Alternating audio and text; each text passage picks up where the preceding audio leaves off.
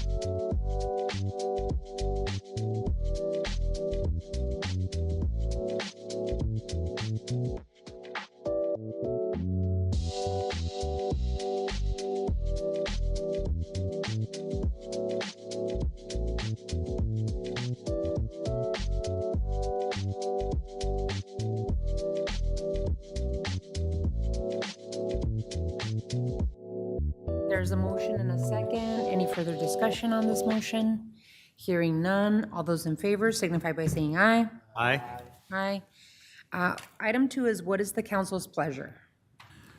Your Honor, an appropriate motion would be to proceed as discussed in executive session to create and maintain a legal and emergency preparedness response, including identification and preparation of all available resources to address emergencies within the city of Tucson. Motion, there's a motion and a second. Any further discussion? Hearing none, all those in favor, please signify by saying aye. Aye. Aye. Any against? Motion carries. Item 3, I have requested this time for Mayor and Council to receive an update on strategic initiatives related to fentanyl opioid public health crisis. Just wanted to open up the item by thanking volunteers, especially our officers and volunteers who are on the ground working every day to end the fentanyl crisis. I know that our Housing First team, our Community Safety, Health, and Wellness team, our multidisciplinary outreach team, and all of the people that make part of the work that we're doing on the ground. An important thing, right? We appreciate your service. You are the reasons we are seeing results. There's still much more to do, and as I'll say it again, as I've said it before, we need our jurisdictional partners to step up and act now. When I speak to people about recovery and who work with those in recovery, who are on the ground every day, one thing is clear. We need a stronger continuum of care that balances compassion and accountability. What I've heard many of the providers talk about is that we need a immediate medically assisted treatment, detox, and then a long-term approach to living sober that has continued wraparound services and prioritizes stabilization. And long-term is more than 30 days, right? It's a 1-year long-term stabilization and sobering alternative in our community. Just wanted to add that our Safe City initiative is key to leveraging law enforcement to promote recovery and treatment. Our investments into proven programs on mental behavioral health services shows meaningful results in addressing substance use disorders. Let us remember, though, that substance use disorders are not exclusive to the unsheltered community. Addiction impacts people of all ages, of all backgrounds, in all areas of our community. And people struggling with substance use disorders, suffering from addiction, are individuals and human beings, and individuals that need help. But I've talked about before the complexity of addiction. There's no one-size-fits-all solutions. We must invest in multifaceted approaches and many different solutions. And, I believe that I've been working on for years, inviting our jurisdictional partners to the table. This is an urgent call for them to participate and invest in the issue, in the public health crisis of fentanyl and opioid addiction in our community. The fentanyl crisis did not happen overnight, and it's not happening in Tucson alone. It is happening throughout our country, and mayors throughout the country are struggling in how best to serve those individuals that are struggling with fentanyl addiction. So I just wanted to, again, talk about the gaps in services that we see, that we need those jurisdictions like the county and the state that are responsible for mental behavioral health and substance use disorders to step up and help us find long-term solutions for what we're seeing on the ground in the city of Tucson. With that, I'd like to pass it over to our city manager, Mr. Tim Tamir. Thank you, Mayor, Honorable Mayor, members of the council. This is one of our periodic updates on fentanyl and opioid public health crisis. And as you articulated, Mayor, the city is not in this alone. We do have quite a few initiatives that are ongoing, and they directly relate to the recently unveiled Safe City initiative. So we'll be giving you a number of updates today from a number of our staff members. Also, to reinforce the points that you've been making, Mayor, that this is something that requires ourselves, the state, the county, and nonprofits, and a number of regional partners in order to really affect positive momentum on addressing this public health crisis.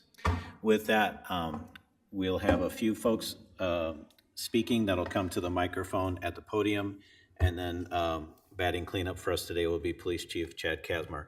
With that, I would like to turn it over to Lee Hopkins from Community Safety, Health, and Wellness. And then as each speaker comes up, if they could introduce themselves so the Mayor and Council have your full information. With that, I turn it to Lee. Good afternoon, everyone. Oh, it's very loud. I'm Lee Hopkins, the Resource Manager with Community Safety, Health, and Wellness Program at the City of Tucson. So I am going to focus on an update about the opioid settlement funds and the Regional Opioid Settlement Advocacy Committee. So at this current point, there are the $8 million of funds allocated for funding for the next fiscal years. And the initial goal was that those contracts would be signed by November 1st. What happened was there was such a huge response from the community that fortunately we have gotten so many applications and a very diverse set of programs and implementers that is taking a bit longer. So that is an important update that all the requests for proposals are in process, and but we do not have an exact timeline of when the contracts will be finally signed. I will highlight that the Safer Center has its own special allocation of funding. And for that, because we did really attempt to have that on a fast-tracked timeline, they are in final negotiations with the winning bidders. We don't have any information about the details of that or the bidders. That's all confidential. But it is moving forward as quickly as possible. And so we look forward to that concluding as soon as possible. In addition to that important update, I just want to kind of give you a sense of what the ROSAC committee is doing in these months and moving forward. We continue to meet on a monthly basis with the representatives from each of the jurisdictions. And we are really focused on three main components. The first is financial. So keeping up to date with how much money has come in, how much money is going out, and being able to plan for the future. Secondly, reporting. We're going to be getting the data from the work that's being done that's funded by opioid settlement funds so we can know what impact it is or is not having and then report that back to you as well and help that inform how we continue to invest. And finally, around policy and programming, the membership is exploring opportunities for us to be advocates, not only around how the funds are invested, but in the larger behavioral health sector of, whether it's around policies or directions of programs.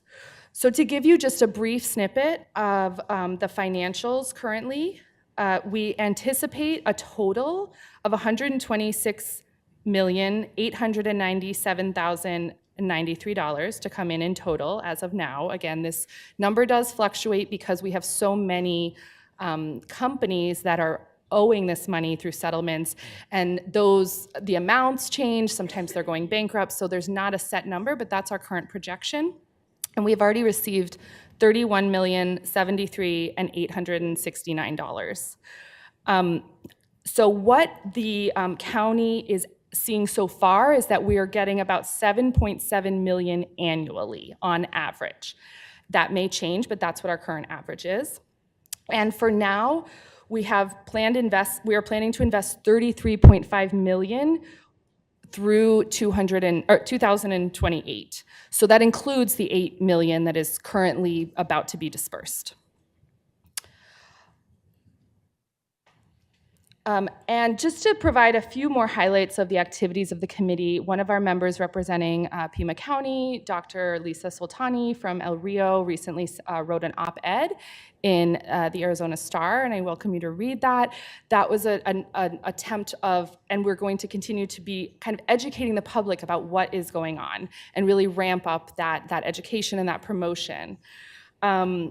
Furthermore, Jess Lasoya and I, per the recommendation of the mayor, will be proposing that we schedule an upcoming visit to the Mission Annex in order for members to explore just the potential of that space.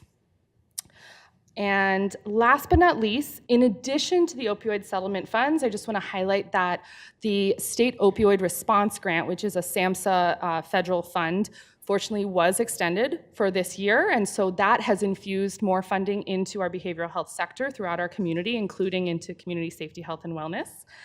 And the health department continues to do a lot of work that is funded by the CDC, focused on the opioid epidemic.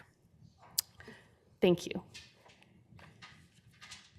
Do we have any questions for Lee? All right, Councilmember Ulick and then Councilmember Cunningham. Thank you. Appreciate the work. And in terms of the RFPs and how funds are targeted, I'm sure, and I certainly trust the committee's thinking on that. There are just some glaring gaps, it seems like, in the system right now, particularly that I would encourage maybe some deliberations in the committee. One is that it's still my understanding that insurance does not cover longer-term injectable MAT treatment, and as a result, it is not available for the most part. And I just don't know whether there's a provider who could even do a pilot to determine whether individuals are more successful in their recovery if they have access to the monthly injectable versus daily MAT dosing. So if that could be discussed. Another concern, and the mayor alluded to this, there's the cliff, right? If you go through detox and MAT, you're lucky if you get 30 days residential. And I just, given the expertise, and I know we have other partners like La Frontera, Amity, who may have thoughts on this, but the outpatient portions of treatment are often covered, but it's the residential piece that can really create the longer term, up to a year residential, that can really create a platform for lasting recovery. And so I guess my question is twofold. Number one, and I see some HCD folks and other folks here, can the housing piece of residential treatment be paid for through other sources? I don't know that housing choice vouchers could be used, but if the treatment portion could be paid through insurance, I'm just wondering if the committee could discuss and entertain proposals for blending and layering funding to get folks longer-term residential treatment. So those are two things. And then I have other questions that are more legal and related to mental health parity, which may be later in the presentation. So thank you. Thank you, Councilmember. Councilmember Cunningham? So I appreciate you bringing the numbers. I guess my question is that the 33 million, we're doing 7 million a year. What are we spending it on specifically? May I respond now? Thank you, Council Member, for the question. So currently, there is going to be 8 million invested. 2.6 of that will be for the Safer Center, and the remainder is going to be spread across different evidence-based practice interventions. So that is prevention programming for youth, peer navigation, wraparound transitional services, which also touch on the gap that you spoke to, Councilmember Ulick, around funding some of those gaps in case management that can also help, like shelter or housing programs, be able to provide more of that stable transitional place to live in the process.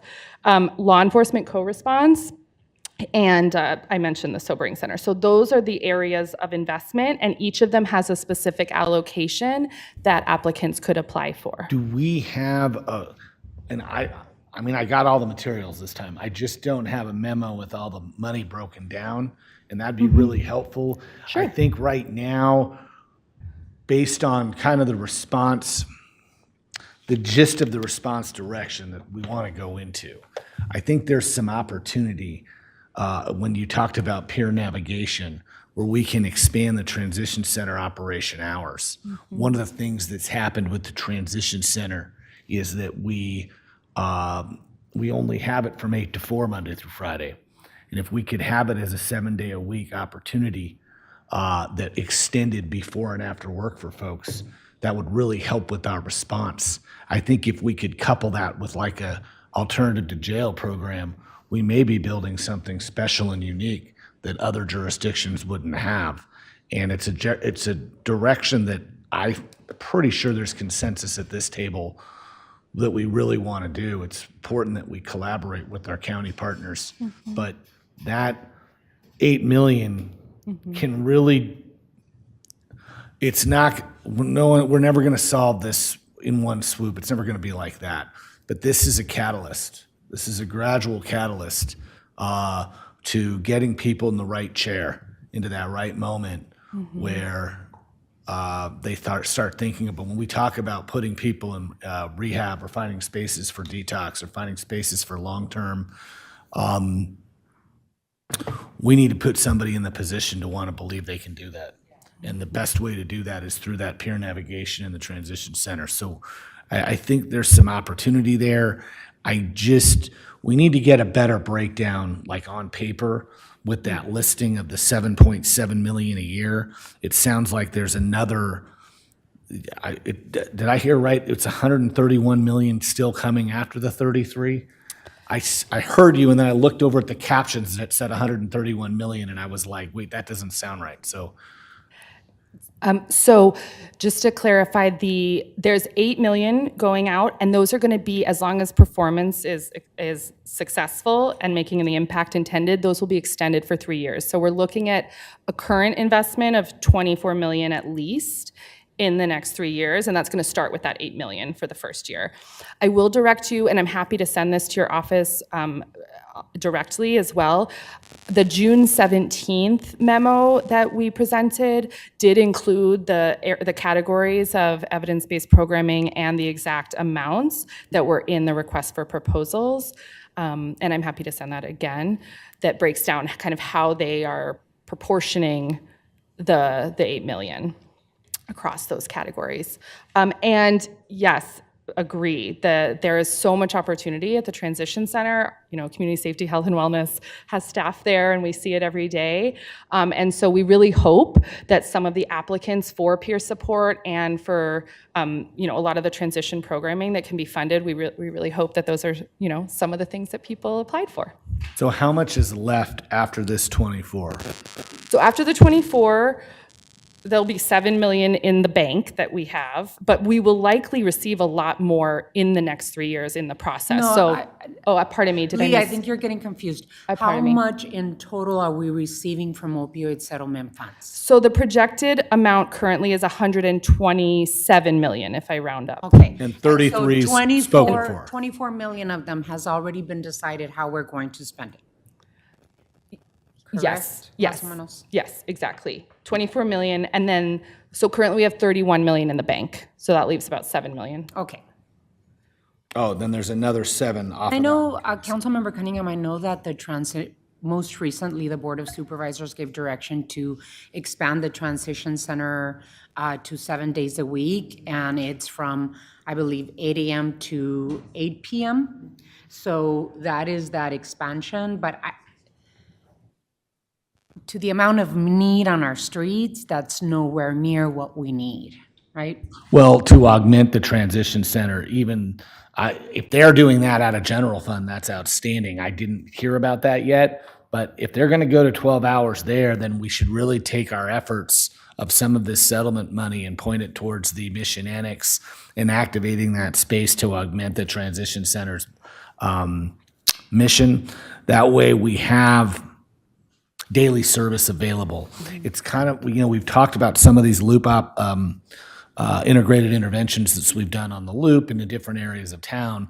This would actually give us an opportunity to facilitate operations like that on a daily basis. And I think that would absolutely make a dent in some of the challenges that we're facing. So that's kind of where I am. I just want to, money's drying up all over the place. So it's really important that we take advantage of every opportunity and collaborate with the folks we need to activate these resources in their best and most optimal way. Any others? So I think in terms of the most recent initiative, right, our Safe City initiative that we've launched, and one of the pieces of that open letter to our residents, you can only fit so much in there, right? We have the city of Tucson, we've been doing our work.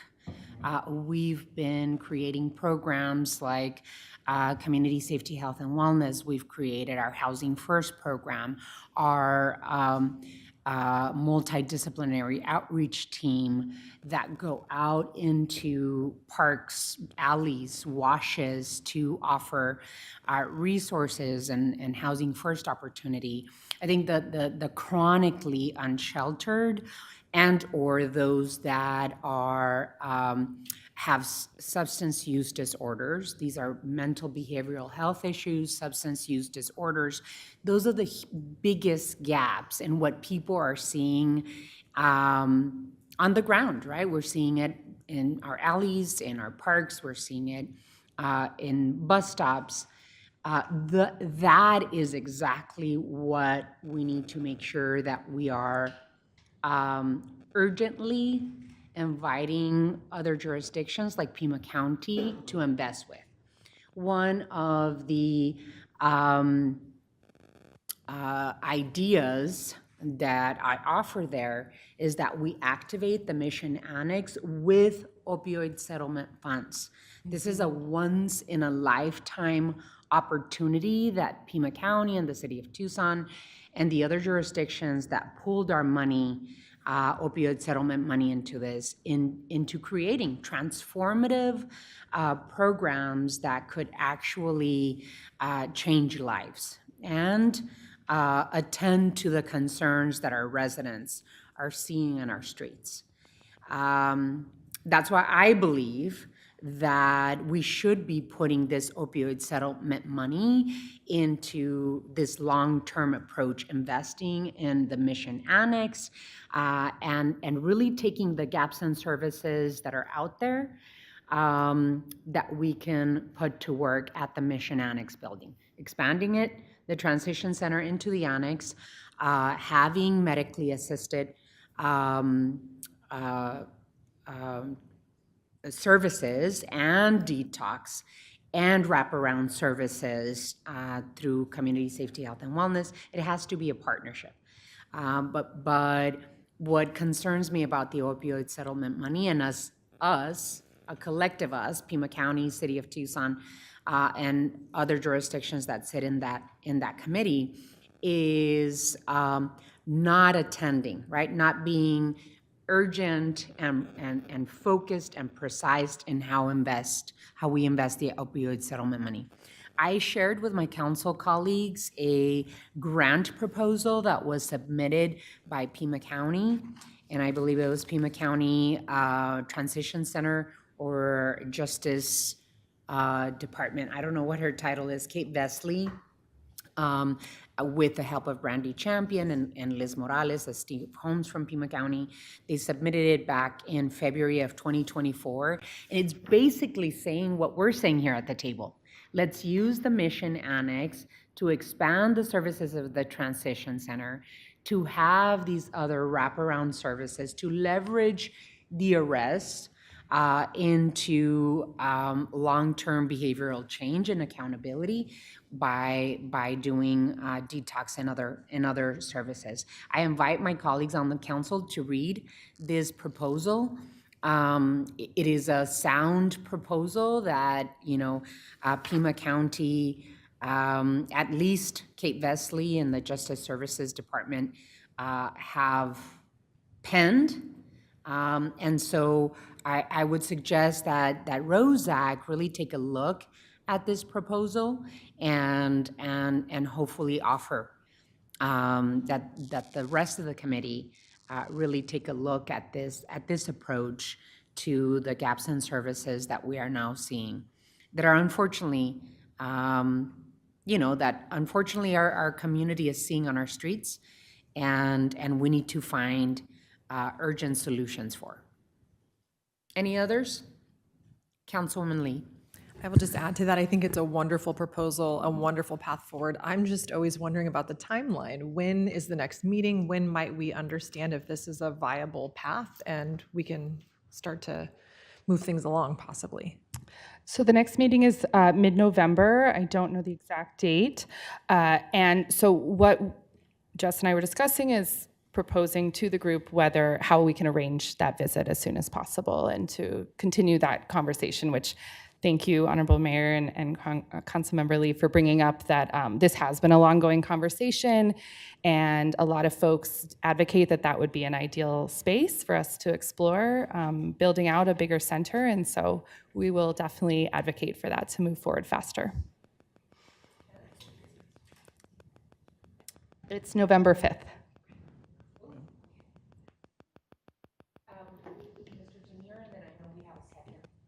We have a second piece to the presentation. That's correct, Mayor. I wanted to clear up one thing on the hours of the transition center, because it does evolve regularly for us. Right now, it's operating at 8 a.m. till midnight. The expectation is that it could be expanded to 7 days a week from 8 a.m. to midnight once this RFP process is concluded with the opioid settlement dollars.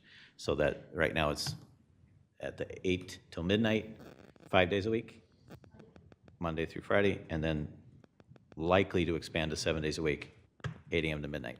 And with that, we do have a couple other folks with presentations, if that's okay, Mayor. Okay. Can I introduce? Happy to introduce Jess Lasoya, VP of Amity Foundation, and Kylene, one of his key staff members, to discuss a little bit more about the work.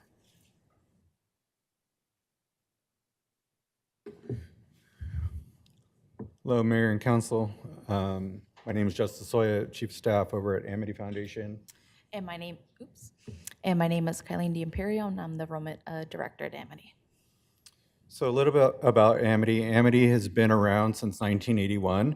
We have been serving individuals and families impacted by incarceration, addiction, homelessness, trauma, and systematic inequity.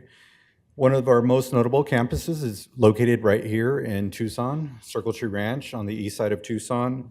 Thank you, Councilmember Cunningham, for your recent visit. Circle Tree Ranch is also one of the oldest therapeutic communities here in the nation, and it's become the foundation of our philosophy. It provides long-term residential treatment, family reunification, education, vocational training, and it's a healing community in a really holistic environment. It's really far removed from punishment or isolation. Many of our core principles, dignity, peer support, responsibility, and community healing, originated there. Amity is licensed for 139 beds, and currently today we have 50 available beds. Today, Amity continues our mission across all of our programs, helping people change their lives, restore family relationships, and become contributing members of their communities. I invited Kylene to speak a little bit about some of the gaps and some of the things that we are facing over at Amity. Thank you, Jesse. So as Jesse said, so we do behavioral health and substance use treatment systems involve multiple agencies and institutions. While many organizations provide critical services, individual and substance use alcohol disorders often have the gaps and the barriers that you guys were talking about. The biggest gap and barrier that we see is currently housing, whether it's transitional housing or permanent housing. A lot of our members too come in and they're say, I'm getting sober just to go back out on the streets. Another barrier that you guys brought up was also the insurance and the gap with insurance funding. How do we get them funded and the systems to go with that? So at Amity, alongside with a lot of our community partners, we currently work with the detox hospitals, case managers, tribal case managers. Sometimes even the community themselves is calling on behalf, of their community members trying to get them in. The gaps in services that we see with that is they don't know how to navigate the systems. They don't know how to get the documentation that they need for us to submit to insurance. And oftentimes the appointment and wait times to get into maybe like Kodak or La Frontera to get the documentation that they need is so far out that they just kind of give up on going to treatment to begin with at all. We also use the transitional center right there, located next to the jail, and oftentimes another one that we see is transportation to and from treatment, whether it's covered or whether it's with the bus system. And then the next one that we see is just kind of community supports and continuation of care and wraparound services. So at Amity, we do try to encompass all of that all together and take care of it. So we do work, with Pima County and the court systems to make sure that they're getting their legal needs taken care of. We do set them up with home health services once they arrive with us. That way they have continuation of care. We also work with Pima County Health Department for mat service medications and bridges as needed. But once again, once they go out, whether insurance is lapse or whatever, right, we're seeing that gap of I don't know how to navigate the system, or wait times are just too long and they give up. So we do try, me and my 2 enrollment coordinators, to give them the best kind of wraparound care from that first phone call. How can we help you? Where can we set you up with services to get you documentation you need? Length of current time that we're currently seeing at Amity is 60 to 90 days, which is almost 3 times what most providers here in Tucson are seeing. And recidivism rate for us is about 80%. So it's pretty good as far as people coming back into treatment with the longer terms. But we've also been informed that because of budget cuts and everything like that to Medicare and Medicaid, that they're really only seeing times go down to about 30 days. And kind of what they're seeing, based on medical need. If they're on MAT services, they count that as sobriety time, and they also count incarceration time as sobriety time. So when somebody's incarcerated, whether it's a week or 30 days, and we submit documentation to insurances, they see that as, well, they were sober. And it's like, well, it's not voluntary. They have no choice but to remain sober and continue with their sobriety while they're there. And once released, if they don't make it to the transition center, I know it's only a few steps away, but there's also the bus stop right there, which they end up taking, going back out into the community and relapsing. So I just think kind of maybe the bridge and gapping, like you guys said, right, the transition center kind of being open a little bit more. Maybe if we can have somebody from the transition center meet them once released, kind of taking them and guiding them on their way, and maybe just even insurances, I don't know if community partners like Amity and ourselves are able to work with the transition center to maybe have somebody stationed there, help them get documentation needed and things like that, or even making sure that their insurance is set up. That's another barrier that we've seen, is that once they're incarcerated, their insurance lapse or it's suspended, and they don't know how to get it unsuspended. Or once again, they just come out and never know that it lapsed to begin with, and they're just in the community with no insurance. Can I add to that, if I may? One of the things that you're touching on is that people that are coming home that have been technically sober in jail are set up to fail. It's like they have to go back and use to get the support that they need. And also one of the things that we're up against too is this reduction of days in treatment. It's like we're moving away from long-term treatment. For myself, if I was to navigate the system today, I don't think that I would have made it. I was homeless in the streets. I was somebody who vandalized and ripped off my city and my community, somebody who was addicted for about 17 years of their life. And if I didn't come to Amity when it was still a place where I was able to go for at least a year without worrying about funding, I wouldn't be here today. And so I think that we're really moving away from long-term stay. As Kylene was mentioning, 30 days, 45 days, it's not enough, especially for people that have been chronically homeless or spent many years using substances. So. No, thank you, Jesse. I think you pretty much hit everything on that. Yeah, we still have additional presentations, so we're gonna reserve some questions at the end. So thank you so much. I really appreciate you both. You're welcome. Thank you all. Thank you. Their presentation reminds me of the federal funds that are being cut for recovery, mental health, behavioral health, substance use disorders. And I think that, Mr. Manager, we need to know as mayor and council, what are the programs, intervention, all of these investments that had been done the previous 4 years, and what is being cut, and how it's affecting not just our departments, but the city. Honorable Mayor, member of the council, today's conversation was just sitting here listening to the presentation of my colleagues, and just strikes me of really just covering again the complexities of this public health crisis that we're facing and how challenging. And so again, applaud all of city leadership's ability to continue to work with not only your metropolitan government partners, but also the community in figuring out solutions that are going to work in Tucson.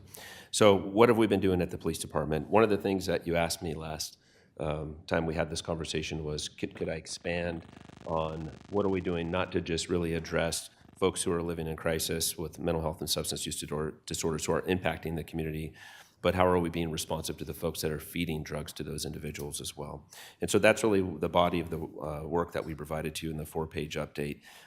As stated before, narcotics enforcement has been one of our 4 strategic initiatives for TPD since 2023. Education, outreach efforts, enforcement actions continue through collaborative partnerships, and now also targeted Safe City Initiative deployments, and as well as our routine police work. So what does that transcend into, or what does that mean? Well, it means all of your patrol officers, when they're not responding to calls for service, are encouraged to do proactive police work in areas where we know we're struggling. Businesses reported to you as council members, to the mayor's office, to city manager's office, or to TPD directly, where they've initiated the process to have trespassing notices given, and it's really an effort to provide very strategic relief to specific areas in town. And we also have, so that's a basic patrol function, and then we also have doubled our community response teams in the last 12 months. And what that is a group of individuals in patrol. There's now 2 of those squads that give 7-day-a-week coverage to patrol captains, and they're really a tactical resource for times 4. So there's 8 of those units across the city. They can help us with protests. They can help us with Safe City Initiative deployments, or they can be addressing violent crime on any given day that they're out there. And so they play a key role. And what that's translated to is, since July of 2025, a total of just within 2 of our 4 divisions completed 16 total street level arrests that resulted in of mid-level dealers, which responded to and provided narcotics to folks in our community at the rate of 5,400 counterfeit M30 or fentanyl pills, 179 grams of methamphetamine, 30 grams of heroin. Two firearms were recovered, and 2 vehicles were seized through that effort. We've talked a little bit about the patrol function, but you've also heard me talk about the HIDE Initiative, High Intensity Drug Trafficking Alliance, which is where a regional effort across our state, across our country, and here locally create alliances. Ours is a Counter Narcotics Alliance, which is, again, a multi-agency task force who focuses on the mid to higher level dealers above what the community response team members would be doing enforcement on. And so just a small snapshot of since the inception of our narcotics initiative in February of 2025 through October 8th, 42 street-level narcotics dealers have been arrested. Nearly 12,000 individual doses of fentanyl were seized, an additional 356 grams of methamphetamine, 55 grams of heroin, and 7 firearms.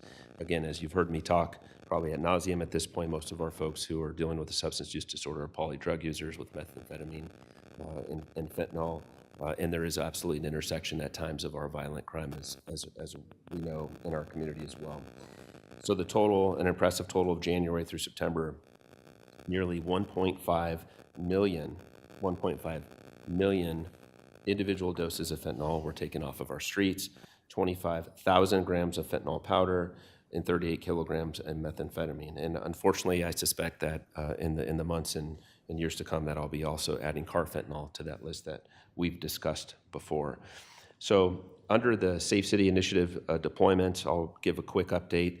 which is again a regional effort in that, and there's kind of three phases of what that effort can look like. There's outreach is one effort, outreach and enforcement is a second effort, where we talk a lot about the video alternative to jail and how we've scaled that, and we bring the transition center partners out to us. And then there's straight enforcement, which is option 3. Our strategies have evolved over the last few weeks, especially with the great flood of 2025. That never happened. But we transitioned after our first deployment on October 7th to more of a safety situation to make sure that folks weren't in our major arterial washes, both in the Rito and the Santa Cruz. We've done 3 of those deployments. Yesterday was the 3rd, and that's totaled 138 total arrests, and that breaks down to 158 misdemeanors, 32 felony charges, 232 misdemeanor warrants served, and 18 felony warrants served. So this, where does that put us year to date? Well, just under 5,000 total narcotics arrests this year, which is, again, a 53% increase year to date in our narcotics felony arrests, when we're seeing about a 13.6% increase. So almost 4 times the amount of those proactive arrests that are going on. And we're at 27% increase of year to date of our misdemeanor arrests, when we're seeing a 13% increase on our total misdemeanor. So again, those are indicators that the officers are out there, they're being responsive.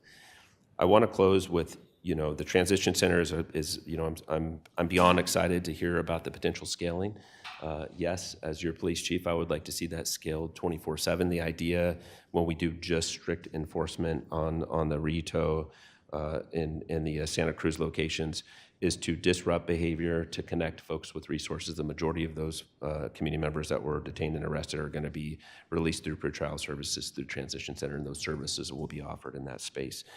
But as you've heard even from my colleagues today, arrest is one tool that we should continue to use. Arrest is not the total solution. It's just another tool in an ecosystem of really solving this complex crisis that we face. Is that the presentation? Okay. Any questions, comments? Councilmember Ulick? Thanks, Chief, and really tremendous work. And I tell you, when we hear from constituents, I know I'm not alone in that there's a drug house in the neighborhood, there's clearly dealing. I can say with absolute confidence that if action isn't taken by TPD immediately, it's because you're figuring out whether there's an upstream opportunity or whether there's a dynamic that you need to get after. I'm stunned at the number of 1.5 million doses. And so just really strategic, extraordinary work. So thank you to you and your team. Just my final question, probably, Roy, I'll need to follow up with you. And I bet folks on the committee may be aware of this, but so there is federal law, the Mental Health Parity and Addiction Equity Act, which compels insurers to cover addiction and behavioral health concerns on par with a physical health concern. You don't treat addiction as if it's a knee injury. It's like kidney disease. It's a chronic condition, but it's not covered that way. And so we see these enormous gaps in the continuum. That rule was published and litigation occurred, and so the final rule related to that type of insurance coverage equity has been suspended. And so I guess with the mayor's office, if we could look for an opportunity, number one, to really urge the administration to implement that final rule and perhaps file amicus briefs along with the association of the Psychiatric Association. There's a bunch of groups that are really pushing to say insurance needs to cover this as it does physical conditions. So I'll follow up with you, Roy. I know your team is really overwhelmed. Quite frankly, it may be more appropriate coming from the county because of the health nexus. But it is something that I think for us to be proactive on getting resources needed here for treatment, that we need to really advocate at the federal level.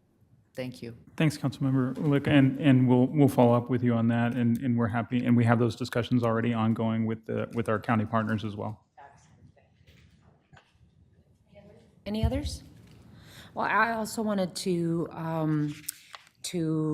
share that I shared some memos back and forth between the county attorney and myself. We have a small working group between myself and my office, Deputy Chief Prieto and Liz Morales, sitting down with Laura Conover to talk about prosecution. And because I do see that, the numbers of the work of our officers we're definitely doing our job, right? We've doubled the number of arrests, and we've got to be able to figure out what type of prosecution to do, especially with those that are high frequent users. In other words, that are multiple times arrested on issues. And so one of the areas that I am asking for clarification is clarifying criteria for drug possession prosecution. And we want to explore mechanisms such as felony waivers or utilizing justice courts for certain drug offenses under existing laws, as we consider an ordinance to make this drug possession misdemeanor prosecution. And so please take a look at the work that we're doing so far. We still got some work to do to figure out and find some answers, but I shared this information with you as well. We see a lot of that multidisciplinary work that's happening with the Safe City deployments, and those that are committing crime, right? Those that have felony warrants are the ones that are arrested. Those that have misdemeanors or that we can encourage to go through other forms of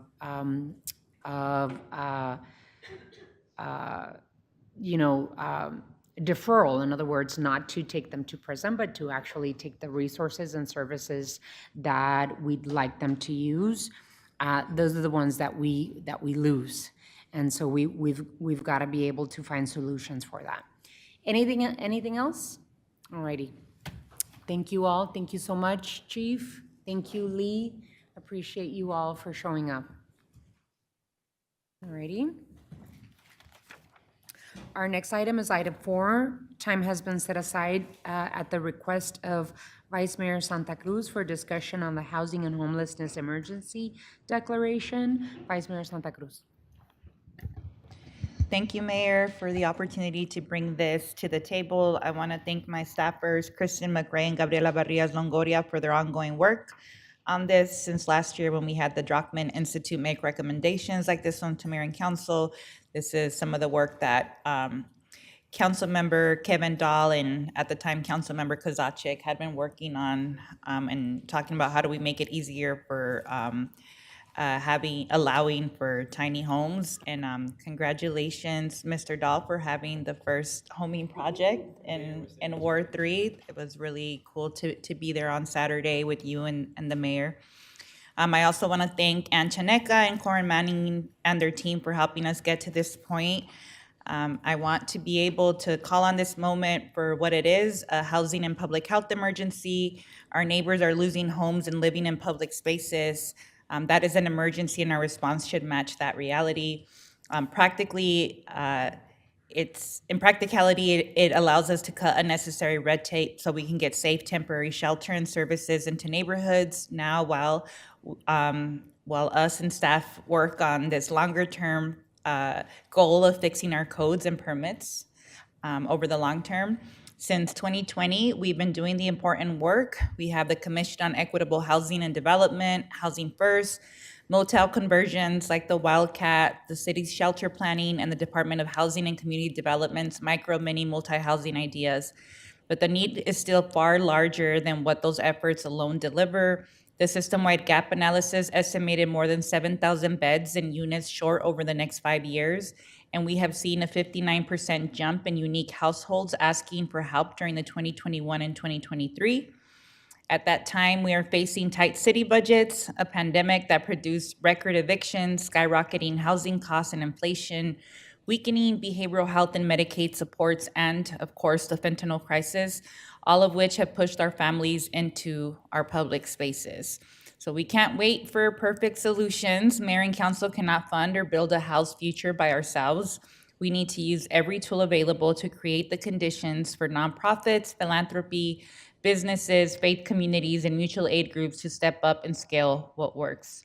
That is what this declaration does. It is a focused, temporary step to remove barriers so partners can stand up micro shelters, tiny home clusters, accessory units, motel conversions, and modular options faster. So with that, I want to turn it over to our city staff to make their presentations. Thank you. Thank you, Vice Mayor, for that introduction. So yes, we're here to talk about a potential housing and homelessness emergency declaration at your request. So we're going to cover a couple things, just a quick review of our current landscape of housing and homelessness. And then we'll talk about some of what other jurisdictions have done around housing and homelessness emergency declarations and emergency action plans, and look at what some of those barriers are that you just referenced for shelter care uses and how a housing emergency declaration could help meet some of those short and long-term needs to help address our needs around housing and homelessness. So, of course, this builds on years of work that the city has been doing that you have just been discussing with the previous item, but also we've put a lot of zoning reforms in place to facilitate more housing options for our community through ADUs, the Sunshine Mile affordable housing incentives, our infill incentive district that has produced hundreds of units of affordable housing, and our new community corridors tool that's designed to produce more affordable housing. And then the city itself has built hundreds of units built and in progress with the El Pueblo development, including Milagro on Oracle, Sugar Hill on Stone, and Amazon Flats. And then we've also been addressing the need for low barrier shelter care use and safe outdoor camping sites through the Amfi Housing First Resource Center PAD, Star Village pilot program, and city-run shelters at Craycroft and Wildcat Inn. So this builds on that work and kind of takes some of the lessons learned and looks at what other tools we might need to address housing and homelessness. So Ann Chineka, Director of Housing and Community Development, will provide a little bit of that landscape of what our current needs are, and then I'll talk a little more about the zoning aspects. Thank you, Corin, and thank you, Vice Mayor. So in your opening, you did mention some of the data that we're seeing when it comes to housing and homelessness. I'm going to summarize some of that data, but before I jump into the quantitative data, I do think it's important to mention, I'm sure I'm not unique. I'm sure your offices get the emails almost every day from Tucson families that are asking for help. So every day we get emails at Housing and Community Development from families who are either currently unhoused or are scared that they're on the brink of becoming homeless.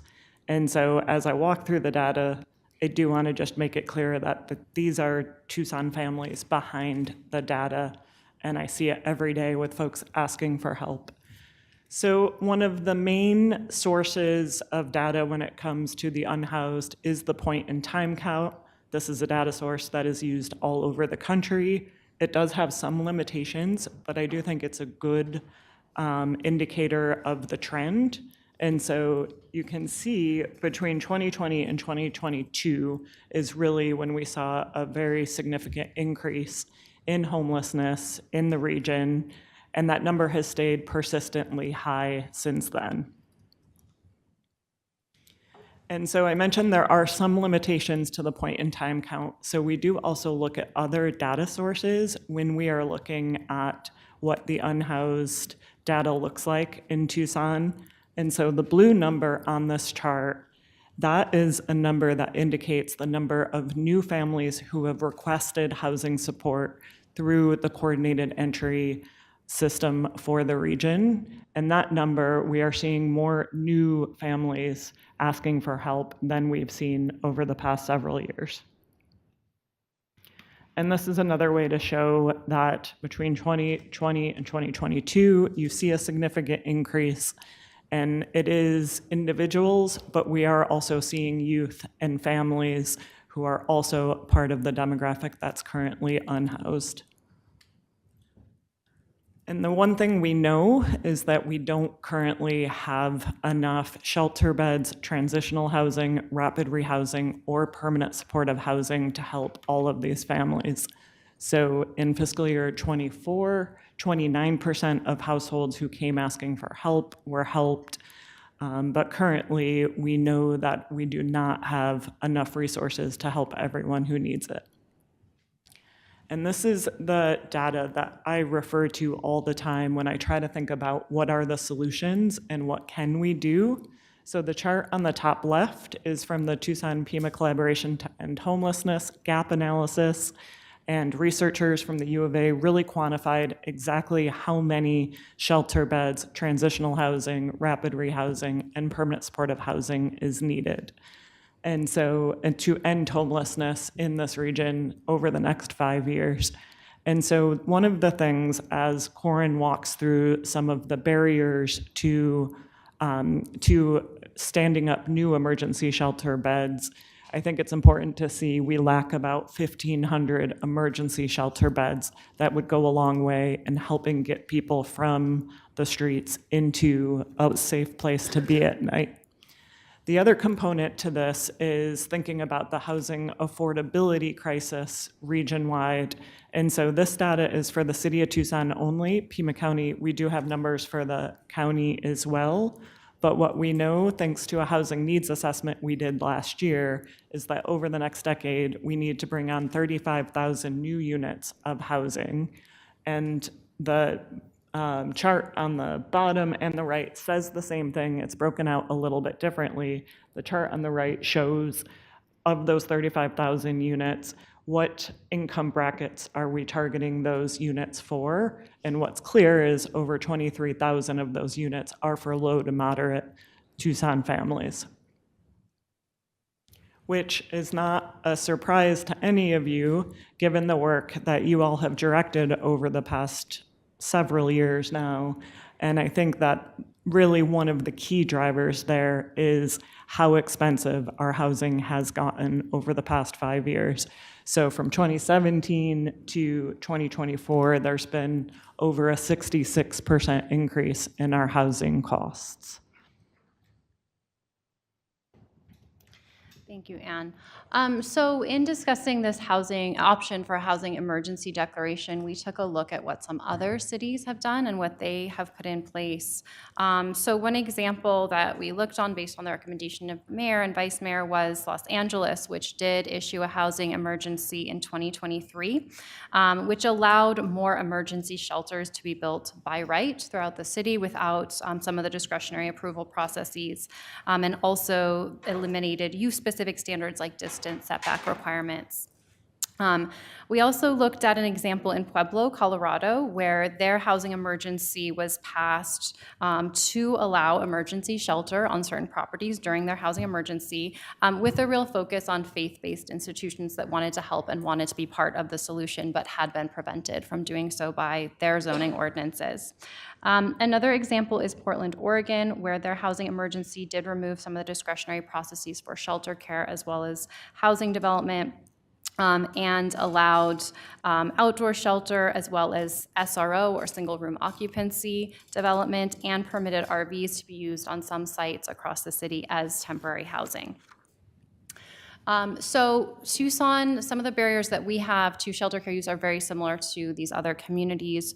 Over the past few years, we've been approached by a number of community organizations and faith-based organizations that want to build temporary shelter and provide shelter care, but have really struggled to find sites that are suitable where zoning allows that use. So groups like the Homing Project and other organizations have been looking for sites for temporary shelter, but our zoning makes it very difficult to find sites where this would be permitted. So some of the issues in our zoning is that shelter care use is not permitted in certain zones, including R1, which is a very predominant residential zone across the city, and is also a zone where many faith-based institutions, churches, and synagogues are often located in these R1 residential zones.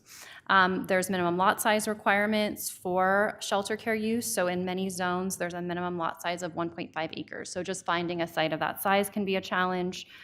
There's required setbacks of 1,200 feet from other facilities, other shelter care facilities. and usually a 500-foot setback from residential zones. That also significantly limits where shelters can be located. There's maximum lot coverage and interior setback limits. This has really been a challenge on some of the adaptive reuse sites where we're taking a motel or hotel and trying to convert that to shelter. Sometimes they already exceed the maximum lot coverage on those sites. And then there's a special exception process required in many cases that adds time and uncertainty to the process, which requires going through the zoning examiner special exception process. There's also parking standards that apply in the shelter care use, which is not generally a high need for this type of use, but that can also just utilize a lot of area on the site that could otherwise be used for shelter.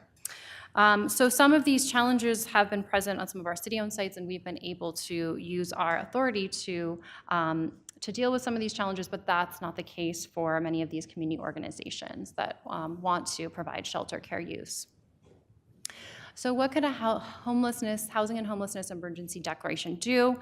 It could provide some flexibility and some avenues to providing more flexibility with these zoning requirements that limit the development of shelter care uses, provide support for more transitional housing and other actions aligned with the Tucson PEMA Collaboration to End Homelessness strategic plan, as well as the housing affordability strategy for Tucson. Could help us clarify some of the land use terms and definitions to streamline the zoning review process. Those terms have not really kept up to date with the way we see shelter care being provided now in terms of tiny homes and non-congregate shelter. It could be a way to allow shelter care use as an accessory use for faith-based institutions and other community partners that want to provide shelter care use, and can also provide direction for a UDC code amendment to amend our regulations for shelter care uses. So some of the options for how this could work that we would be exploring under a housing emergency is how to provide relief for some of these zoning items through broader relief or case-by-case relief for certain sites based on projects that come forward to the city, or kind of a blended approach. So these are the options we would be exploring further under a housing emergency with guidance and in close coordination with the city attorney's office. Some of the considerations based on what we've seen in other communities for mayor and council's consideration is a monitoring process. So many jurisdictions have set up a monitoring system. So under a housing emergency declaration, we would really be benchmarking what is the impact, what are we seeing in terms of new shelter beds that we've been able to bring online through this emergency declaration, what are we seeing in terms of the trends for unsheltered homelessness, to see the impact and make sure that we're having the intended impact through this housing emergency. Looking at a timeline, in general, most declarations begin with a 1 to 2 year time frame to give enough time to achieve some of the goals and look at some of the lessons learned, but also enough time to actually make some of the code changes longer term, which we think would take approximately, we think 2 years would be a good time frame for that. And then a notification process to ensure that there is community notification and involvement through neighborhood meeting or other avenues for community notification. And then looking at the role of faith-based institutions that have potential, and again, many have expressed interest in providing some of these solutions for our community. So next steps, should mayor and council want to proceed with the housing emergency declaration, would be to provide staff and the city manager direction to return with a proposed housing and homelessness emergency declaration at a later date, and potentially to provide direction to staff to begin the process to amend the Unified Development Code to address zoning barriers for shelter care use. Vice Mayor? Yes, Mayor, I have a motion, so I'm not sure if it's okay to do the motion and then have discussion about it. All right, so I move that the council request staff to return with the housing and homelessness emergency declaration that includes short-term and long-term actions to expand temporary shelter capacity and accelerate permanent affordable housing, and that staff begin the process to amend the Unified Development Code to remove zoning barriers to shelter care. There's a motion and a second. Any further discussion? Councilmember Dahl, Councilmember Cunningham.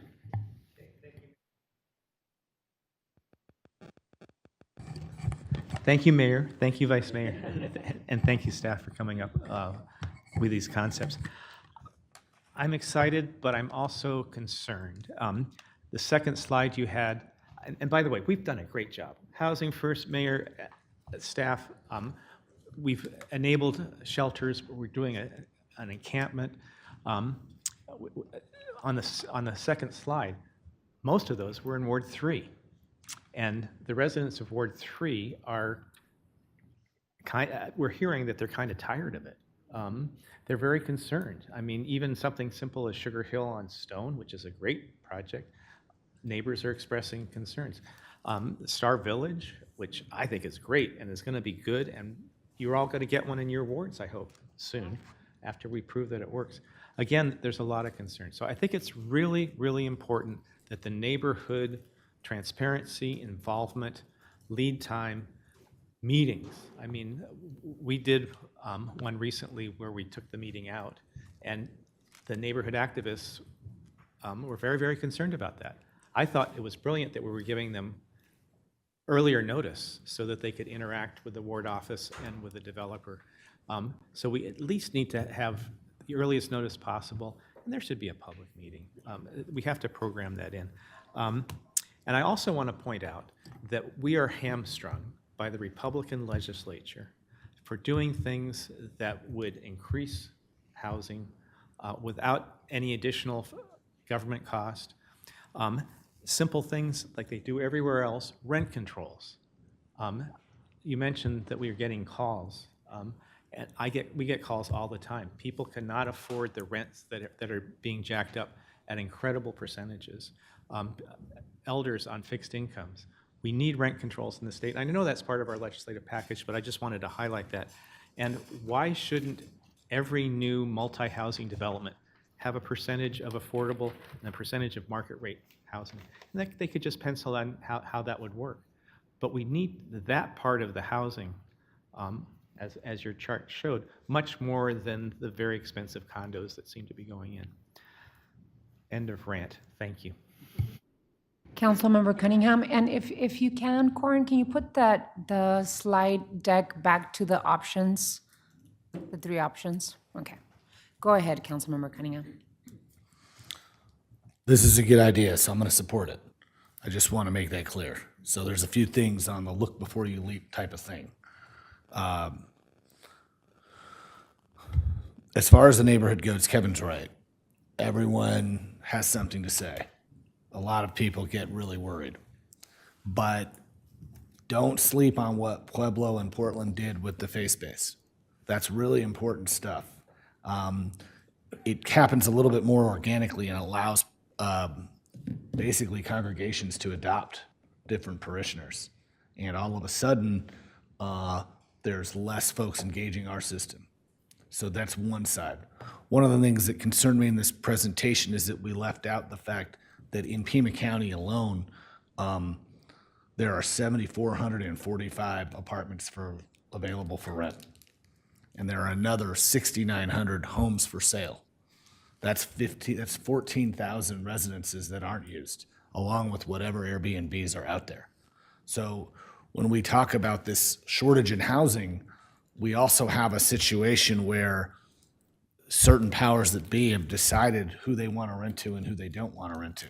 And that's just bologna and cheese, man. You got to do better than that. And so we have to reach out to our landlord partners, if they are partners. But since some of them are, we have some really good actor landlords, and tell them, what can we do to help you get people into places? Another thing that's concerned me that got brought to light in the House discussion is we have a lot of people facing utility debt when they try to get rehoused. And again, that's one of our community partners, Tucson Electric Power and Southwest Gas. And I think Southwest Gas has been a pretty good actor in this, but the bottom line is we've got to have a program that forgives utility debt if people are trying to be rehoused. That's absolutely unacceptable to me that 4 years ago, you didn't pay your water bill when you moved out. They charged you interest, and now you owe $1,100 and you can't get your electricity turned on in your new place. These are barriers to housing that we're facing that are real, that people are calling me about every day, where they're like, hey, we got a place, we signed a lease, but we need some help paying off our electric bill from 3 years ago so I can get in. And instead we say, no, we don't have that money for you. And now they're back knocking on the door at the Wildcat. That can't happen. Those are the gaps in our system right now. One of the other pieces that I wanted to mention was we're preempted for rent control in this state. But I would urge people to consider you don't need to create a rent control program by ballot, but just create a constitutional amendment that's referendum based that just says you can't preempt rent control. If cities couldn't be preempted by rent control, then we wouldn't be in half this mess. So those are some of the things off the top of my head that are not really conflating the point, but they need to be considered as we move on. I want you to be really careful on the setback. I'm good with making the lot smaller as long as we have a limited bed space type of thing. And I'm also good with eliminating the 1,200 foot apart thing because I think there's options where there's different types of shelter.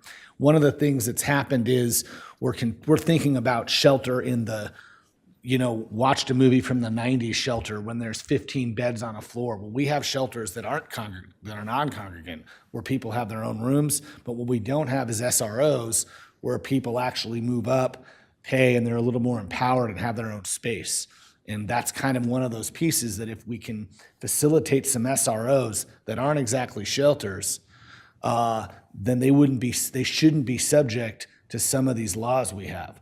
So if we had that, and I'm thinking of the spot 3 doors down from Wildcat in between Tucson House that was like a college place, and then I think we were housing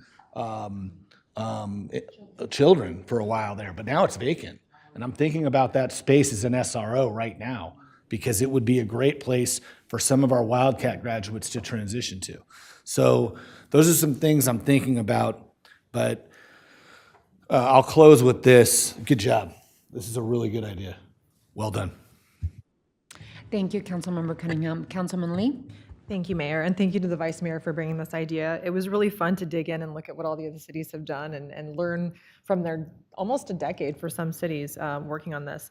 I also love on the metric slide seeing the gap close on the unsheltered to sheltered line items. I think that was awesome. So that tells a really important story, right? More people are choosing shelter, which I think is fantastic. A couple of things that I just wrote down, like we had already talked about, I think the metrics is so important.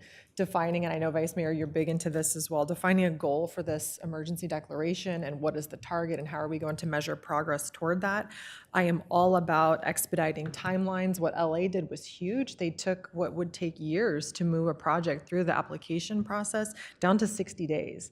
So I think allowing a project like this to jump the line can be very, very powerful. I'm super in support of that.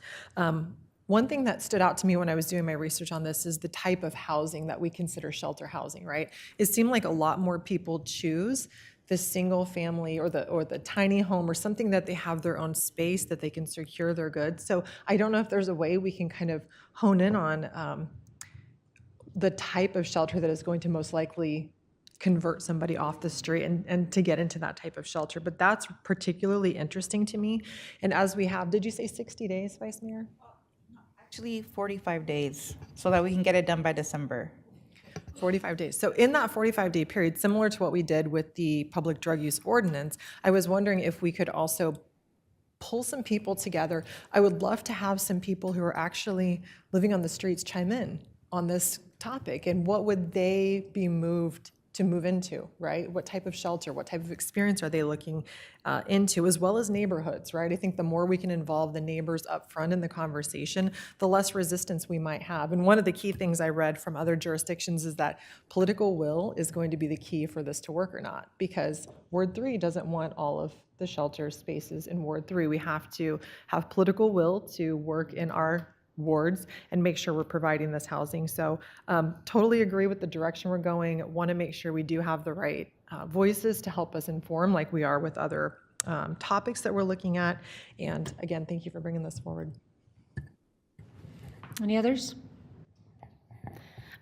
I think I just wanted to add, because I think we were looking for feedback on the different options. And so my preference is to go with option 3, where we're doing the zoning relief, but then doing case by case when it comes to R1. And I think that's a perfect way to start. I think first and foremost, thank you so much, Vice Mayor, for bringing this item. I know that you have been working on it. You and your staff have been working on it for a long time and really worked really hard to get to where we are. So thank you so much for your legwork and all of the work that you and your staff have put into it. Affordability is one of the most important issues that we can work on and activate on. It's really a crisis countrywide and something that mayors throughout the country talk about and we borrow ideas. But what I do have to say is that this mayor and council, we've been working on this since 2020.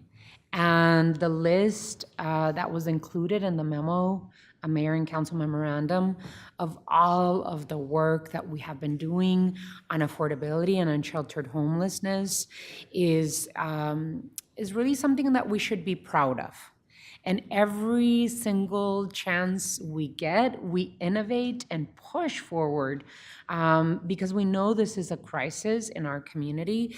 But I mean, this mayor and council have been working on this and not just discussing it at the table, but really taking incredible action. And I could easily say that this mayor and council have been leading in Arizona way ahead of so many other cities in this state. So this is an additional step towards finding innovative solutions to the problems that we face.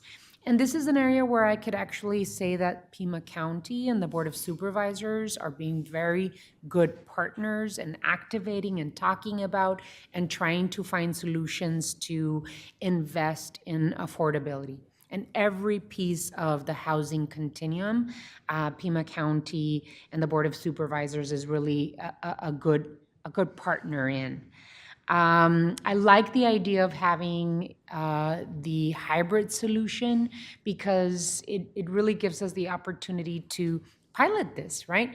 If it works, have the input and engagement of neighborhoods, just so that we can diminish the fear, right? A lot of people have fear about affordability, about shelter use, and we've got to be able to diminish that fear throughout the city of Tucson.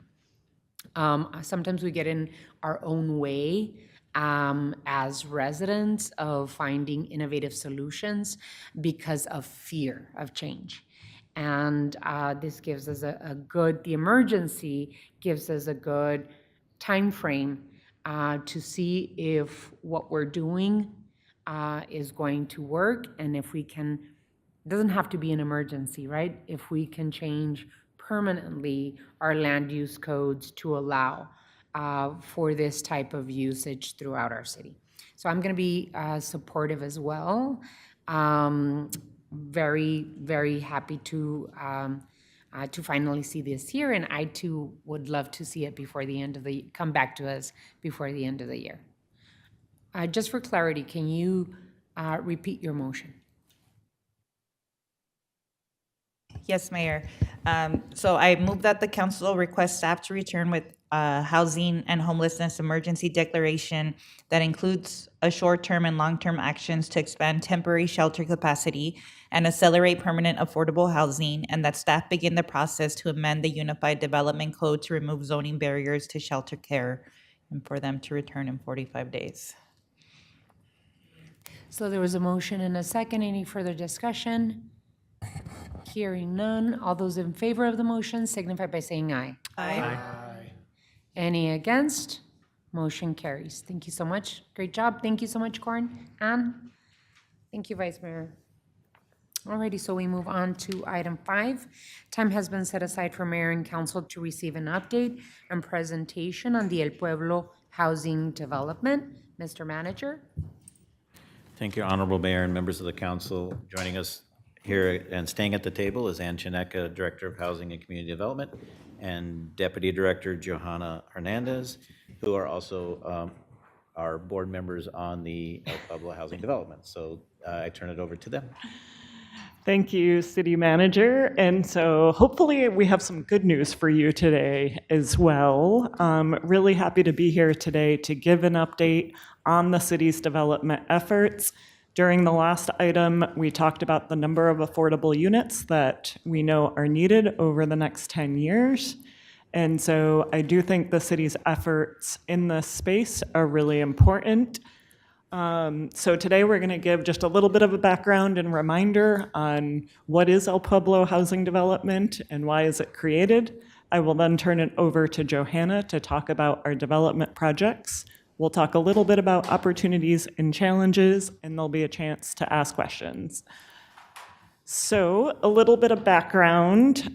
So in 2021, when Mayor and Council were seeing the escalated housing costs, you all did ask Housing and Community Development to develop a housing plan for the region.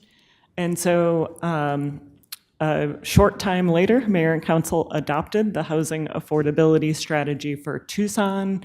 And one thing that I think is really important to point out is that plan is to support any housing development across the housing continuum. That includes supporting nonprofit organizations, supporting private developers, and really trying to make sure we try to get as many housing units as we can and preserve as much as we can. As part of that effort, Mayor and Council directed Housing and Community Development to explore getting back into the development game. So the Tucson Public Housing Authority was really innovative in the late 90s and early 2000s. We completed 5 low-income housing tax credit projects really before other housing authorities were doing development. And so Mayor and Council reminded us that that's something we could do. So there are 3 policy items in the HAS plan that talk about the city's development efforts. The first one is transforming public housing. And when we think about the age of a lot of our multifamily complexes, we know that we need to preserve and renovate a lot of those older assets that the city owns. We also know that we need to build capacity within our own team and then also support outside developers in building their expertise. And we're uniquely positioned in terms of our development efforts in that there is city-owned land that we can prioritize for housing. And so the nonprofit development arm was established in March of 2022 in a very quick, short timeline. And so it is, as the city manager mentioned, there is a board of directors that oversee the development, which includes 4 city positions. So the Housing and Community Development Director, the Deputy Director who oversees development, and then both the Assistant City Manager who oversees Housing and Community Development and the Assistant City Manager who oversees Finance, as well as a community member that gets voted from the other 4 members, which currently is the current CEO of the Tucson Industrial Authority, Dre Thompson. And so El Pueblo Housing Development is staffed by HCD through an operating agreement with the city. And so I am going to turn it over to Johanna Hernandez, who oversees the development efforts. And I am so grateful for her attention to detail and her ability to work through really complex projects, because development is hard. And so Johanna knows a lot about these projects. Thank you so much, Anne. I do have a lot of slides, but I'm going to go through them quickly, so please just don't hesitate to ask me questions when we get there. As you can see, we are a small, but I will call us mighty team. We do have a position we are recruiting for now, a housing development administrator, and I think as we're going through the pipeline, you all will see why we are recruiting for that position. But it currently consists of myself, the vacant housing development administrator, and then we have a lead planner, Evrenson Mez, a finance manager, Antonio Carranza, and a senior construction project manager, Pete Lee. One of the big questions we get asked a lot is how do you fund affordable housing? Affordable housing is really, really hard, as Anne noted. And so I wanted to talk a bit about how the pipeline we're going to review today is being funded. So you can see we have a set of one-time funding that includes both that $50 million Choice Neighborhoods Implementation Grant we've talked to you all a lot about, the $15 million in mayor and council allocated framework, which has been a lifesaver on these developments, and any City of Tucson gap or match funding for that CNI grant. We also have some highly competitive affordable housing funding that we're utilizing in this pipeline. Low-income housing tax credits, also known as LIHTC, historic tax credits, HTC. And then Pima County has been an excellent partner. We have gap funding on many of our projects from them. And the Arizona State and ADO Housing Trust Fund dollars. And then we have some competitive federal funding and subsidy as well, home gap funding and capital funds, the project-based voucher subsidy, and community project funding, EDI funding. One thing I think is important to note is that in this pipeline in particular, based off of these one-time funding sources, we have been able to show a leveraged funding amount of $334 million in this community.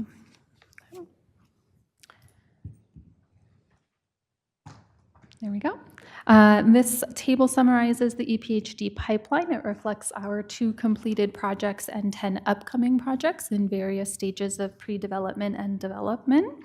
As you can see here, it's a mix of new units and rehabbed units, and they total 2,026 bedrooms in 1,285 units across all of our projects.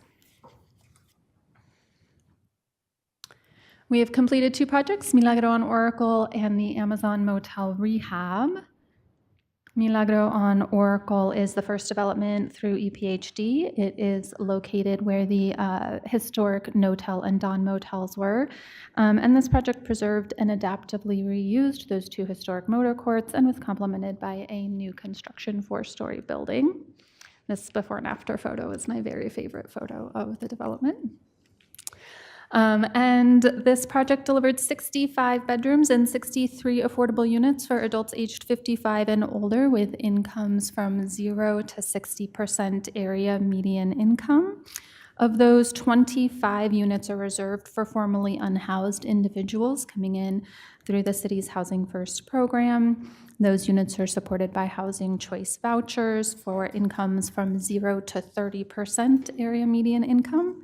This project was completed in December 2025 and achieved full occupancy in March of 2026.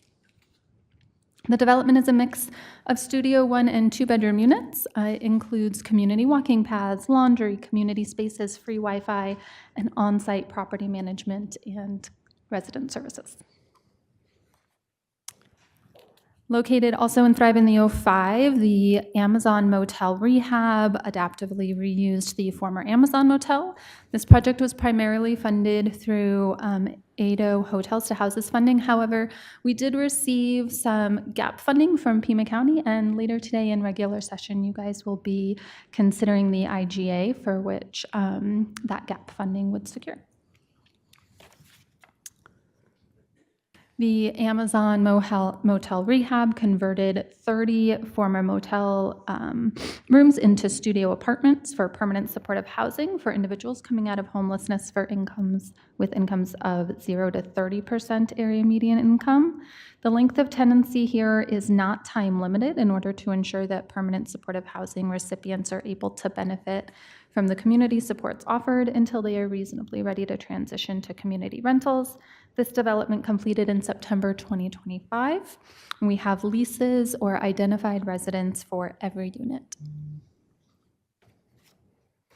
The development is all studio units and includes on-site property management and resident services, as well as shared community spaces and laundry. We have multiple projects, one under construction and multiple coming up. Sugar Hill on Stone, located at the site of the former Bump Steer. This new construction development is phase 2 of the Choice Neighborhood Implementation Grant and integrates into the neighborhood's vision for the Sugar Hill neighborhood. bringing much-needed investment into this historically disenfranchised and disinvested community. The project will deliver 108 bedrooms in 66 units of affordable housing for individuals with incomes from 0 to 50% area median income. Construction is scheduled to complete in November 2026. The development includes a mix of 1, 2, and 3 bedrooms. It has a playground, a barbecue area, free Wi-Fi, in-unit washer, dryer, dishwasher, multiple community spaces, and on-site property management and community services. This one is specifically targeted to families. Upcoming construction. We are all avidly waiting the construction of Tucson House Rehab. This is phase 1 of the Choice Neighborhood Implementation Housing Strategy, and will rehab the 17-story, 408-unit high-rise public housing development into 358 voucher-supported units. The project will deliver those 358 units of affordable housing for, I think I'm 1 too far ahead. There we go. For 55 or older residents with incomes of 0 to 60% AMI. All units will be subsidized with vouchers. This project is scheduled to start construction late this year and has a 30-month construction schedule.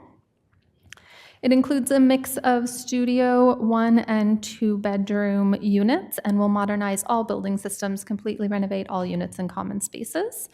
Though units are being reduced at Tucson House, they are being replaced as replacement units in the community at a greater than 1-to-1 ratio in other development projects. This project is extremely complex, and it is the largest rehab ever undertaken by the city. So we're going to walk through a few more details on this project than we are on the other projects. That includes funding from 12 sources, including private, federal, state, county, and city funding, totaling $193 million. Bonds are being issued to facilitate the LIHTC funding sources you see here. The mayor and council will consider that item at regular session today to approve the issuance of those bonds.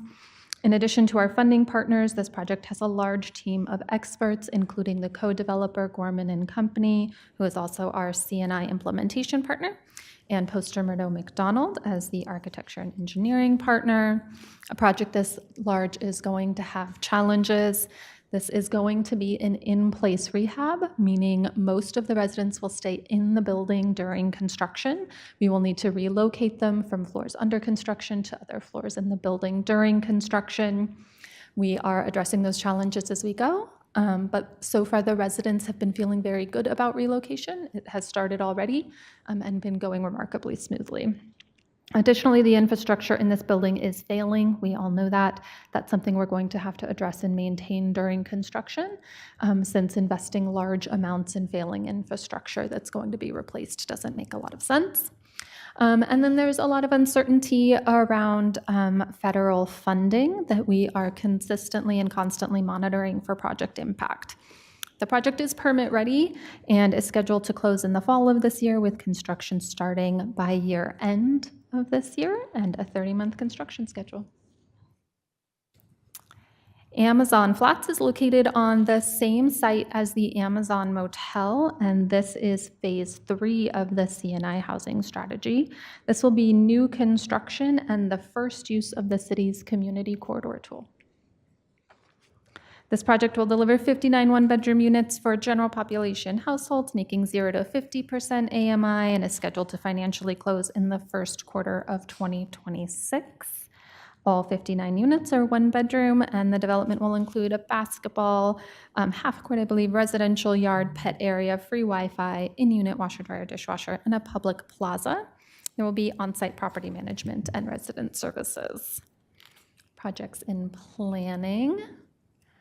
We have a lot of exciting projects coming up, including Stone and Speedway. This is located on the southwest corner of Stone and Speedway and along the city's bus rapid transit corridor. This new construction development is phase 4 and 5 of the CNI housing strategy. Early estimates for this project estimate that the delivery of 194 bedrooms in 130 units 80% of these units will serve households making 0 to 50% AMI, and 20% will be market rate. This is a requirement of the CNI implementation grant, and that will serve households likely making between 50 and 80% AMI. The project will be completed in 2 phases. The first LIHTC application is due in early 2026 for that first phase. Based on those early concepts, the project will include a mix of 1, 2, and 3 bedroom units with a possible mixed-use commercial space. There'll be in-unit washers, dryers, dishwashers, multiple community spaces, shared space, free Wi-Fi, with on-site property management and resident services.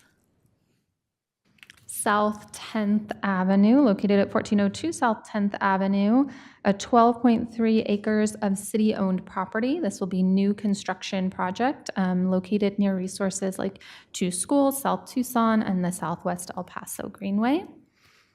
This project could deliver an estimated 760 bedrooms in 400 units of affordable and workforce housing in multiple phases. Income levels will be determined by the ultimate funding sources, which have not yet been identified. It will be mixed income and a potentially mixed-use community. We have multiple other projects in planning. First and 11th, Dunbar Springs. This one is located on the northwest corner of 11th and 1st, the former site of the Salvation Army Hospitality House. Will deliver an estimated 42 bedrooms in 14 single-family homes of affordable home ownership. These will be included in a land trust operated by EPHD. This development is expected to serve households with incomes at 80% AMI or less. Final income levels will be determined by the requirements of the funding sources, which have not yet been fully identified. Westmoreland is located adjacent to Menlo Park. This project will deliver an estimated 42 bedrooms and 14 single-family homes of affordable home ownership. Also included in the land trust, also serving households at or below 80% AMI, to be determined by final funding sources. And 450 North Main and 560 West Davis. This is a development is what's considered a scattered site, one that consists of 2 disconnected sites. The development will deliver an estimated 138 bedrooms and 65 units of affordable housing across 2 sites. Will likely be family-oriented, serving households with income levels of around 50 to 60% AMI. We expect there to be some voucher subsidy on the development, providing deeper subsidy down to 0 to 50% AMI.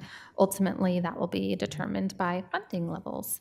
I'm going to let Anne take it from here. And we're not quite done yet. So a big priority of mine, as I mentioned, is making sure some of the older rental housing that we have gets preserved and renovated. And so we are also working on 2 multifamily apartment complexes right now, Craycroft Towers and Fry Apartments. I'm calling those out separate because the rehabilitation projects are some of the harder projects. They will not score for 9% low-income housing tax credits.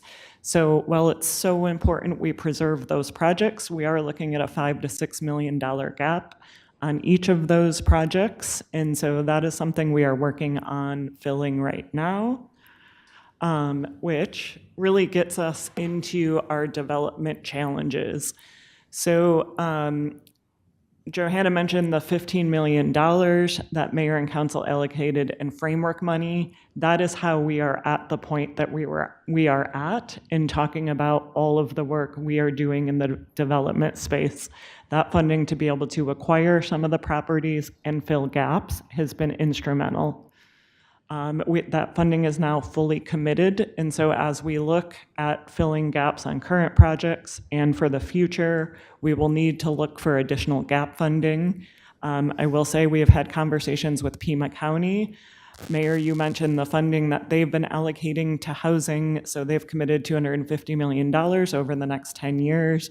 We have talked to them about our development needs, and so far those conversations have been really positive with them trying to support our efforts.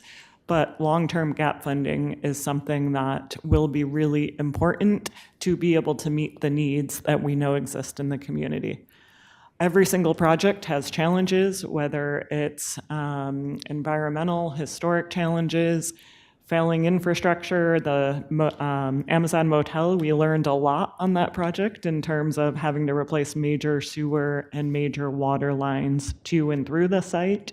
And so each and every project really does bring significant challenges. And then last, I do see some opportunities. So we walked through a lot. We've been very busy.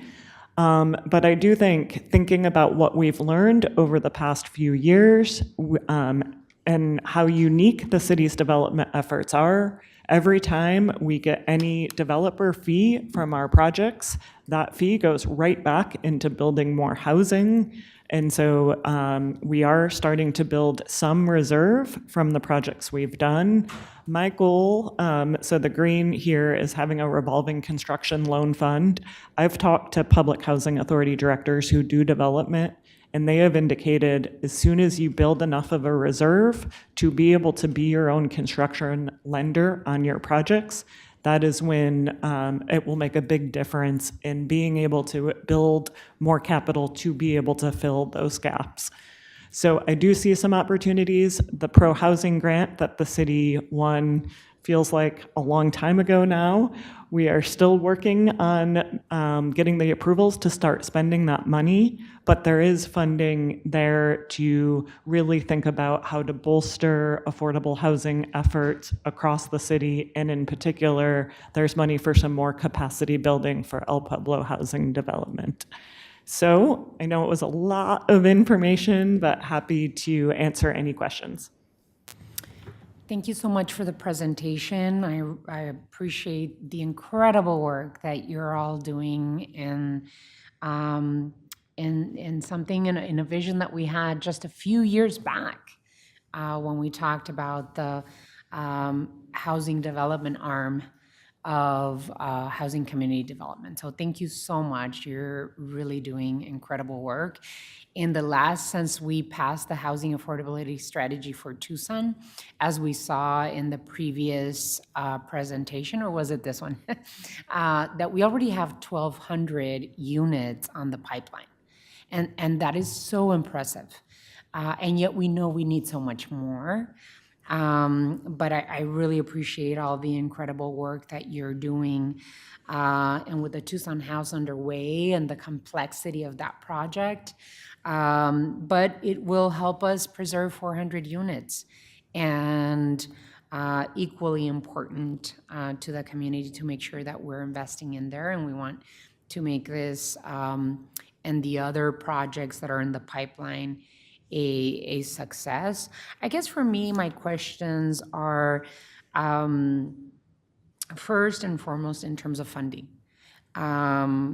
Once the City of Tucson framework dollars, which are basically federal funds that we received through the American Rescue Plan, once they're expended, how do we plan to continue supporting the work that we are doing? Yeah, good question, Mayor, and I have the same question that keeps me up at night a lot of the time. We do, and also with the uncertainty at the federal level, that adds a wrinkle to it too. For now, we do expect to continue to receive home funding from the federal level, which will help to a degree. And long-term, identifying other gap funding, I think, will be really important. I think that that keeping us well informed of the federal actions that are being taken are important for us, because it could really affect the current residents that we have in the very many different projects that we either have or the ones that we are completing. So that's going to be super important, because it could possibly affect the people that are now housed that might not be able to find a market rate apartment that they can afford, and could possibly add to our concerns in terms of unsheltered homelessness.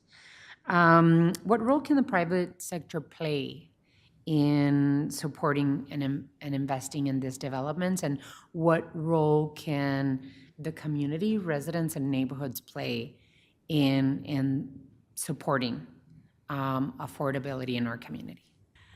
In terms of private developers, I will say there's some incredible private developers that build affordable housing in Tucson. And then when we think back to the presentation before and thinking about our housing needs over that 35,000, we do know several of those are market rate too. And so those are projects that I think our private developers are really positioned to deliver. In terms of community, I think that's a great question. And I think that there are some of the projects there is some challenges when it comes to communities pushing back. So in some conversations we're hearing we're not doing enough, and then in other conversations as we're trying to implement really high quality, high investment projects, we're also seeing some concerns there. So I think really working with us in trying to provide input that can be meaningful and really helping to shape those projects in a way that recognizes, given the current housing crisis, we do need to deliver new units. So I think working with us in trying to tailor those projects to meet the needs of those neighborhoods is something that is still a work in progress. Yeah, I as a council member serving 12 years on the council side, and now as mayor, I can personally attest to a lot of pushback from community when we talk about building affordable housing. And many people say, I'm not a NIMBY. It's not that I'm a NIMBY, but not here. And so what I have heard from community and neighborhoods is that they want to see good quality design. And I think that our projects that the city of Tucson has led in, we see beautiful design work. And I think that that's important to encourage on the private affordable housing developer side, so that neighbors feel as though it's an addition to their neighborhood. So anyway, we can have a conversation about design for not just affordability. I think design standards for the city of Tucson should be a possibility in the near future. Anyway, Vice Mayor, and then anyone else and then Councilmember Cunningham. Yeah, thank you, Mayor, and also Anna and Johanna for the presentation. It's really exciting to see, all the work that we've been able to accomplish in the last, 5 years, but really the last 3 years that y'all have accelerated this work. So thank you so much. I know that when I ran for office, my pledge was to build affordable housing on city-owned lots in Ward 1, and a lot of that comes from learning from Mayor Romero when she was in office, and how any housing development always negotiated affordable housing into it. So I hear the challenges that you shared that we're having. There's just a lot of work in building trust, with our community, especially during this time where we can't trust on our federal, state governments, to come and provide those basic needs that our community has.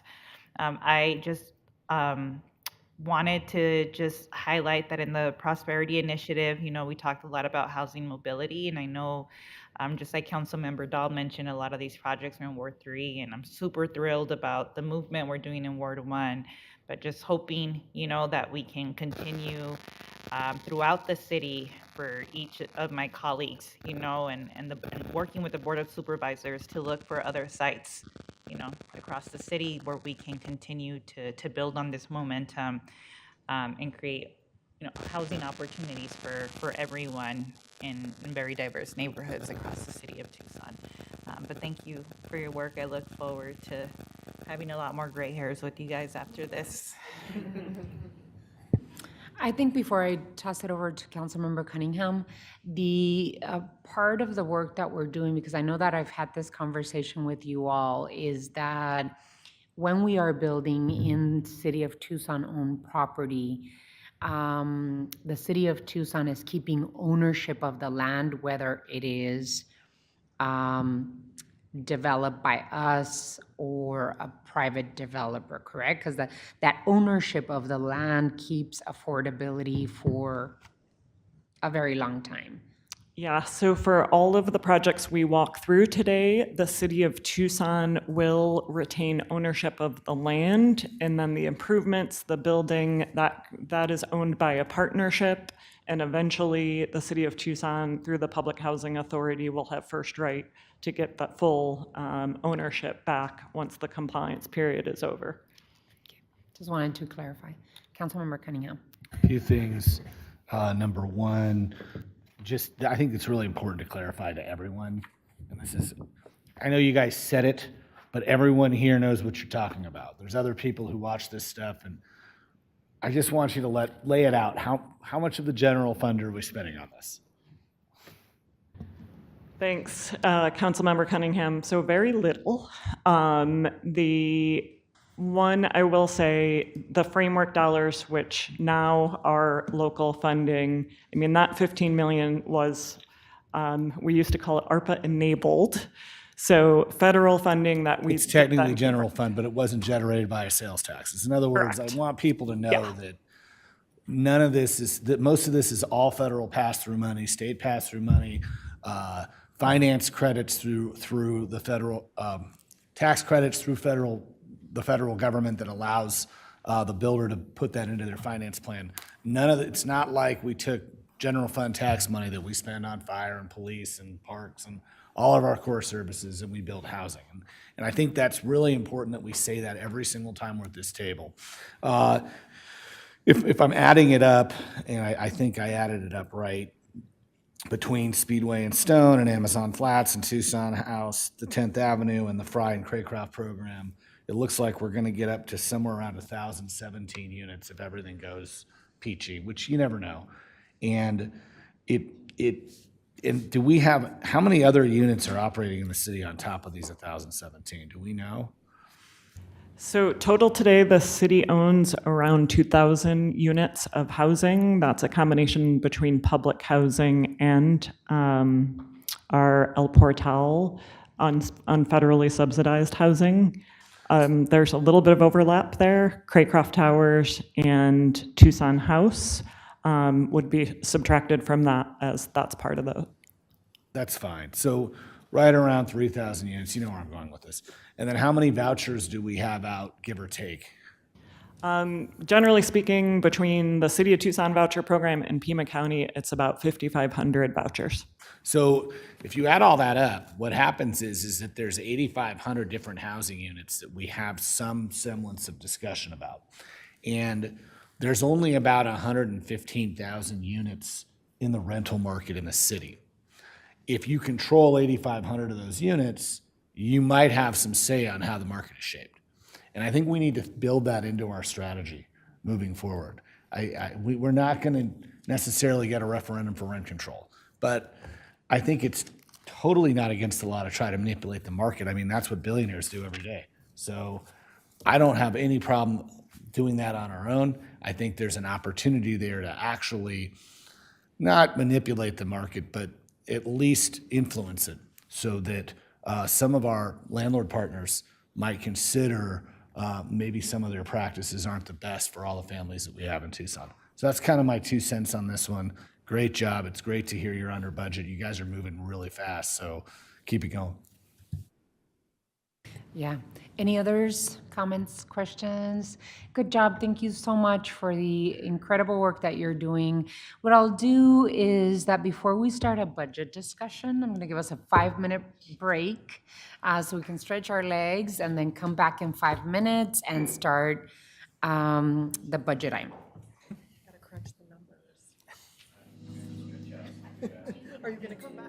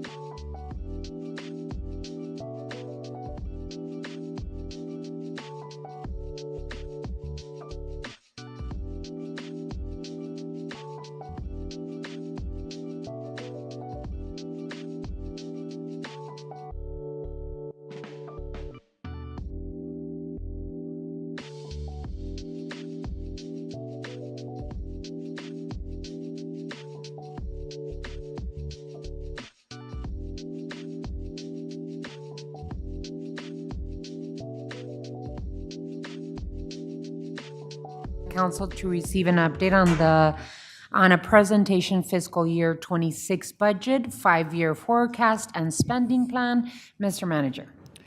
Thank you, Honorable Mayor and members of the council. Joining me here at the table is Anna Rosenberry, our Assistant City Manager and Chief Financial Officer. And we do have a brief presentation to go through with you, some of the highlights on where we are with updated revenue projections for the fiscal year we're in, some of the spending plan adjustments we're implementing as we go, and then we'll kind of tee up a few things for your consideration about additional spending plan adjustments that you could make. You're not asked to make any of those decisions here at the table today, but we're just planting some seeds for our upcoming conversation in future months. With that, I'll turn it over to Anna. Thank you. Thank you, Mayor and members of the council. Along the lines of our budget update today, again, there's not any specific action for the mayor and council to take right now.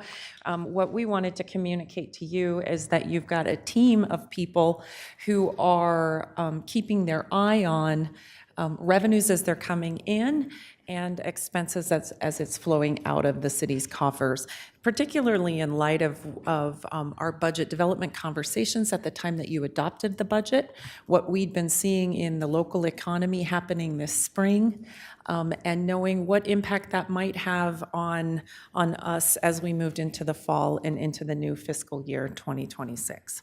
So there's a pretty detailed memorandum to you. I guess the summary of it, or some of the highlights, are on this first slide. So in the first quarter of our fiscal year, that's July, August, and September, we saw key revenues collected within the city's general fund that were approximately 1.5% lower than the previous year, than the fiscal year 25 amounts, and that coming in lower than the prior year was certainly not meeting our adopted budget growth assumption of a 2.5% growth. So we are seeing revenue collections lower than anticipated when we adopted the budget.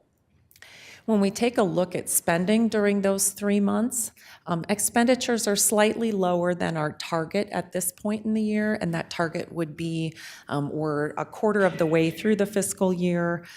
Spending is usually pretty regular within the general fund because so much of it is personnel. It's usually pretty timely over the fiscal year. And we are spending slightly lower than that 25% mark. And we see framework and investment plan, those one-time spending amounts, continue in light of what was approved within the budget.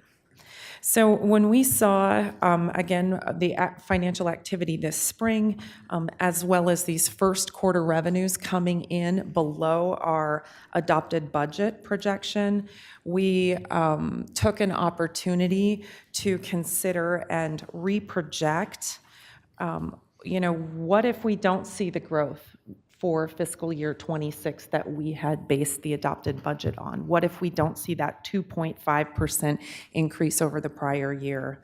What if revenues actually stay at that lower mark, that 1.5% decrease over the prior year? Where would that leave us financially?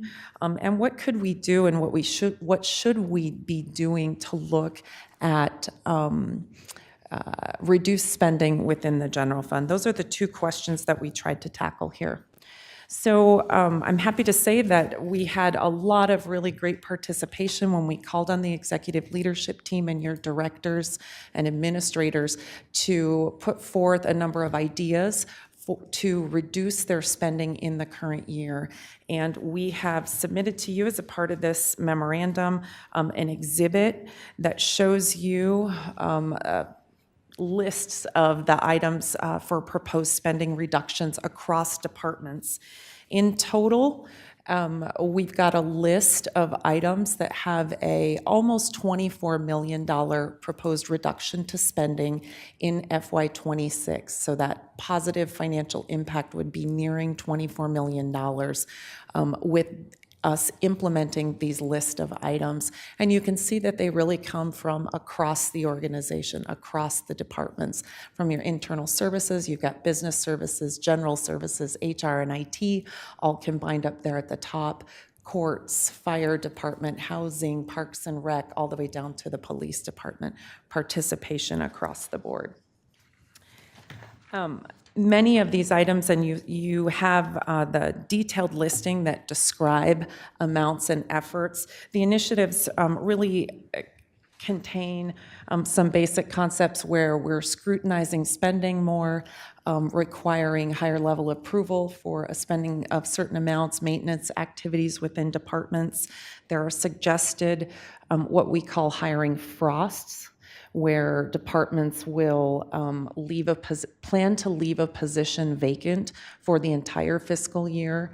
And we're calling that a frost. It's not an intention to eliminate the position at this point, but it is leaving it vacant so that we can achieve some savings, as well as some departments that are trimming training and overtime budgets. The single largest project on here financially is the city's CAD, the Computer-Aided Dispatch Project, which was slated for a replacement in fiscal '26. The team is in the process of reviewing proposals and negotiating a contract for that replacement, and they've got a solution that could save us net of $6.3 million.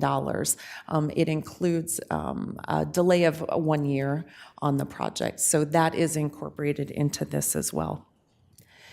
There were a number of items that we've called out in the plan that we have not included in that nearly $24 million because we need mayor and council conversation on these items. Tim, did you want to talk through some of these?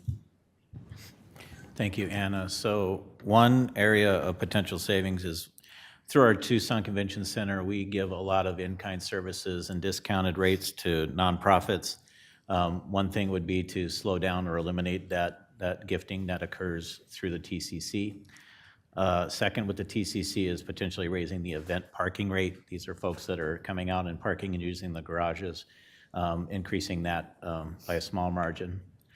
One of the more impactful to the community within our parks and recs and our pools, we're not proposing to charge for pools in the summer, nor are we proposing to close down or limit pool access in the summer.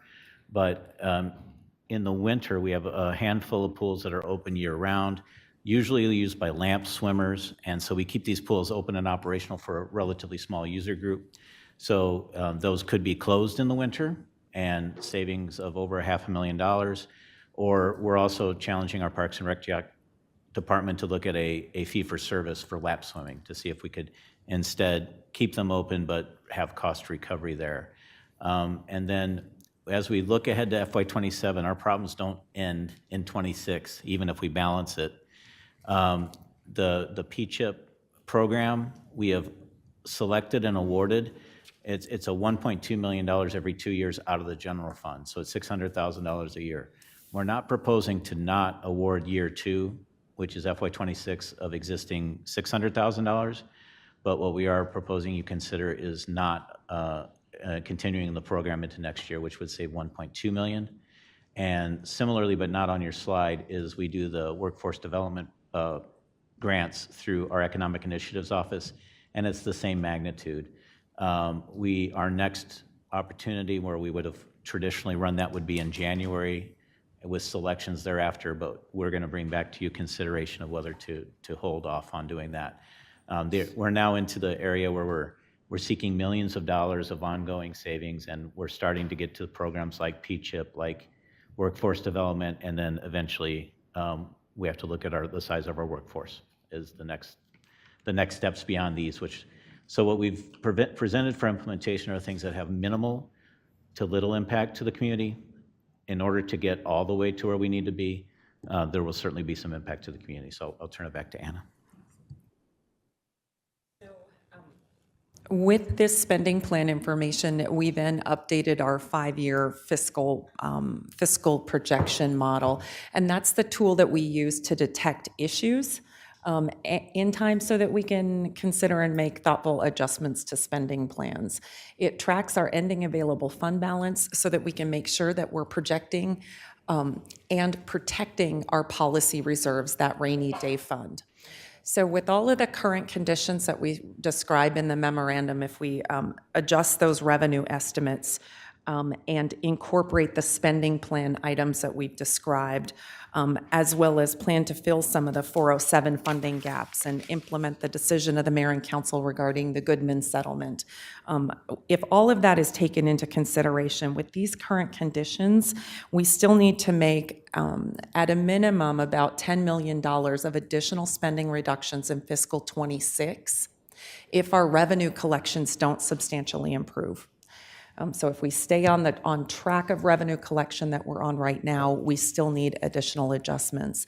And the 5-year model, or even just taking this model and looking 1 or 2 years ahead, shows that continued stagnant or declining revenue collections could quickly consume our policy reserves.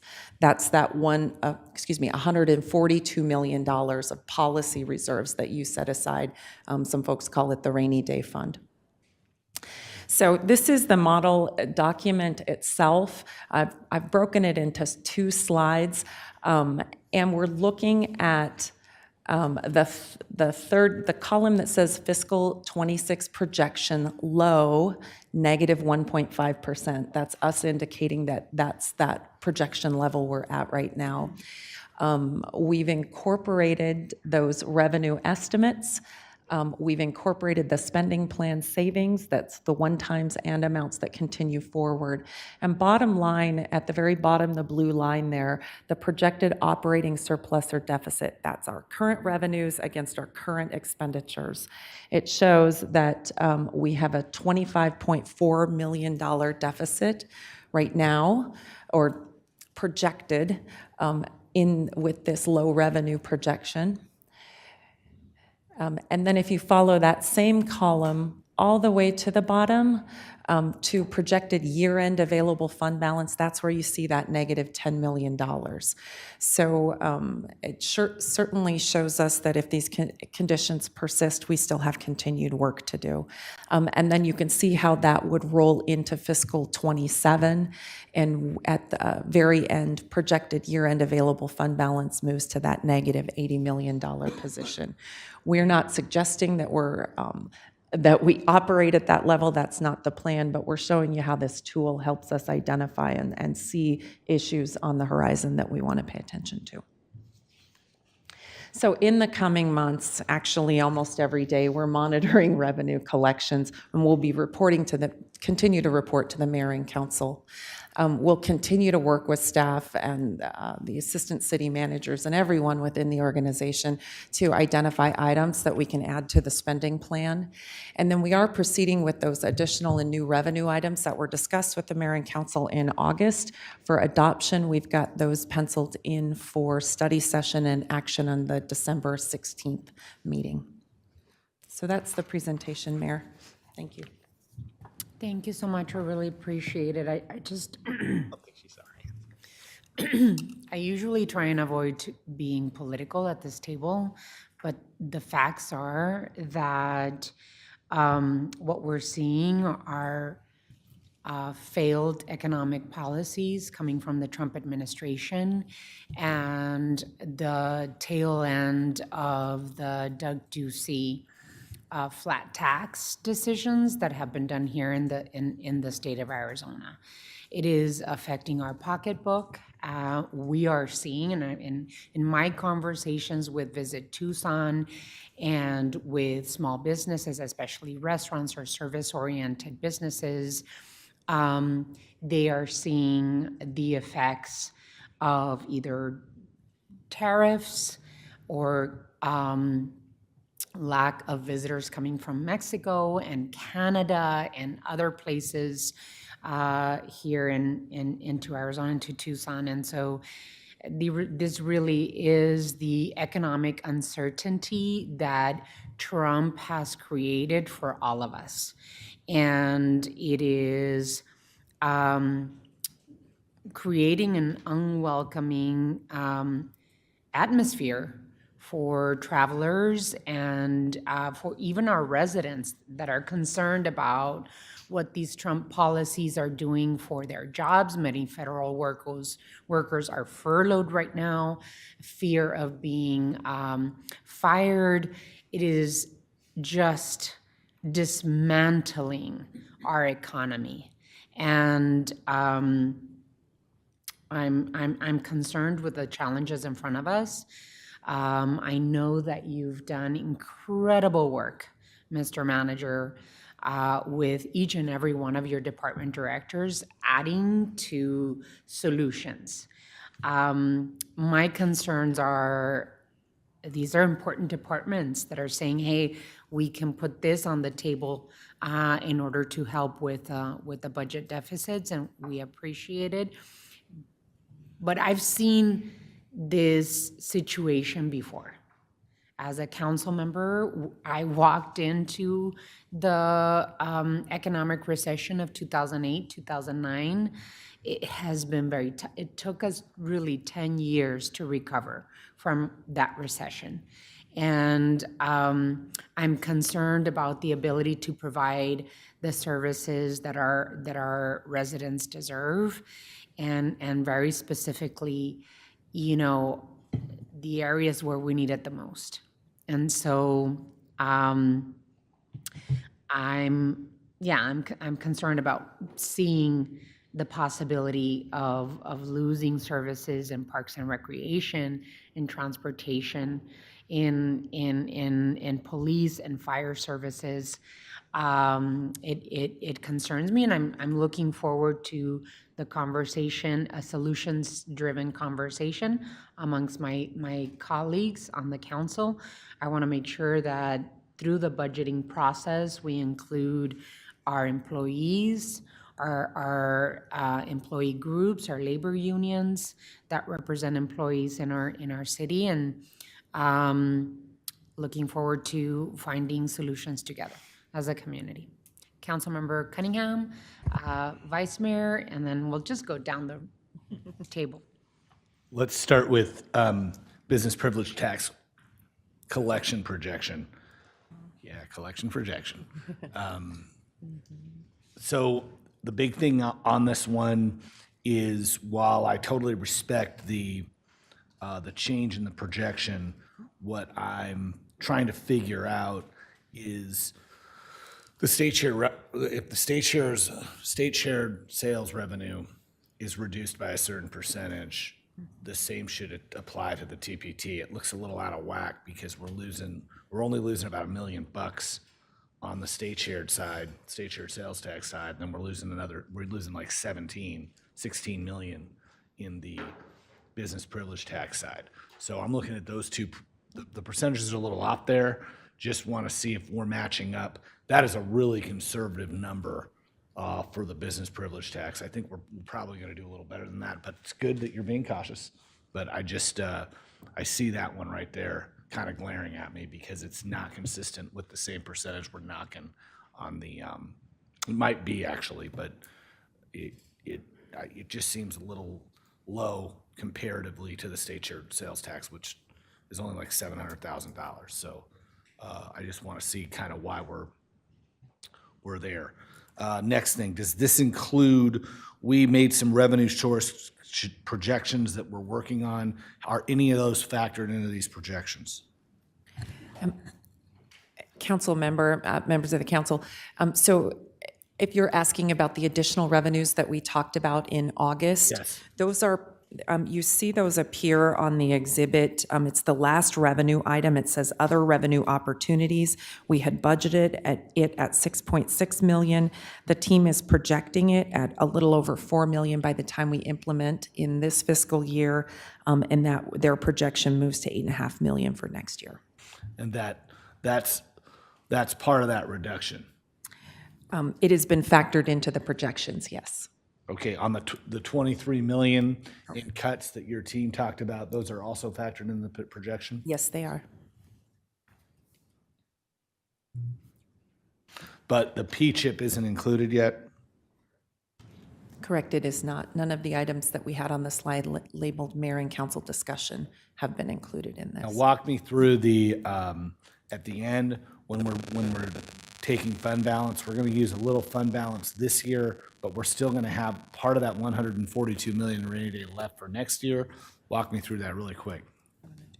Honorable Mayor, members of the council, that's correct. The fund balance that's shown as being depleted on this projection is our operating fund balance, which is above the rainy day projection.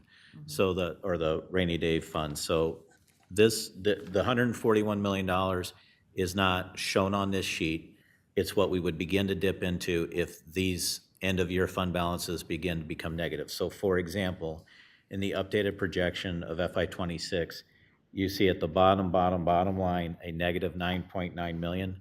If that were to come to pass, that would deplete the 141 by 9.9 million. So we Right. do have the money in the bank to cover that negative, but then we're now below our policy level and starting to truly run short of cash. Okay, I don't want to, no, this is really good. It's just really helpful. So a couple, I think all of us will come up with some budget alternatives. We do that every time this happened. This isn't our first rodeo. Karen and the mayor and I were there at 64 million on a 340 million, $64 million deficit on like a $340 million cheddar fund. That was like 20%. This is less than 10%, man. This is kid stuff. So we'll go through some things, and I'm not trying to be cavalier. Yeah, I know, I think we'll go through some things. There's some other things out there that we can do. I'd really like to take a look at that one projection on the TPT. And look, we saw that in July with the noise, where we saw that TPT noise that happens every dang time when there's an extra weekend in a different month. So I know your analysts can kind of sharpen their pencils and see. I think we're going to get a better number than that 309. So let's do that. And there's some things that I know will be coming out of my office. There's also some things I actually want to spend some money on, but it looks like there's some things we can move around to do it. So as far as the pools go, let me give you that feedback now.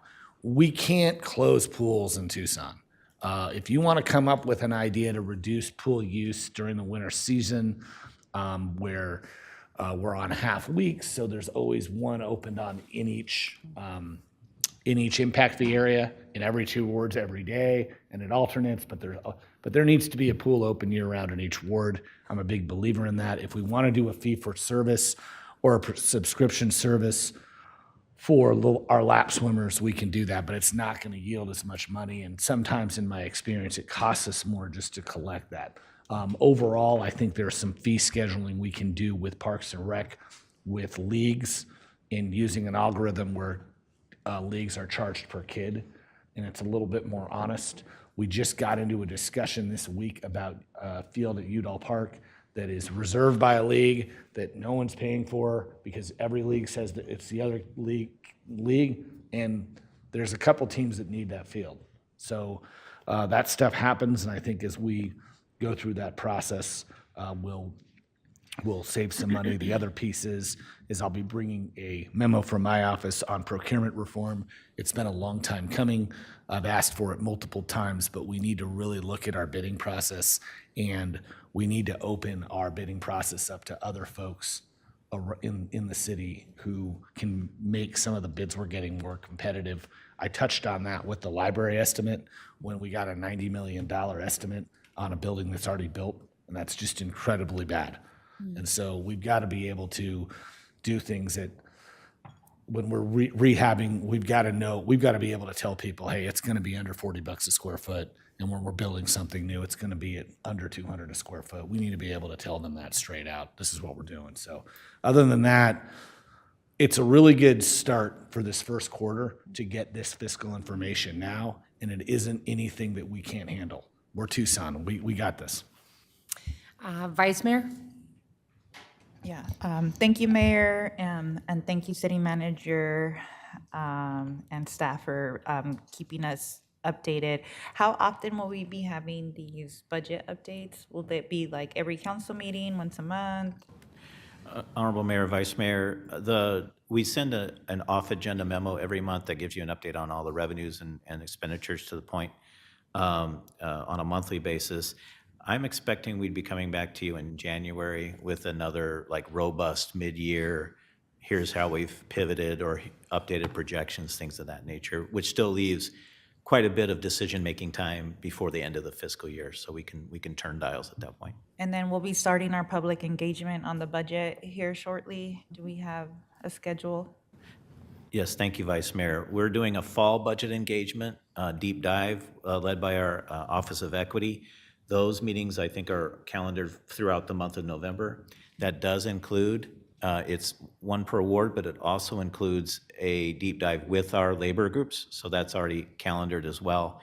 And then in the spring, as we do budgeting, I'm sure we'll do some of the other traditional outreach we do. But this is the first time we've actually come in the fall off the budget season in order to have kind of a deep dive conversation with the community. Okay, thank you. I wanted to just reiterate what the mayor said about working with our labor groups, as they will be, part of the solution and helping us address this when it comes to the impact it has on our workers here at the city. I wanted, of course, to throw out, I saw for the TCC, you were suggesting a $1 fee. I will always be open to increasing, parking fees. So if there's an opportunity to, think more than $1 increase, I'm all for it. I'm also, like Councilmember Cunningham, concerned about the impact to parks.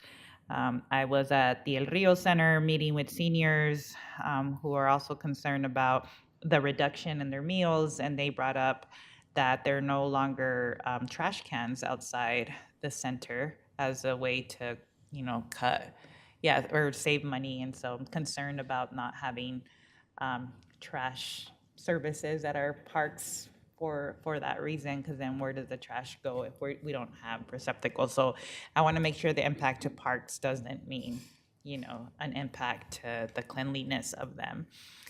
The other piece I wanted to bring back, going to the pools, do we have an idea of like the usage when it comes to lap swimmers?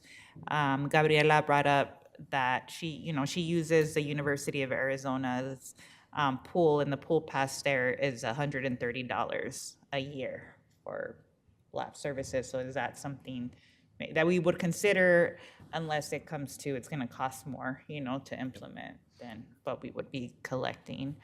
And then when it comes to the neighborhood centers closing earlier, who would be, impacted by that? What is the programming that's happening after 6 typically? Just so that we have a better understanding of the people that would be affected by this change. And so I'm always concerned when it is, younger people needing a safe place to recreate, or our elders as well. Thank you. All righty, Councilmember Dahl. Thank you, Mayor. Thank you for this presentation. Very useful. I just want to do a short deep dive on the pools. Clarification, Edith Ball Therapy Pool will not be one of the ones that would close? Honorable Mayor, Councilmember Dahl, that's a great point. The Edith Ball Therapeutic Recreation Pool is a year-round pool, but it certainly has a different end user group than the traditional lap swim. Thank you for keeping the summer pools in your thinking. I think that's the most important service we provide to the community. That's the outdoor recreation for kids and families. Very, very important. I'd like to know more about the lap swimmers, as has been mentioned earlier by the Vice Mayor. Could we charge enough? Maybe look at not just the U of A, but the MCAs across town might be an alternative for people if we are closing pools, a racket club, maybe some other private swim clubs. And would school swim teams be affected? And could they also be a revenue source if we're keeping some open? Honorable Mayor, Councilmember Dahl, all of the above. Definitely we have the information on number of lap swimmers and where they're lap swimming and when. Parks and Recreation Director Lara Hamway is assembling that information. And then we are looking at market comparators for a subscription-based model on lap swimming. And yes, you're correct. Some of our pools are year-round because of a school swim team or some other arrangement. Some are close to the cost of service and some are well below that. So that's a process of negotiation where we can perhaps get the actual cost recovery from some of our partners. Thank you. Councilwoman Lee. Thank you, Mayor, and thank you for the breakdown of all the items that we're cutting. I know I've been talking about wanting to see this, and I'm glad we're at the point where we have everything pulled together. I also want to echo the comments on the pools. And Tim, November 10th is like right around the corner, so that seems pretty quick to be making a decision like that when there are, like you said, IGAs with schools to use the pool. There was just some training happening in the pool the other day for some of the military folks out there. So I think we really need to understand what that looks like in order to make that decision and have some outreach on it. So I think we're all kind of feeling the same way. You already kind of talked about timeline. You said January, we expect to bring some more updates to us for discussion. I'm thinking, by that point, we're going to have some more decisions that require our input on the table for evaluation. I think that, we've talked about it before, Mayor, but I think we really have to talk about what a ballot initiative might look like for the future, to give us enough time to really possibly develop something that can get across the finish line and support the community. I know RTA Next is coming up in March, but I think the sooner we can start kicking around some ideas and building some input on that, I think it's going to be essential with looking at 26 and 27 numbers. It sounds like, and you are the expert on healthcare costs, that 2027, like 2026, people are going to get crushed, whether it's the subsidies going away for the Affordable Care Act, but just healthcare costs in general and medication costs sounds like it's going through the roof for everybody. So we're going to have to prepare for that. And then I think the other thing that I would like to explore is how do we engage our employees at all levels of the organization to provide feedback for budget savings? Because I think that the people closest to the work often have the best ideas for how we can save money and do things better. So if we haven't already started to query folks at all of the levels of the organization, I think now is the time to do so, because we want to be able to capture those ideas and make some changes if we can. So that's just some of my feedback. Mayor, if I may? Yes, jump in. To that last point, thank you for bringing that up. We did launch our employee portal, which allows people to make all kinds of suggestions, but certainly cost-saving suggestions, and we've actually had our first batch of those come through for us to start reviewing as the city manager's office. So great point there. And throughout, we'll have that deep dive at budget engagement with employees on where they can see the savings. We're also working with our supervisory core, our strata of supervisors throughout the organization, not just on this conversation. They're actually, every month I do an all staff with all city employees, and I also do an all staff with all supervisors. And we're actually having this conversation in that Team Focus with Tim venue where they're actually able to directly engage. Now, that's the supervisors, which there's still about 1,000 of them, so it's a fairly significant part of our core. But we need to get to the boots on the ground, the folks in the field, where they see a lot of those opportunities as well. So definitely heard, and that's a big focus for us. Councilmember Bettis? So also to Councilmember Lee's point, again, I feel like November 1st is a pretty tight turnaround. But on the topic of the pools, I just during my time, I learned that several of our pools are owned by school districts, but we simply serve as operators of them. So I think that might be worthwhile in exploring. But with regard to the budget surveying process, and to Nikki's point about getting public input, or at least beginning the exploration of a ballot initiative, I think is absolutely crucial. As we kind of saw following Prop 414, there was a pretty significant community commentary that acknowledged that there was great needs and that our community was interested in making investments within those needs, exclusive of items like public safety.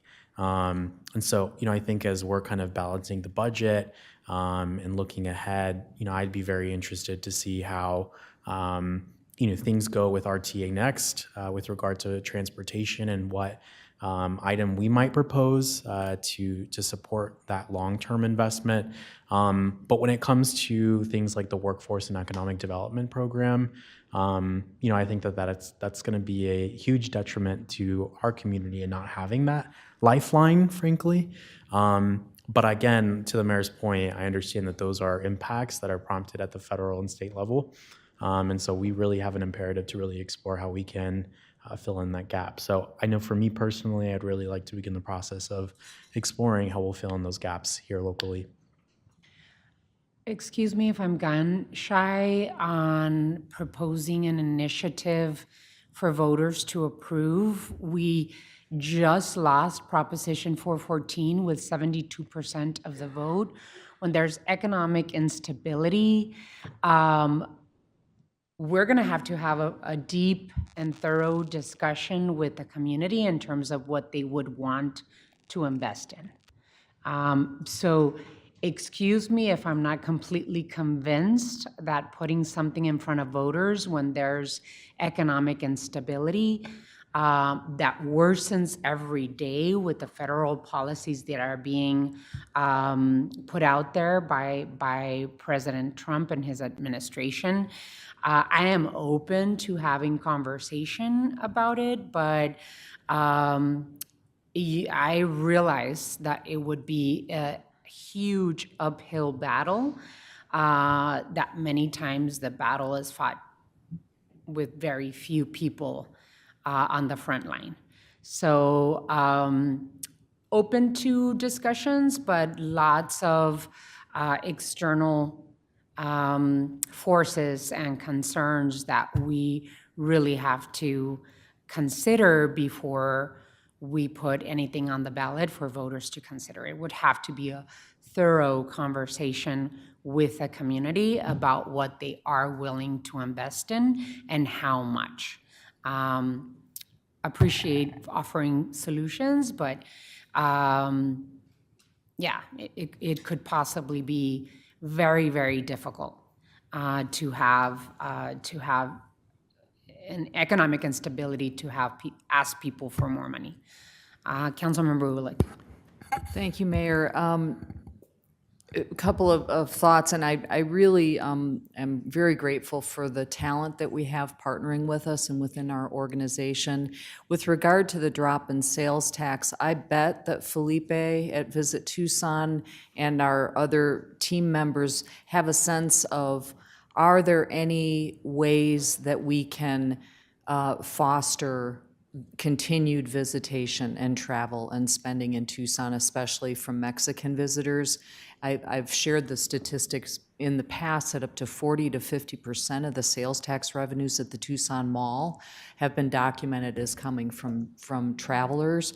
So some thoughts occur to me in terms of better understanding the fears and or reasons why folks aren't traveling, and some may just be a choice, but it may be fear. Partnering with the Pasquayaki, the TO, and maybe even having with Visit Tucson a transportation service, something that would give people comfort.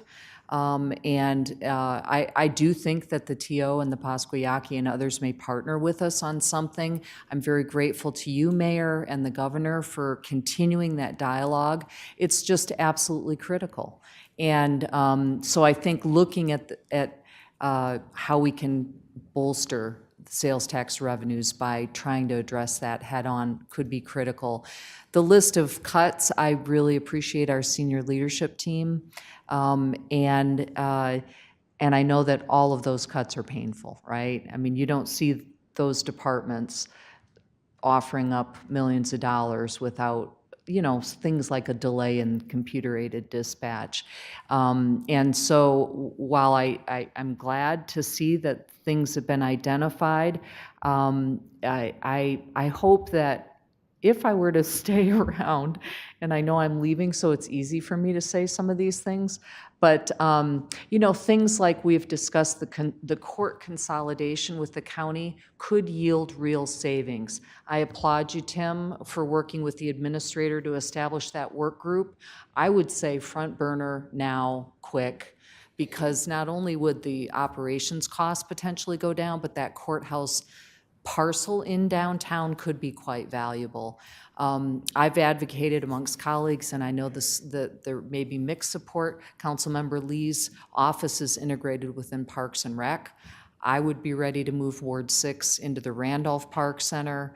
I think that we should all think about how the mayor and council offices are operating, what those properties are worth, and whether there's a way that we could, have a single phone line for the council offices that could then handle constituent concerns, and there just may be ways that we can also demonstrate that. The final thing I'll say is, having worked with nonprofits a whole lot, some mergers, some combinations of partnerships, one thing that has yielded some pretty tremendous results is consolidating the back office operations, the business services. And that's not to necessarily reduce positions per se, but over time, if things within finance and some of the functions that the county and our local jurisdictions have could be consolidated so that we have one payroll department serving all of the jurisdictions. I don't know what's possible there, but it has been done. And I think there are probably models where it's been done in other jurisdictions. Things that make sense but don't hit the frontline services, right? They hit the back room and can yield efficiencies, sort of to Paul's procurement point. So I agree that this is going to be manageable. And I also, I think that urgency can be an opportunity for us to maybe find partners that might be more reluctant, that might be more ready now to talk about those kinds of steps. So those are initial thoughts, and certainly we'll keep at it together over the coming month.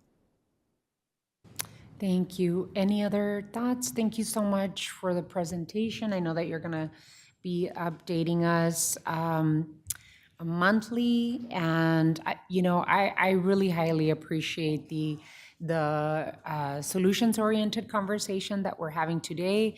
I would love to hear some more, and appreciate all your thoughts on this. Thank you. Really appreciate it, Anna. Alrighty, so we're moving on to item 7. Time has been set aside for mayor and council to discuss amending. Oh, no, I'm sorry. There was a request. There was a special request, if possible, that we hear item 9 before the vice mayor has to leave. So is it okay if we move item 9 first? Okay. So time has been set aside at the request of Councilwoman Lee for the mayor and council discussion and direction regarding technology, data governance, artificial intelligence, and cybersecurity. Mrs. Lee. Thank you, Mayor. And I will go ahead and start talking since we're low on time. So I think we all know we're living in a really interesting moment in time right now. Technology offers us tremendous potential to help us solve some of our biggest challenges, but it also poses real risk to privacy and civil liberties. And balancing that dynamic is exactly the task at hand for all of us here at this table. I requested the study session item to strengthen transparency and community trust in how the city of Tucson manages technology, data, and artificial intelligence. This conversation is about ensuring our community members understand what technologies we're using, how data is collected, stored, protected, and shared or not shared, and how we protect privacy and civil liberties while we responsibly leverage the right technologies to deliver high-quality core services to our community. During Prop 414 conversations, we heard a lot of concerns about surveillance and access to data. Since then, national headlines have made those concerns even more relevant. We've seen in Washington, from leaked government data to private companies amassing vast amounts of personal information, often with little to no oversight by the federal government. So today's discussion is about clarity, accountability, and partnership with our community here at the local level where we do have control. We'll also highlight in the presentation the city's new public-facing technology and data policies website. This was an initiative I brought forward and worked with staff to create to consolidate our technology and data governance and AI policies into one transparent, accessible location. And it is in the first iteration, and it's a living web page that will continue to evolve over time as our policies do. So as we move forward with the discussion today, everything you're going to hear is important or it wouldn't be in the discussion, but there's 2 specific things that I really want to make sure we surface today, and that's establishing clear boundaries on federal access to city data in light of what's happening across the nation right now, and embedding citizen oversight at both the early and auditing stages of how we look at technology and data inside of our organization. And so with that, I'll turn it over to our team for a presentation. And when you guys are finished, if you want to throw it back over, I have a few closing comments. Thank you, Councilmember Lee. Honorable Mayor, members of the council, we appreciate the time to present today. We really just want to spend a little bit of time outlining what we've been doing with regard to all types of technology. If we can go to the next slide. When we look at the use of technology and data within the city, we have been, thank you, I guess I have the controls. Novel thought for the CIO, and I still got it, all right. We have been looking really a standard process for how we ingest all technologies and all data throughout the city, regardless of which department we're using. So I want to spend a few minutes and the first few slides are really to outline what do we do across the board. We have a number of administrative directives, which are general rules that all departments are required to follow. And we'll talk a little more about how IT is supporting those departments. And then Luis Romero has joined me from the police department. He'll speak specifically about how TPD is using that and addressing some of those questions. With regard to the city technologies that we have right now, you can see there's a wide variety of different tools, so I'm not going to take the time to read them to you. But we have been really focused the past few years since I've been here on a standard repeatable process for ingesting all that new technology. Some of the big changes that we've made or continue to refine we're adding some ADs, so we do have new administrative directives now on the use of artificial intelligence, as well as the security controls around data protections and use and classification. We've continued to work on the processes to support and enable those. We've added a portfolio review, which is pretty new for us, and now the assistant city managers regularly review all new tech proposals. That helps us look at the alignment for the investments. Obviously, we just talked about our funding challenges. They help to ensure that new proposals are aligned to the directives from mayor and council and from the city manager. They help us ensure that we're prioritizing those investments and the staff time and labor associated with that as well. But they also provide eyes on to make sure this is aligned with generally where do we want to go, is this appropriate for our culture and who we represent, how we see ourselves as the city. In addition to that, we've created a team, which I'll talk about on the next slide, called the Advanced Technology Council. So the ATC was a new group that we spun up after last time I was here talking about AI and some of the risks and opportunities there. And we started to look at, well, what can we do to protect our legal use of technology, the ethical use, the societal implications of how we use it, what are going to be the long-term ramifications, and basically any type of risk beyond the traditional things you might think about with cybersecurity or technologies. So that group has been in place for about a year, providing some insights and guidance and governance on best practices to use the tools, and they review those as we look at those new technologies. In addition to those, we've really refined and continue to refine our processes so that all technologies go through a standard tech review, cybersecurity review, funding review. We're looking at improving our terms of agreement with the providers. So how do they protect our data? What conditions would they release information, making sure that that's in place, that they're meeting ADA accommodation requirements, a variety of different rules, either internally that we would apply or other regulations placed upon us and ensuring that those are followed. And then finally, I think we've alluded to these in the past, but just for awareness, we have continued to grow and maintain our cybersecurity team. I would say our technical security is very strong. We're continuing to focus also on the use. So while the technology is one side of it, the people and the processes is the other component. And one of the big things we've done in the past year is establish a group for governance, risk, and compliance, which looks at, is it easy to understand the ADs? Do we understand how to follow all these different rules and regulations? And we have architects now that are also designing pre-designed solutions that can be used in a repeatable manner, that are cost-effective, that we can make sure we're sustaining and fulfill all the obligations that we're trying to pursue for our day-to-day operations.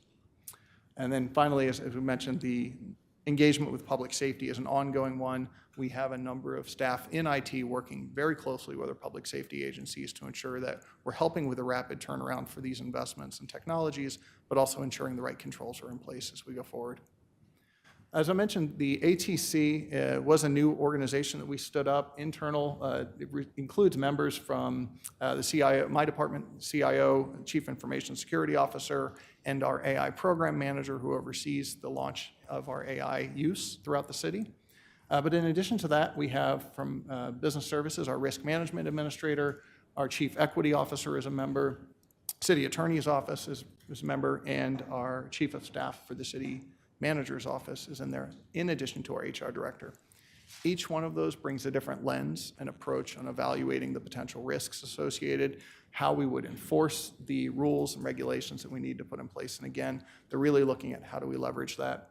At a very high level, what they do is as a new technology comes in, either I or the city manager's office may flag concerns about the potential risk. right off the bat, if it's autonomous, if it's got AI, it immediately goes to them. But even ones that may have been more routine, if we do have concerns or we're aware of any type of ethical implications or changes that have happened in the industry, we'll bring that to that group as well. They review that, they provide us some guidance and recommendations on the use. That goes back to the submitter. They include that in their plan of action, and that is how they make sure they incorporate whatever requirements we need to follow for the safe and effective use of those technologies. A couple things we are adding in would be a secondary review. So while this group has done some great work with the guidance, we want to make sure that we have more formal authority and validation that these are rules to be followed. So we're going to be working with the assistant city manager on ensuring that that validation step is in place.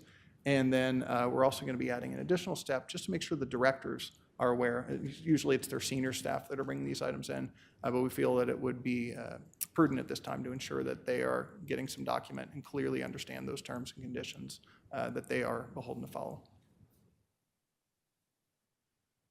Finally, on the IT side, one of the other things we're focusing on is disclosure and transparency. So we've been spending a lot of time in our processes, but we want to make sure that we are transparent with our community, with those elected officials, and anybody who may be interested in how we're using technology and how we're not using technology. Again, we'll get into the specifics with TPD in a moment, but we do have a website that's already posted. It has some basic information, and we now have a commitment. We're going to continue to iterate through this. I anticipate there will be some direction from the council and mayor today where we can add more material in, and we'll continue to refine that as we get that feedback. Final teaser here and closing thought. In addition to some of the materials at hand, we are also working on using data to make better decisions in general. The city manager, upon him starting the role over a year ago, had requested that we build a city manager's dashboard with input and be able to see the day-to-day operations with regard to various departments. Things like potholes or our financial performance, things that matter to all of us. So as we pull that together, we are near the initial phase of an internal review. As that's finished, the next few months, we anticipate that'll be made available to mayor and council with a long-term anticipation that there will be some materials available publicly as well. But we, again, with any release of new technology, we really want to ensure that the information is meaningful, it's accurate, and it can't be misinterpreted. So we've been working with experts on making sure that it's appropriate in how we portray that information. So at this time, I'm going to hand it off to Luis. Luis is going to walk us through some specific questions that have arisen with regard to the police use of technology. Thank you, Director Mazzarella. Honorable Mayor, Vice Mayor, Council members, thank you for the time for allowing me to discuss a little bit more of the advanced technologies that we're leveraging at the police department. So within TPD, we already leverage several advanced tools such as automatic license plate readers, drones, our city camera network, as well as body-worn cameras. Each system is used under strict policy and SOP oversight, standard operating procedures, with the focus on investigative value and officer safety. These tools have delivered strong case outcomes while maintaining accountability.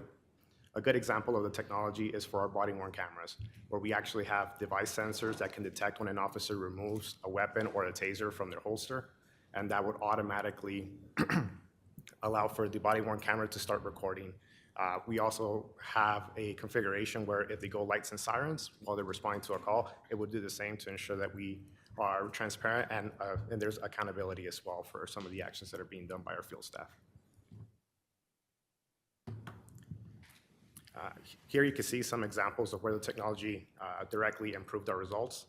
There's cases such as hit and runs, auto theft alerts, assaults that have and can be solved faster because of the camera footage as well as the real-time analytics that we're getting from the technologies that we're leveraging today. This next example highlights that impact. During one of our aggravated assault cases that happened earlier in the year, detectives were able to give a license plate to our CSARC staff, where the plate led to an ALPR hit, which pointed cameras that were actually part of the whole street racing mitigation as well as violent crime mitigation off of Congress and Scott. With our CSARC staff actually locating video confirming the suspect vehicle, our detectives were able to do investigative work and identify one of the suspects and arrest the person. They're continuing to do follow-up work on that case, but with the footage that's provided, it did provide leads for them as they're currently working through that. So again, this is just a good example of how having detectives, analysts, as well as our tech systems working together, there's real collaboration leading to real results.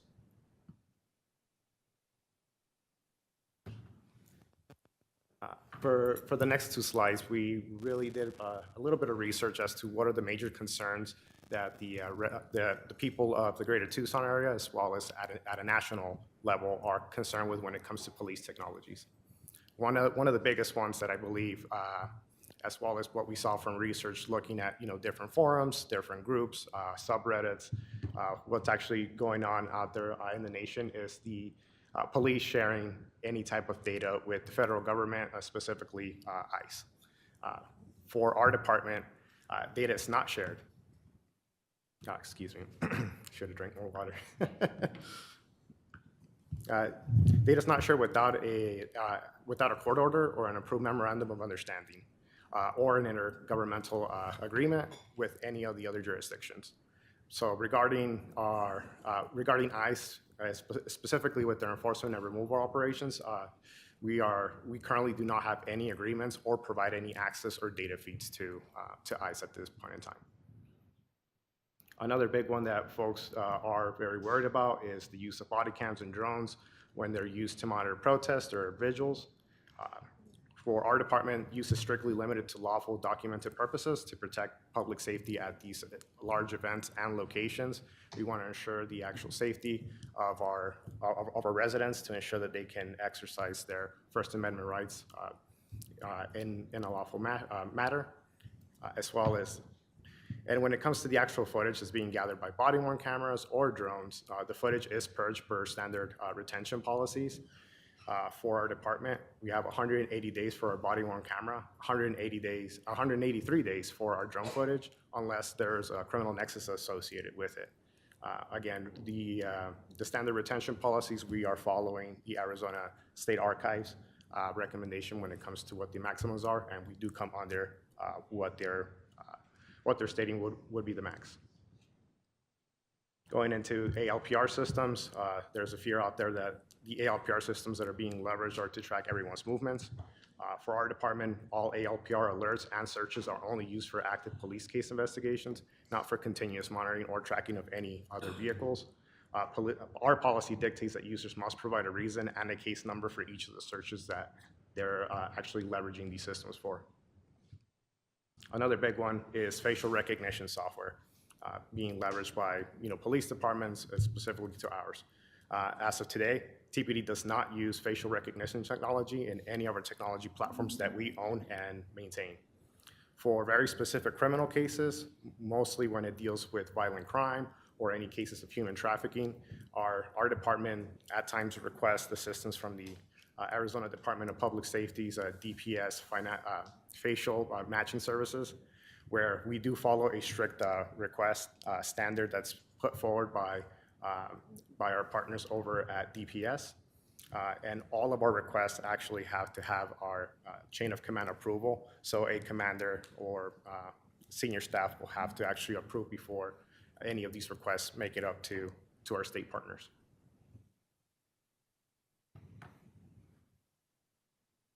On the next slide, again, just continuing on the Smith versus Facts. Officers, there's a misconception that officers can misuse video and plate data to follow somebody for personal uses. I'm like, for our department, and this is for all departments nationwide, also in the state here of Arizona, is tampering with police technology, systems, or equipment is a Class 3 felony under Arizona law, and may also violate federal law. All access is logged, audited, and restricted. Our department does do routine internal audits of use that are in place, and any unauthorized use leads to disciplinary action, which may include dismissal and up to criminal charges depending on the offense and the outcome of that internal investigation. Touching a little bit as to what Director Mazzarella mentioned earlier, technology is being deployed without oversight. The reality of the matter for our department, TPD technology is governed by policies, audits, and retention schedules. All new technology goes through a rigorous IT and the city's new tech process that Director Mazzarella was alluding to in the first slides. And last but not least, one of the other ones is TPD having unfettered access to Ring devices or any other personal devices that they may be owned by the people of Tucson. As of today, TPD cannot tap in or access any live video feeds from consumer devices unless it's explicitly provided by the actual owner of said device. We do have a program in place that will enable citizens and business owners to voluntarily share footage from their video recording devices as an additional source of data to help us in an active crime investigation. But again, it's purview to the actual resident providing that over to our detective staff, and they're not bound to provide that if they don't consent. Last but not least, we wanted to touch base on some of the planned technologies that the department is currently exploring. So looking ahead, we're exploring tools that can reduce investigative workload. We would like to leverage, large language models that could help detectives search existing reports and narratives quickly. Again, a lot of the minutia and some of the work that detectives have to do when building cases, especially some of the more larger cases that might include like large crime scenes, or it could be some of the larger criminal cases. There could be 50 to 100 different narratives that detectives have to actually follow up on and read. So we're trying to figure out tools to help them out with their investigative workload, as well as reducing costs to the city when it comes to overtime as well. In addition, we're also looking to pilot Draft 1 and Axon product for non-criminal case reports. So basically, this type of technology drafts using our body-worn camera audio, where officers will remain in full control of reviewing and approving any of the AI-generated text per the transcript that's being provided by said product. So these are some of the AI, LLM type of technologies that the department is currently exploring. Last but not least, Governor Hobbs recently signed Senate Bill 1147, which enables law enforcement data sharing across Arizona. As part of this Senate bill and the overall pilot, this legislation creates a secure framework for agencies to exchange case data while protecting privacy and compliance.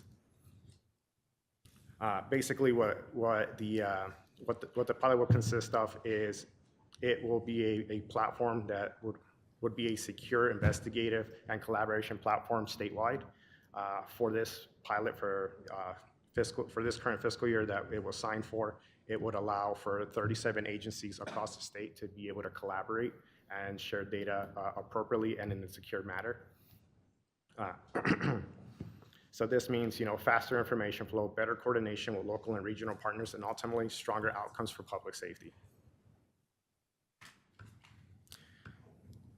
And again, every piece of technology that we deploy supports the same goal: safer communities, better transparency, and stronger partnerships. Thank you for your time, and I'm happy to take any questions from. Well, the vice mayor is going to have to run. She does have to be in a meeting, but she's going to leave the questions and submit them, and then you can share them, the answers with all of us. Interested in whatever she has to ask, but just wanted to kind of clarify that. And Councilman Lee, I know that you want to start with the questions. Thank you. So thank you both for the wonderful presentation. I really appreciate you guys bringing all this to the surface.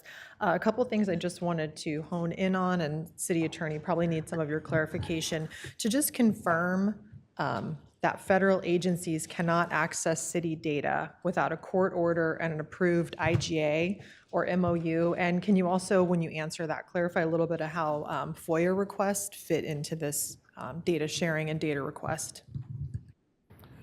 Sure, Councilmember Lee, Honorable Mayor, members of council, I think it's an important point to make, especially with the type of data we're talking about. This is highly sensitive data, and that data is generally not shared, as our guests have told us already. But more importantly, it's generally not shared because it's related to a criminal investigation. It's generally not shared without a warrant. So we, in most cases, require that, or if it's a situation where we're sharing with our law enforcement partners, then there's, as was mentioned before, there's generally an IGA or MOU that's in place to restrict that data to just that use. And on that note, could you give us just a high level of some of the MOUs or IGAs that you may be aware of, or the lack thereof of anything that might be concerning to the community, thinking about ICE, DHS, other sensitive data that the community might be concerned about right now? Sure, it's a good question. And I'll also defer to Mr. Romero and to the extent he knows. But my understanding is that we do not have specific IGAs or MOUs with ICE on data sharing. We are members, TPD is members of particular task force involving the FBI and DHS, but those are related specifically to law enforcement activities for those task force, and the data that sharing that's allowed within that task force is related to that purpose of that task force, and it's generally for criminal law enforcement, which is not a federal government activity within the state of Arizona. And it's not immigration enforcement. Correct. Thank you for clarifying that. And if a request came through from a federal agency, can you talk a little bit about what that process would look like and where this team as mayor and council would have the ability to weigh in on behalf of the community?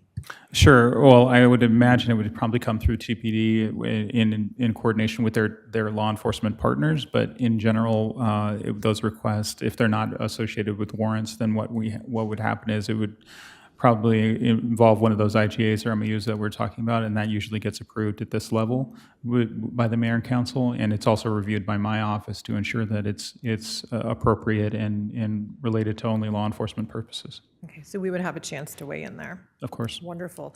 One kind of drill down is just the idea that we don't build a lot of the software that we use in-house, right? We can't possibly keep up with all of the needs of the community. I think, Chris, you said we have about 400 or 500 different vendors across the city that we're working with in terms of software applications and various technologies. So it's important that, Tucson residents and communities nationwide have raised valid concerns about vendor-managed systems and how data can flow beyond local control through network configuration settings and other settings that are default, and data kind of shares out without people even realizing it. And since most of our technology is not built in-house and we rely on commercial off-the-shelf systems, it's critical that our vendors operate with the same transparency, accountability, and privacy standards that we hold ourselves to at the city. So it's not just about preventing vendors from sharing or selling our data, but also ensuring they're securing and protecting the data that is our Tucson citizens' data that lives on their systems. So in that spirit, I'd like to see the city consider launching a collaborative project involving city staff and community members to evaluate our existing vendors and identify where additional safeguards are needed. That is a tall order and it will take some time, but that will also give us the opportunity to improve transparency around who holds city data and how it is used and secured, just for an additional level of eyes on that. And again, it doesn't need to be a large-scale outreach project, but just a focused joint effort that involves the community's eyes on this to assess and strengthen vendor accountability. Also, along the idea of citizen oversight, which is incredibly important to me, we have a wonderful group of professionals and people to evaluate technology internally, but I think it's essential, especially in this time and with the advancement of technology, that we have community members at the table. So citizen oversight to me is essential to building and maintaining public trust. The community should have a voice really at two stages: early in the process where new technologies are being evaluated, and then on the back end after we've already integrated the technologies and we're auditing how the approved technologies are being used. Community participation at these stages helps ensure we're not solely relying on the city to police itself, and it brings an outside perspective and reinforces shared accountability. So on the front end, and I want to leave this kind of open-ended for you guys to tell us what might work best, but we could involve adding a citizen voice within the Advanced Technology Committee after the initial vetting, but before adoption of a technology. And then on the back end, we could explore expanding the Independent Audit and Performance Commission scope to include technology and vendor audits, since they're already doing similar type work. And I'll include this in the motion, but I'd like staff to provide an off-agenda memo with some recommendations on the best structure for this two-part approach to ensure meaningful and ongoing community involvement. And almost last but not least, I promise, around cybersecurity. I know we didn't have a chance to talk much about that today. It is Cybersecurity Awareness Month every October, but it's a shared responsibility, and threats that residents face like scams, deepfakes, and AI fraud are the same risks that we all face as a government and our businesses.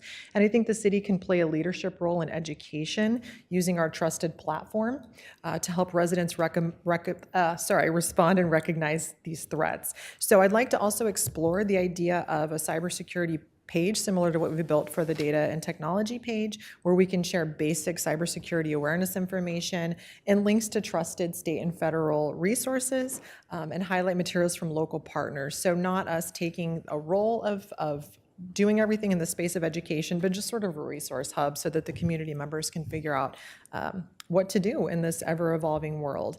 And last but not least, I promised, is on the webpage. I did notice on our technology and data webpage, we don't have an email address or a feedback mechanism on that page. And I would like if we could build that and just put that capability in there so that people have an opportunity to review everything and let us know what they would like to know more about or have questions. And then Chris, if you guys could provide us maybe annual updates on what changes are made to policies through that feedback mechanism, that would be wonderful. So in closing, everything we're doing here today, from data sharing safeguards to oversight and education, is really about one thing, and that's protecting Tucson residents' privacy and civil liberties while still using technology to serve the community well. The world is changing rapidly. It can be scary, and I want the community to know that there are some evil nerds out there that are wanting to use tech for their own wealth and power and control, but there's also some good nerds like those of us here at the table who are standing on the side of the public and of the communities to push back and make sure that we're achieving a balance and we're protecting our community members. So I would like to put a motion on the table to direct staff to return to the mayor and council in no less than 60 days with an off-agenda memo addressing the following items and identifying next steps. I'm sorry. Oh, I'm not done, Paul. I know, it's been a long ramble. I know, it's been a long ramble. I'm almost there. Provide recommendations for how to engage community members early in the technology evaluation process and through ongoing auditing. Update the webpage, as we spoke about. Explore a city community vendor evaluation process to assess vendor data protection practices, contract language, and compliance standards, ensuring city and vendor data safety meet the same expectations. And last, provide clarity on existing IGAs, MOUs, and programs and task forces that involve data sharing outside of our organization. I'm done, Paul. Seconded. So there is a motion and a second. Now it's time for discussion. First, I want to thank you, Councilwoman Lee, for bringing this item to the table. You are our resident expert on the council on these issues, and I just want to add that you also sit on the AI Advisory Council on the National League of Cities and Towns, and so appreciate you bringing this and making it clear to the community the work that we do, the myths and truths, and really leading on this issue. So thank you for bringing it to the table, Chris and Luis. Thank you for the presentation. I too want to acknowledge that the conversation around technology and data and safety and AI requires public trust above all else. And as policymakers, we're aware of the deep concerns our community has about surveillance and privacy and how data can be used or misused against them. I want to make it clear that our intent as a city, as a mayor and council, and our responsibility is to protect people above all else, not to monitor them, and to use technology to provide additional safety and services for the residents of our community. So I just want to reassure our residents that while Tucson continues to modernize its technology, we do so with firm understanding of what is at stake. We hear the concerns about surveillance and privacy, and we, the mayor and council and the city of Tucson, will never allow the city's technology systems to become tools for profiling or overreach. Our commitment is to public safety and public trust. That means strict oversight, which I love that you're putting into this, transparent communication, and a focus on the dignity of and rights of every Tucsonan. So I will be supporting the work that you've been doing and what you brought to the table today. Any other comments or questions? All righty. Thank you so much. If we feel comfortable, no questions or comments, all those in favor of the motion, please signify by saying aye. Aye. Aye. Any against? Motion carries. Thank you for the work.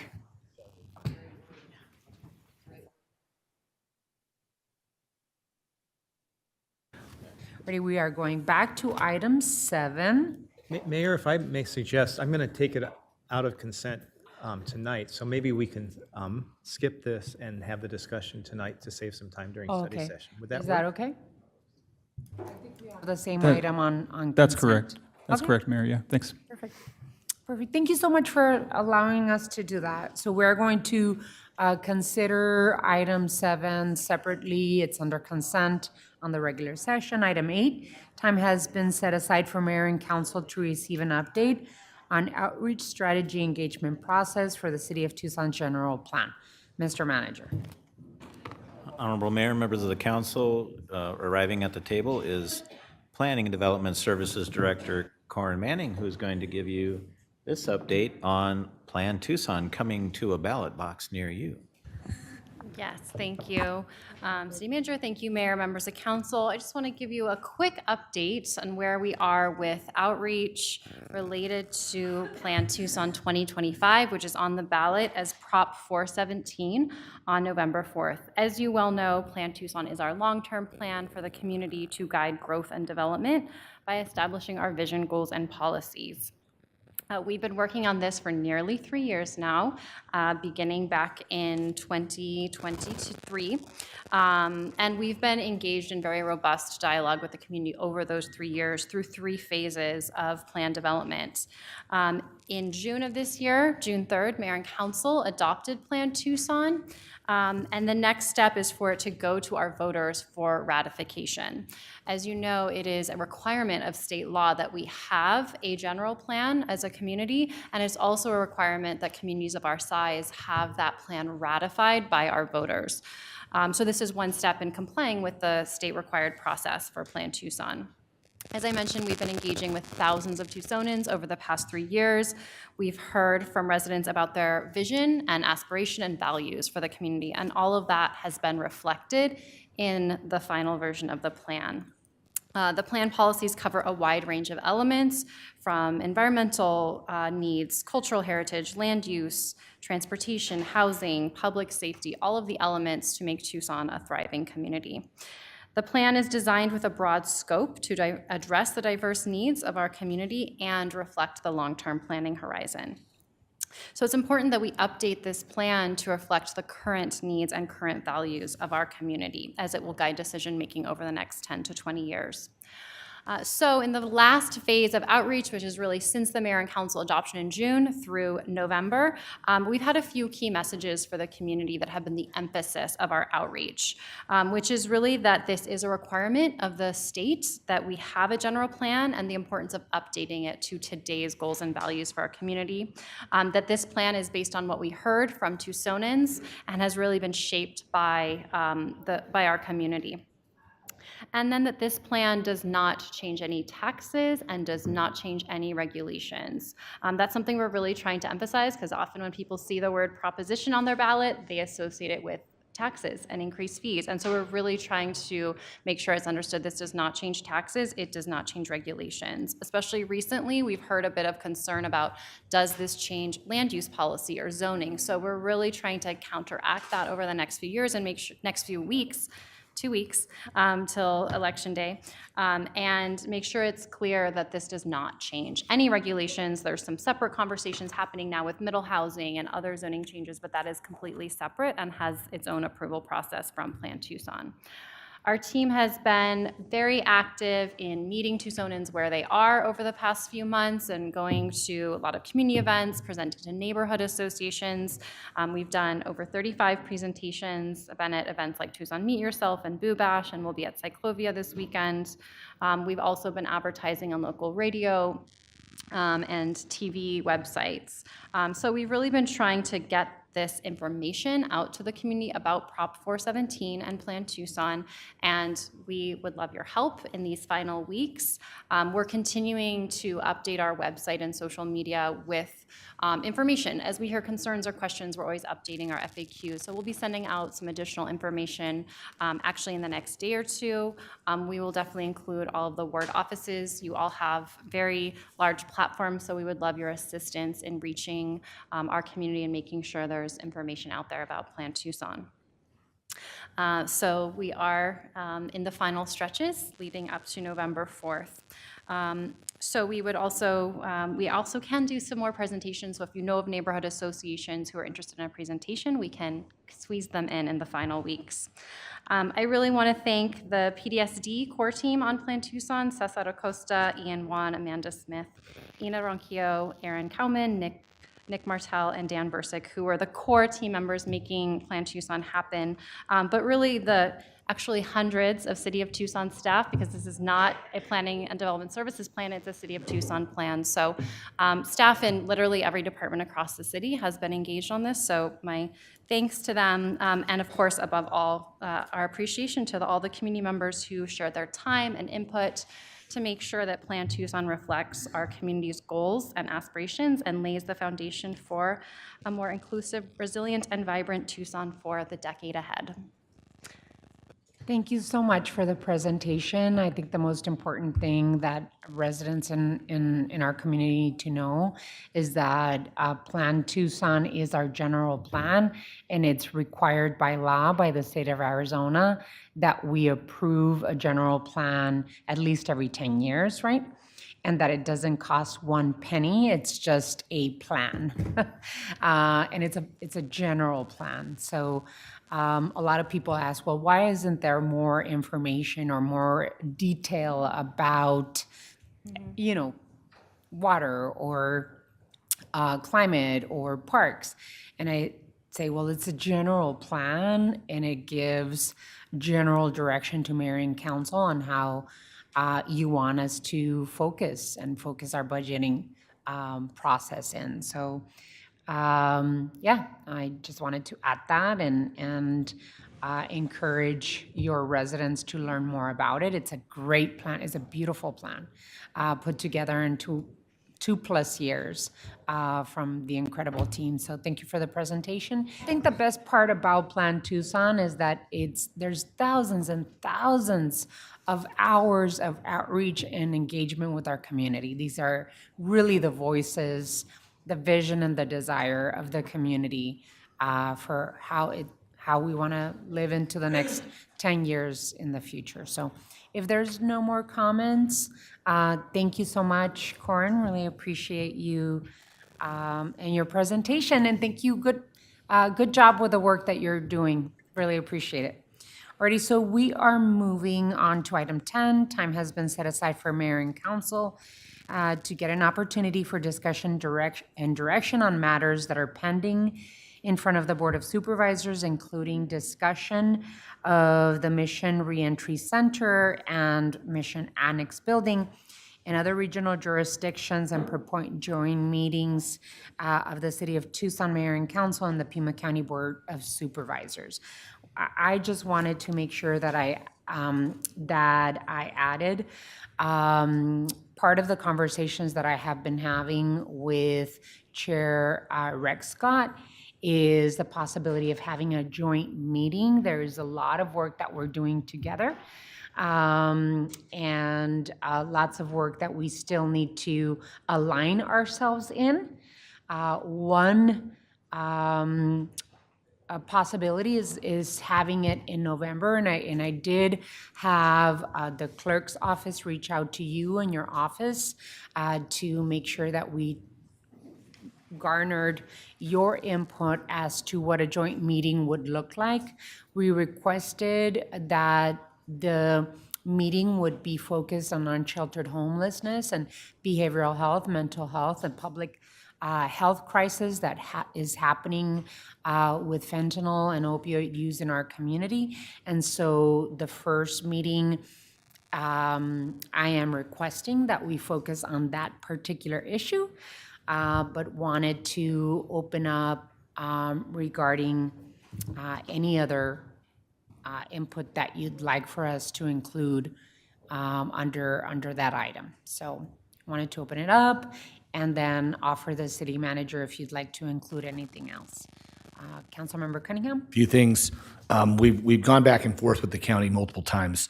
We've talked about a number of things today between the housing crisis, between fentanyl, and I've been very cynical about the idea that we have to go it alone all the time because we can't count on the county. And I've said that multiple times at this table. And I'm going to ask them again to please collaborate with us the way we need them to. County officials took me through the Mission Annex over a year ago, and we discussed opening it over a year ago, and we haven't made any headway. We're still in a situation where we're the only county in the state of Arizona where 30% of our population receives municipal services from the county government. And those things are the things that really mire us down in being successful in some of the things we need to do. So I'm saying that publicly again, but they're supposed to meet with us and have a joint meeting. I hope it gets scheduled. In the meantime, they can count on me showing up at their call to the audience. I'm going to be adding the use of Mission Annex for expansion of transition center services, but also to consider medically assisted treatment and detox, as well as wraparound services for court-ordered rehab services. And if it's not the Mission Annex, which is a building that has about capacity for about 400 people, it used to be the minimum security prison where people would do the work during the day and then come back. Then if not there, where? If they don't want to use that building, then where is it that they want to partner to use opioid settlement money to provide these gaps in services? That's one of the main things that I talked about in our Safe City initiative.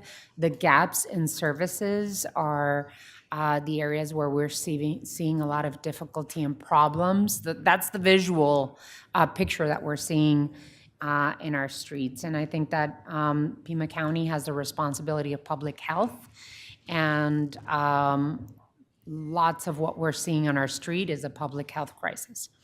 Anything else that you'd like to add to the possibility of a joint meeting? All righty. Is there a looming date that this would occur? I'm suggesting that we do November 18th. I believe that's a day where both Board of Supervisors and the Mayor and Council have meetings already. So it's in our calendars, and we could possibly focus on our joint meeting with Pima County Board of Supervisors. I've had a conversation with the Executive Director of PAG, Mr. Ortega, about using the PAG room. I think the Board of Supervisors also brought up the possibility of using PAG RTA space that could accommodate all of us. So, yeah. Possibly soon. I've been pushing for this since March, so I'd like to have it before the end of the year. Any chance we can have our clerk write to their clerk of the board and propose the meeting and the time and the day now, just so we do it on the record? Absolutely. So can we direct the clerk to do that? Yes. I move that we direct the clerk to do that. So there's a motion and a second to move that the clerk's office reach out to the Board of Supervisors clerk to suggest November 18th as a joint meeting between the City of Tucson and Pima County Board of Supervisors, and that we use the PAG RTA meeting room to accommodate all of us. So there's a motion and a second. Any discussion? Hearing none. All those in favor of the motion signify by saying aye. Aye. Aye. Any against? Motion carries unanimously. Madam Mayor, I'm behind you. I'm so sorry. What is that? Where is that voice coming from? I'll send an email with an update on the arrangements that we've made with the clerk of the board, and we are touring the PAG room, meeting room tomorrow. Yes, thank you so much. I really appreciate you're here in the room. I thought it was just me in my head. Honorable Mayor, if I can Yes. just for a moment, and I assume that part of that discussion will be including the Mission Annex on that agenda as well. Thank you.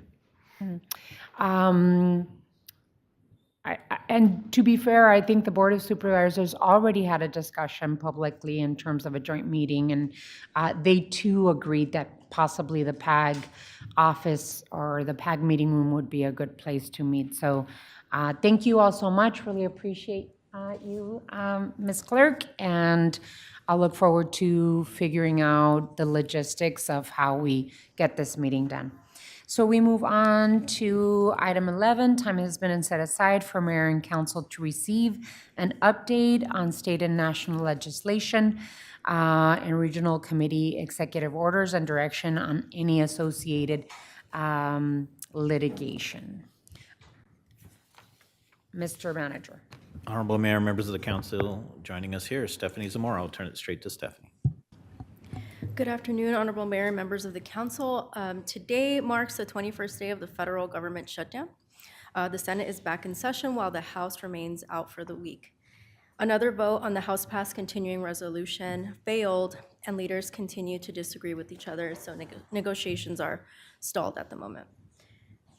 Further, the administration has threatened to lay off more than 10,000 federal employees, although a federal judge has temporarily halted those findings. Democrats are calling for the renewal of the expiring Affordable Care Act subsidies as part of any short-term agreement to reopen the government, but Congress remains at an impasse. And in separate news, apart from the shutdown, and on an issue of importance to the mayor and council, the Senate passed the Road to Housing Act last week, and as part of the Defense Authorization Bill. The measure now heads to conference negotiations between the House and the Senate.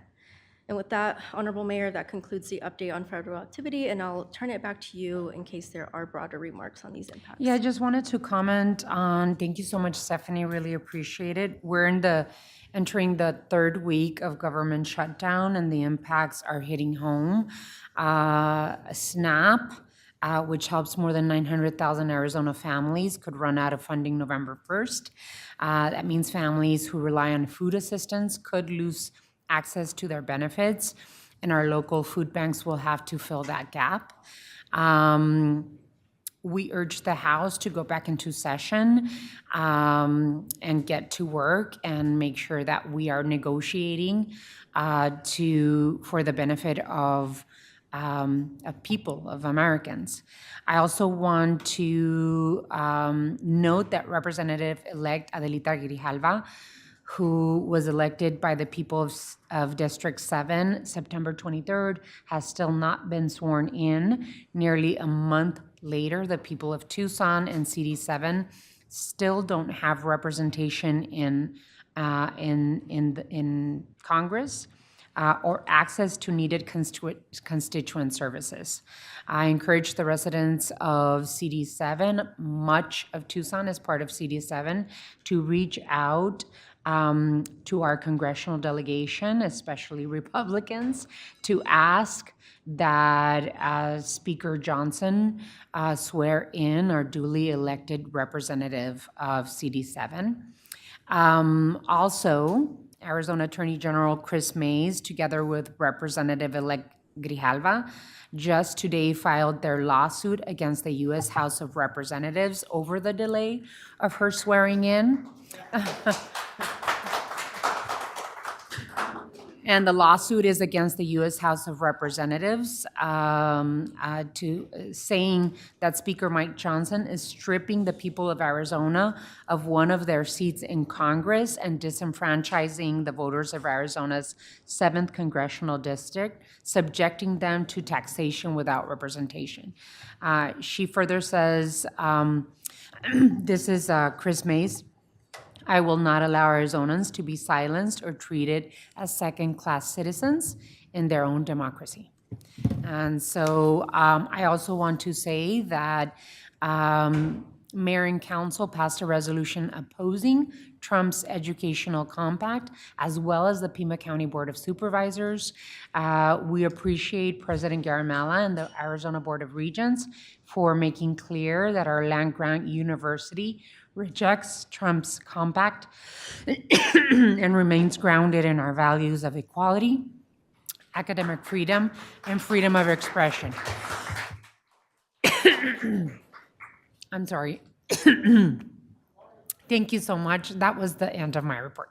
Your Honor, I don't know if we need to do this. It's probably a little bit hollow, but if we're going to send a resolution about the compact and we're going to make resolutions about a few other things, I think it's time it's been 3 weeks.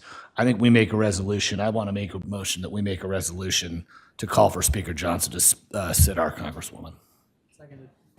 There is a motion and a second to send a letter requesting, on behalf of Mayor and Council, requesting that Speaker Johnson swear in our representative. There's a motion and a second, and just wanted to inform you that I did organize a letter on mayors throughout Congressional District 7 to add their names. So Mayor of Douglas and Nogales and San Luis and Somerton, and here in Tucson, South Tucson, we all signed a letter weeks ago to request the same, right? That Speaker Johnson swear in our duly elected representative. So I saw a hand over with Councilman Lee. Thank you, Mayor. I appreciate you bringing that forward, Paul. I had the same thought. And I'm wondering, too, to your point, Mayor, if we can send it to Congressman Siscomani and the other Republicans as part of the Arizona delegation, I think that would be important that we could do that. That's great. I would love that. Any other comments? Alrighty, so there's a motion and a second. All those in favor signify by saying aye. Aye. Aye. Aye. Any against? Motion carries.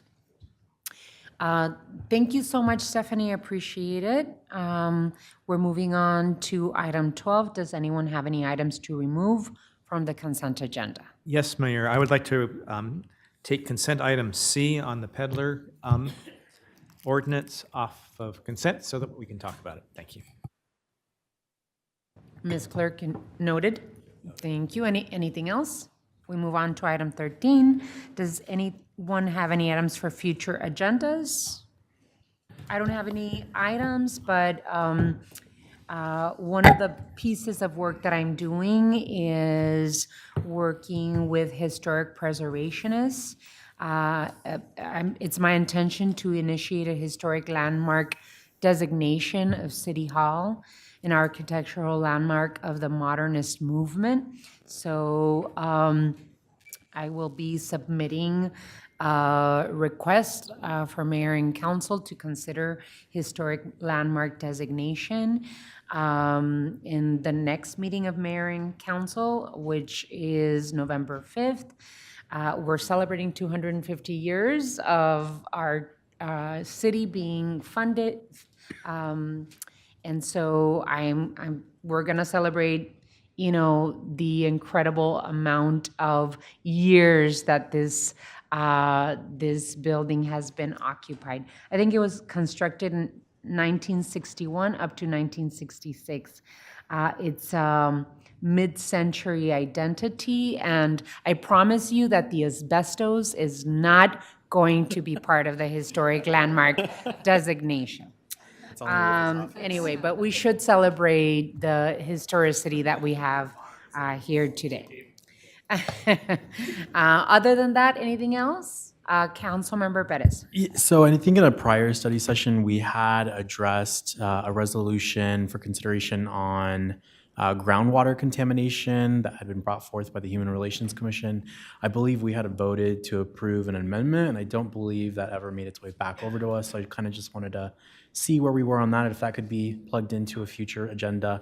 And then I will be sending forth a request today. The Pima County Board of Supervisors formally moved to amend the authorizing documents of the Metro Education Commission into the evolving into the Southern Arizona Education Council. So I'll be making the request to do the equal move on this, the City of Tucson side. And so I'll put those for the next agenda as Great, well. thank you. Thank you so much. We will do that. We'll note that. Item 13, no future agenda items. If there's not, the study session is adjourned. I'm going to give us a little break. And we'll start regular session at 5:40. The next study session will be Wednesday, November 5th, 2025. Thank you.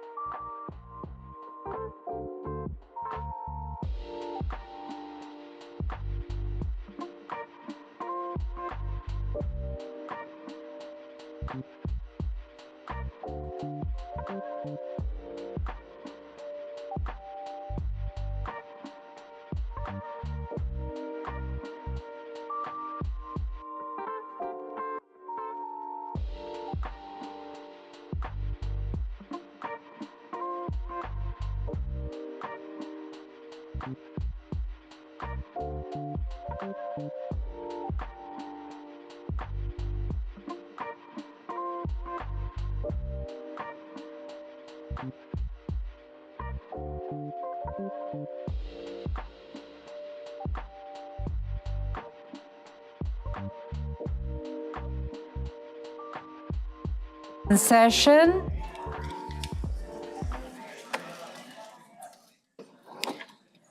Roll call. Mr. Cunningham? Here. Mr. Dahl? Here. Mrs. Lee? Here. Mr. Perez? Here. McSulik? Here. Vice Mayor Santa Cruz? Absent excused? Mayor Romero? Here.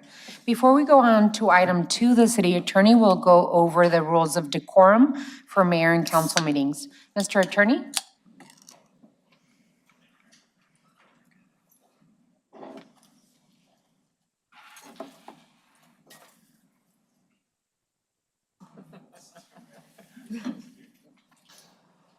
Sorry, Mayor, too many windows. There it is. There we go.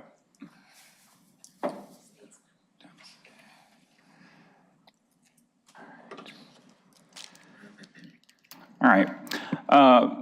Arizona's open meeting laws provide that members of the public may attend and listen to the proceedings during tonight's public meeting of the mayor and council.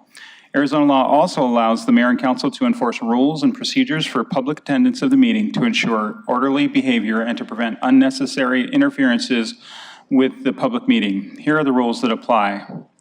The rules require decorum and orderly conduct by the members of the audience. No person attending the meeting shall engage in conduct that disrupts or otherwise impedes the orderly conduct of the meeting, including any statements or conduct that interrupts the person who might be addressing the mayor and council, or that disrupts the discussions of the mayor and council. The mayor has the authority to ensure compliance with the rules of orderly conduct. If disorderly or disruptive conduct continues after a warning, and this is that first warning, the mayor may direct the removal of persons from the chambers and/or recess the meeting itself. If disruptive behavior makes it necessary to clear the chambers, the persons who disrupted the meeting will not be allowed to return to the chambers for the remainder of tonight's meeting. As a final note, please be aware that interfering with or preventing this lawful public meeting from being carried out in an orderly manner not only violates the rules of participation, but also violates Title 13 of the Arizona Revised Statutes. Thank you, Mr. Attorney. Really appreciate you taking your time because we had some technical difficulties over here. Item 2. Invocation, Pledge of Allegiance, and appointments to boards, committees, and commissions. Thank you, Ms. Clerk. The invocation will be given by Pastor Larry Munguia of the Sober Project. After the invocation, I ask that you remain standing for the Pledge of Allegiance. Hi, guys. Hi, guys. Hi. How are we? Good. It's always a privilege to be here. You know that.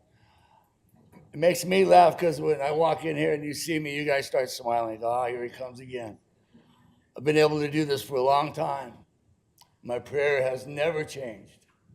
So if you're so willing, would you all please bow your head? Lord, we come to you.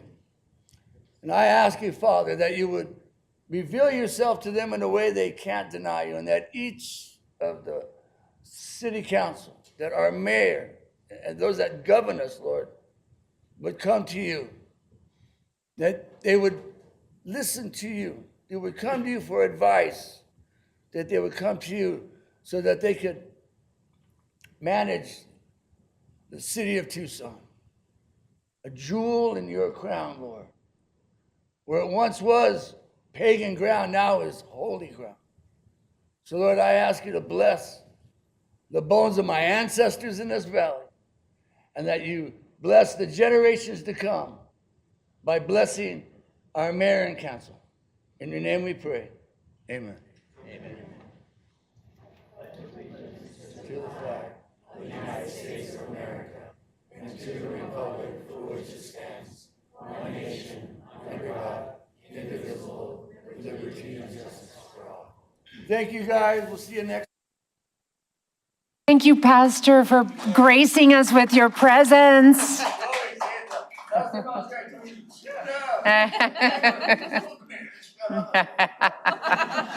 We've been friends for a long time. What can I say? We all think we've worked on some stuff in this city, so I feel like I can be there. Thank you. Thank you, Pastor. Thank you.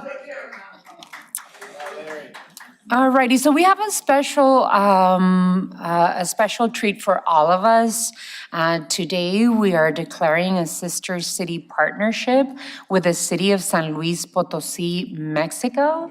And so we're gonna have a wonderful ceremony, and we haven't done a sister city pledge in, I would say, at least a decade. And so I would love to invite all of you to come up and celebrate with us.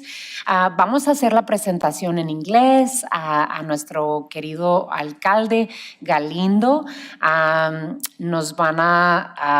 Vamos a hacer primero la presentación en inglés and podemos hacer los comentarios en español. And if you'd like to add a little bit of English, we'd be more than happy.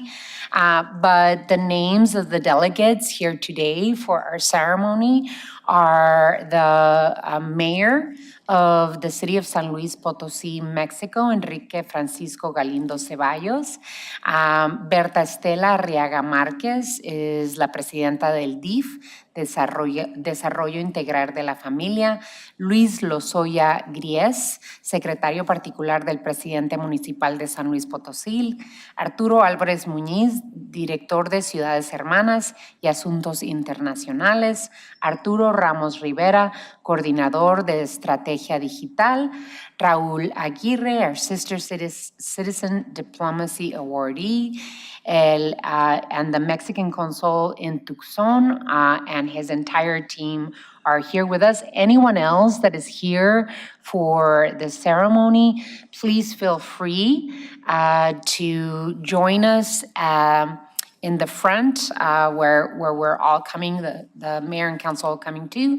And then I'm going to invite the mayor of San Luis Potosí, Enrique Francisco Galindo Ceballos, to join me up on the dais. All right.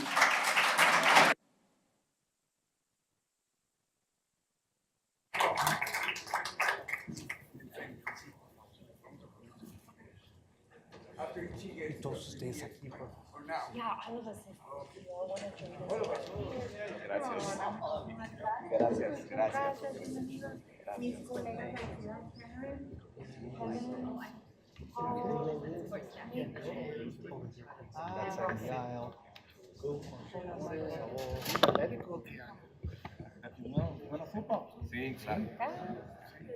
Bueno, le voy a dar esto a usted. Okay.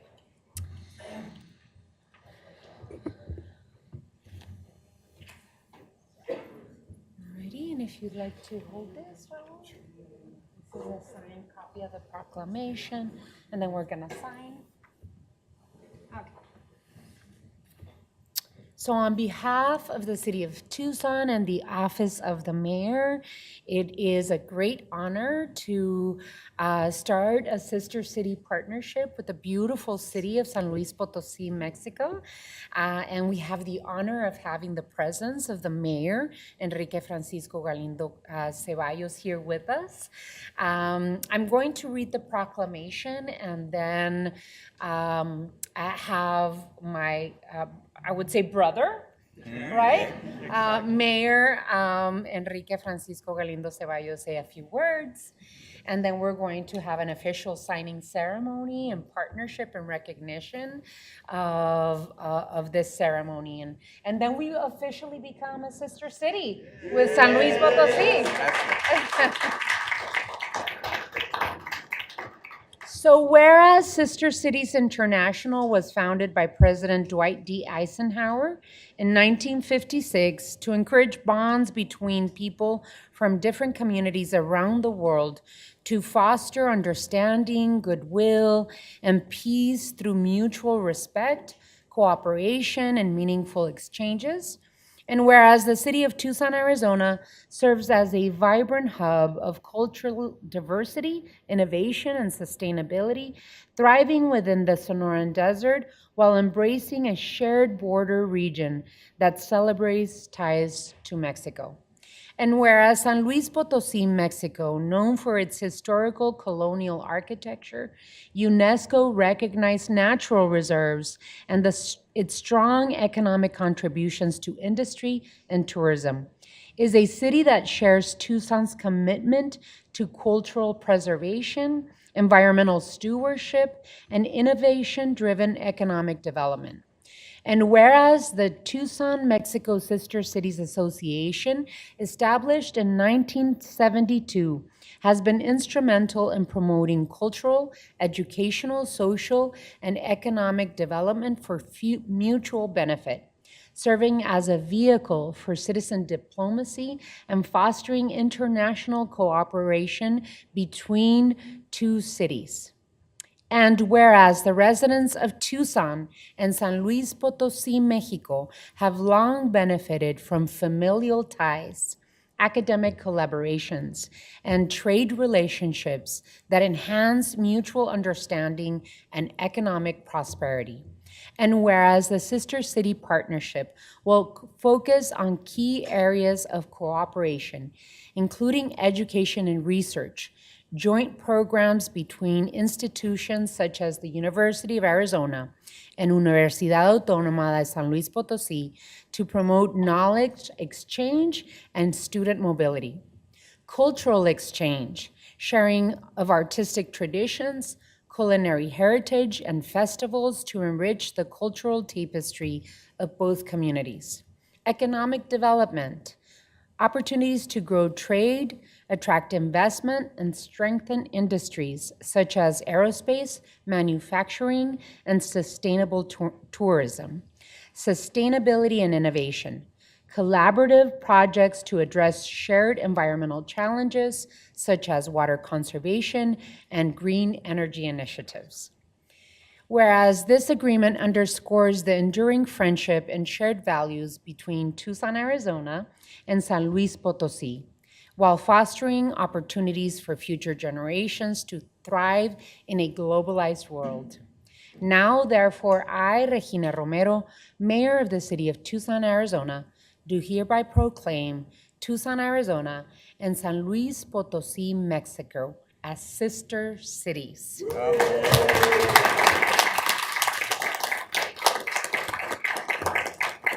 In witness whereof, I have hereunto set my hand and caused the seal of the City of Tucson, Arizona, to be affixed this 21st day of October 2025. Congratulations and thank you so much for the bonds. Muchas gracias, muchas gracias. ¿Le gustaría dar unas palabras, por favor? Muy breve. El honor es nuestro, el honor es de San Luis Potosí estar aquí en este consejo de la ciudad de Tucson con la primer mujer alcaldesa, que está haciendo historia en esta maravillosa ciudad, que nos unen varias razones. Somos reconocidos por la UNESCO, ustedes como ciudad creativa, gastronómica, nosotros como ciudad patrimonio de la humanidad y como ciudad del aprendizaje. Nos une el ferrocarril, nos une la actividad minera, pero nos une de corazón los tantos y tantos mexicanos que han estado por acá y ahora potosinos, unas familias potosinas que han hecho su historia aquí. Hoy esta gran ceremonia, en este gran consejo, no solo nos hermana, nos vuelve a identificar como iguales. Las cosas pasan en las ciudades, pasan en los países, y pasan en los estados, y pasan en los condados, pero donde se vive es en las ciudades. Y los que lideramos ciudades como Tucson y San Luis Potosí, sabemos lo que significa entregarnos a nuestra gente. Y lo hacen en su ciudad y lo hacemos en nuestra ciudad.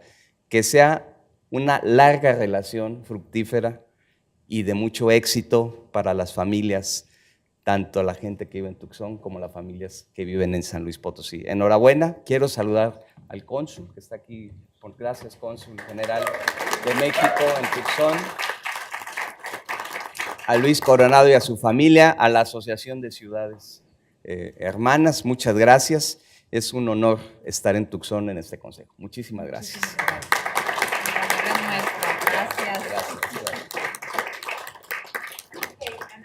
Read the Sister Cities Agreement. I'm going to read the Sister Cities Agreement between the City of San Luis Potosí, Mexico, and the City of Tucson, Arizona, United States of America. In the city of Tucson, Arizona, the authorities of the sister cities of San Luis Potosí, Mexico, and Tucson, Arizona, United States of America, gathered in a spirit of friendship and cooperation, hereby signed the Sister City Agreement on October 21st, 2025, with the purpose of strengthening the bonds of understanding, exchange, and mutual development between both communities. Considering that both cities share values of respect, collaboration, sustainable development, and cultural promotion, recognizing the importance of establishing international ties that foster the well-being of their inhabitants, agree as follows: to promote cultural, educational, academic, and tourism exchanges that enhance understanding and cooperation among their residents, to foster economic and commercial collaboration aimed at sustainable development, innovation, and the creation of shared opportunities, to promote joint actions in environmental protection, sustainability, and urban resilience that contribute to safer, greener, and more sustainable cities, to strengthen institutional cooperation for the exchange of best practices in governance, urban planning, and citizen engagement. Both cities express their commitment to maintaining a relationship of friendship, respect, and joint work for the benefit of their communities as a symbol of unity between Mexico and the United States of America. Signed in the city of Tucson, Arizona, October 21st, 2025. Un honor.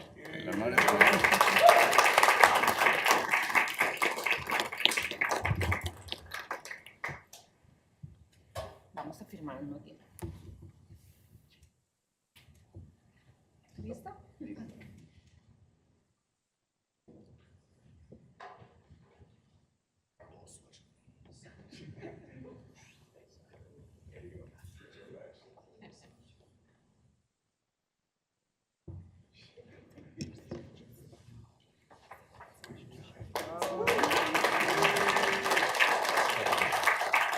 Ven, Luis, ven.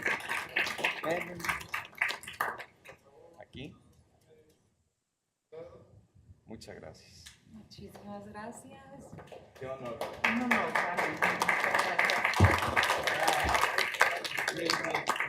y bienvenido. Aquí es su casa. Muchas gracias. Muchas gracias.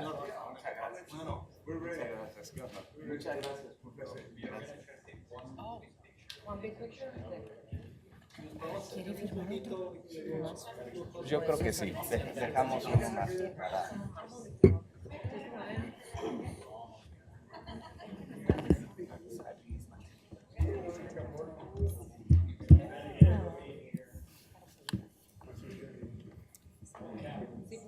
We're all family.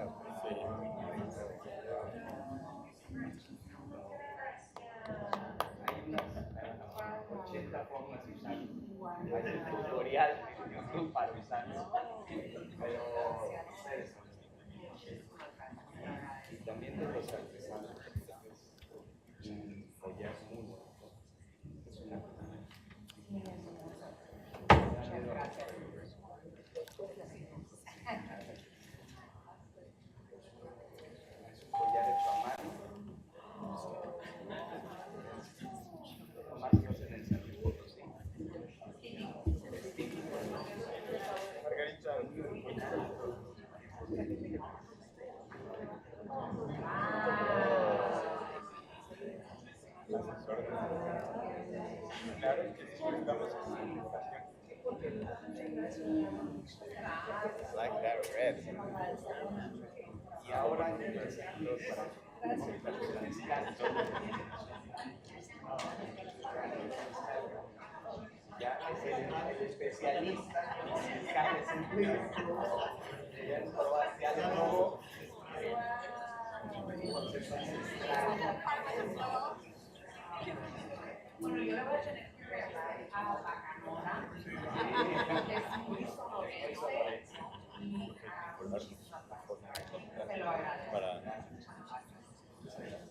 Está bienvenido siempre. Aquí es su casa. Muchísimas gracias.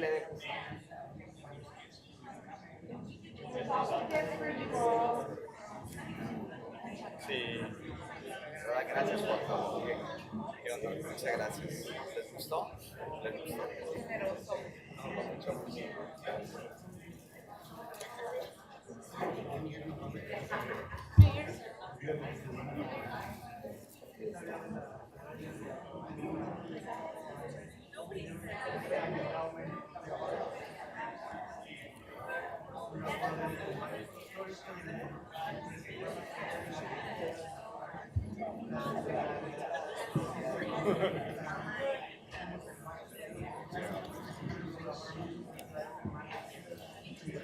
Sorry, Cap.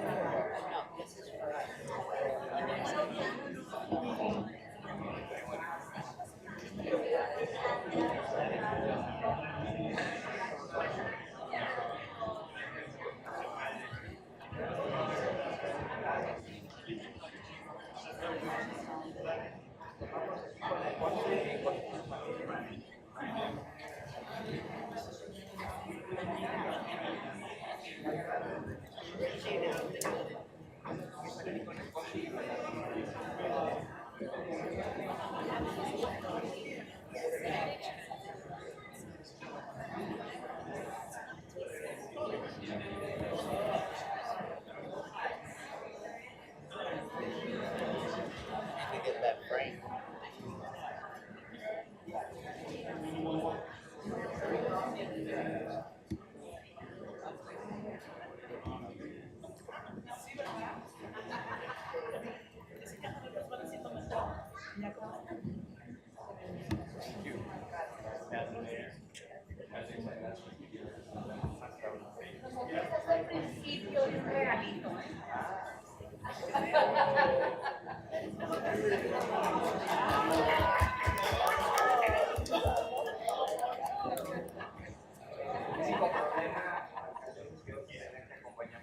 Lo vamos a tener que poner. Sí, le prometo. Le prometo. O amenazamos con ir a No, no, son bienvenidos. Muchas gracias. Muchas gracias. Gracias. Que vaya muy bien en su viaje de regreso. Muy amable. Franco, muchas gracias. Muchas felicidades.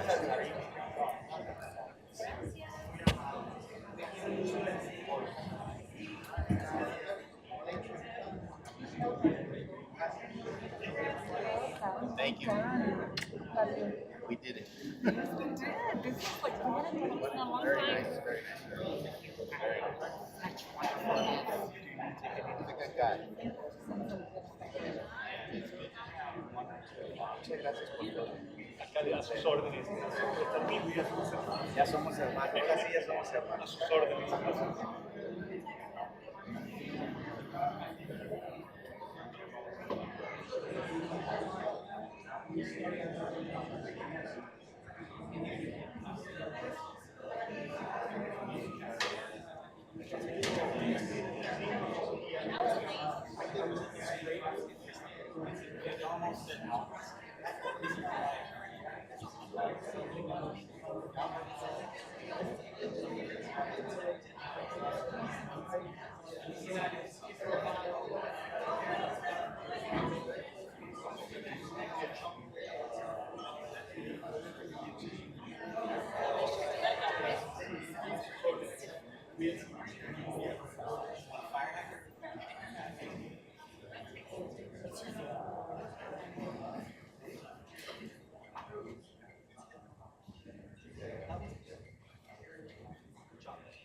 Thank you all so much. Really appreciate it.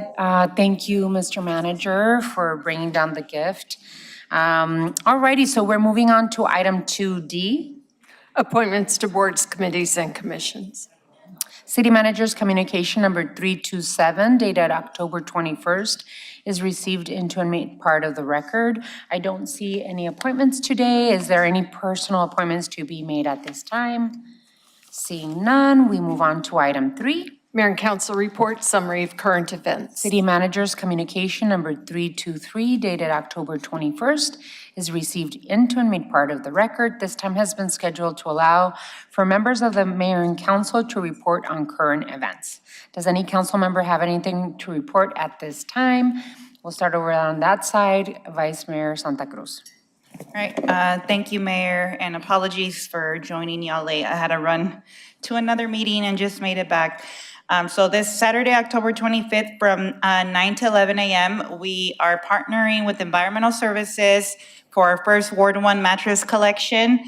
We've seen that to be an ongoing issue in our neighborhoods is mattresses in alleys and in washes. And so we're trying to provide another opportunity for folks to drop off their mattresses so they can be properly taken care of. So we're hoping to have, a healthier, cleaner community. So the mattress collection is gonna take place the last Saturday of every month from 9 to 11 a.m. at the Ward 1 Council Office, 940 West Alameda Street. Feel free to spread the word. On Friday, October 31st, from 6 to 8:30, we're gonna have our monthly Bicicleteada del Sur. It's gonna be a custom contest ride with Fuga. We'll be celebrating Halloween on wheels with our evening bike ride featuring music, food, and a costume contest for all ages. We're meeting up at El Pueblo Center at 101 West Irvington Road. There are free Tugo bike rentals available if you text 520-261-5446. Monday, November 3rd from 5 to 7, you can join us at the Ward 1 office for our Bike Check 1-3, sponsored by Fuga and hosted by myself. It's an event that offers free bike evaluations, flat fixes, gear and chain lubrication, seat adjustments, and free lights. We also provide referrals to local bike shops to further support you on your bicycle journey. And again, at the Ward 1 office, 940 West Alameda Street. I also wanted to offer my condolences to Councilmember Karen Ulick for the passing of her father, Gus Ulick. Getting to read about your dad, Karen, just gave me a little glimpse of why you are the person that you are. And thank you for all the ways, you've shown up in the past couple of years as a caretaker, juggling that, your work here in office, and also your work for the broader community. You're pretty awesome, so that means your dad must have been pretty awesome too. Thank you. Councilmember Cunningham.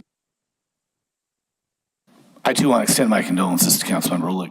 We already talked about it, and I appreciate everything you do as we come to the end of it here. And what's amazing is today I'm also going to ask that we celebrate the life of Ward 2 resident and fantastic local artist Kathleen Bilo. Kathleen arrived in Tucson in 1979 and had work exhibited at the Tucson Museum of Art, as well as museums across the country and internationally. Her work involved light, time, nature, and used non-traditional processes like camera-less photography and pinhole photography. She was actually my appointee to the Art and Community Design Committee and was also active in the Tucson Artist Group. She was a leader in Palo Verde Park Neighborhood Association, leading neighborhood cleanups, and actually helped us build a pocket park. She was remembered as a good friend to many Tucsonans, and I wanted to extend my condolences to her partner, Chip. Her friends asked that in her memory, you take a hike, make some art, or build a new friendship. One quick announcement, Cyclovia, which is an incredible event organized by a nonprofit group, Living Streets Alliance, takes place on Sunday, October 26th. The route is through the Thrive in the 05 zone, mostly in Ward 3. Check out their website, Living Streets Alliance, for their interactive map. There's places to stop, so much family-friendly fun. Bring your bicycle or walk. the streets will be closed to cars, so we can envision what streets can be if they were not just a conduit for cars. Thank you. Councilwoman Lee? Thank you, Mayor. So as we all are aware, the federal government has been shut down for a while, and military troops weren't sure if they were going to get paid on the 15th. Fortunately, they did. However, I was on base. Yes, thank you. I'm clapping for that as well. However, I was on base on Friday and learned that the military members are being told to plan through possibly Thanksgiving in terms of when they might get paid again. So between our military members and families who live in our community, community members who are TSA agents and air traffic controllers, we have a lot of people right here in our own community who are not getting paid right now and who are going to be struggling very soon if they're not already. So my office is organizing a food drive to help stock up the Community Food Bank of Southern Arizona, just in anticipation for some really challenging times for members of our community. So we'll be sending this information out tomorrow. In the meantime, the overall big picture is there's 40 different locations across town where you can take food. So if you want to check out the communityfoodbank.org website, you can find out the common types of items that they're looking for to help replenish and help her community prepare for a possible another 4 or 6 weeks of some really challenging times. So we appreciate anything you're able to do to contribute to that effort. Thank you, Councilwoman. Councilmember Perez. Yeah, so tomorrow at the Ward 5 office, we're going to be hosting a Neighbors First gathering in collaboration with the Sunnyside Foundation. It's going to be an opportunity to stand with immigrant neighbors and organizations working tirelessly to provide them with support that they deserve. It'll be again tomorrow, 5:30 to 7 p.m. Food and drinks provided. Registration can be found at tinyurl.com/sfneighborsfirst. That aside, last week, the Ward 5 team, in collaboration with a group of community members, did our selections for the Ward 5 Grants Program. We had over 150 applications. It speaks to the need, but I'm excited to award 30 recipients, 15 from the nonprofit community and 15 among small businesses, and we'll be promoting that here shortly. But otherwise, that's it. Councilmember Ulick. Alrighty, so I too want to add my condolences to you and your family. I know that, you know, it's going to be 10 years since my father passed away, and it's the same feeling every day. And so I'm accompanying you in your loss, and also, you know, close friends of ours have lost parents this year. You know, I know that Councilmember Cunningham we lost the great George Cunningham, and I want to extend my condolences to Tamara Prime and Katie Bolger, who lost also her parent. And then let us not forget a mentor and a second father to us, Congressman Grijalva. It's been a tough year. And loss of fathers and father figures. And so we're here for you, and just like you've been here for us. I also want to remind the community that we are in the middle of a general election for the city of Tucson. The last day to drop off your ballot, it's an all vote by mail election. Last day to drop off the ballot by mail is October 28th. In addition to our candidates on the ballot, we have candidates in Ward 3, Ward 5, and Ward 6. We have special elections and propositions. School districts are having initiatives on the ballot as well. Prop 414 is the Tucson Unified Budget Override. Prop 415, Flowing Wells Unified Bond Election. Prop 416 is a Sunnyside Unified Bond Election. And then, of course, let us not forget of Prop 417. It's a Plan Tucson initiative. Please make sure that you participate in our democracy. Make sure that you vote and mail that ballot in. I don't have any others, but we are moving on to item 4. City Manager's Report, Summary of Current Events. City Manager's Communication Number 324, dated October 21st, is received into and made part of the record. This time has been scheduled to allow for the City Manager to report on current events. Mr. Manager. Thank you, Honorable Mayor. Basically, two things for tonight. One is I'm pleased to announce that the city's first safe outdoor sleeping space for individuals experiencing unsheltered homelessness opened last Wednesday, October 15th, using a community-initiated strategy known as Serving Together and Rebuilding, or STAR. The STAR Village pilot program can serve up to 25 women and non-binary individuals at any given time. I'm pleased to report we currently have 12 folks staying at that facility and growing every day.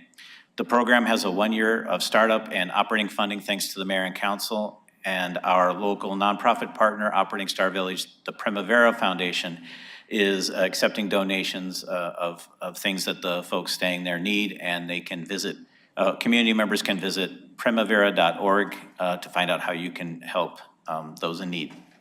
In addition, we've had a couple of staffing updates in the last couple of weeks.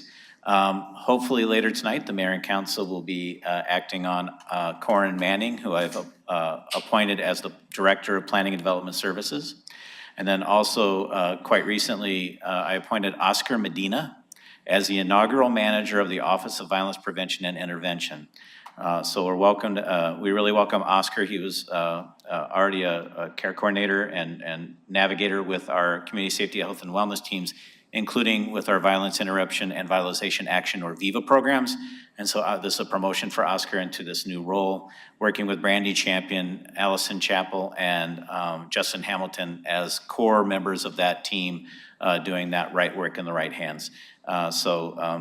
Hopefully with Corin later tonight, we are filling out those important roles within the city. Thank you, Mayor. Thank you, Mr. Manager. Item 5. Liquor license applications report from City Manager. City Manager's Communication Number 338, dated October 21st, is received into and made part of the record. Ms. Clerk, please read the liquor license agenda. Your Honor, on this evening's agenda, we have 6 applications for new licenses, 7 special events, and 1 agent change acquisition of control or restructure. All applications are in compliance with city requirements except item 5B4 to Crown in Ward 6. That item will be considered separately. An appropriate motion at this time would be to forward items 5B1 through 5B3, 5B5 and 5B6, and items 5C1 through 5C7 and 5D1 to the State Liquor Board with a recommendation of approval. So moved. There's a motion and a second. Any further discussion on this? Hearing none. All those in favor of the motion, please signify by saying aye. Aye. Aye. Any against? Motion carries. Item 6. We have an item to consider separately. We have an which item is to consider to Crown separately. in Ward 6. Go ahead. Councilmember Ulick. Thank you. So I don't know if the owner of the establishment is here with us today. The owners, please come forward. Please use the tall mic. You'll have to direct it to your...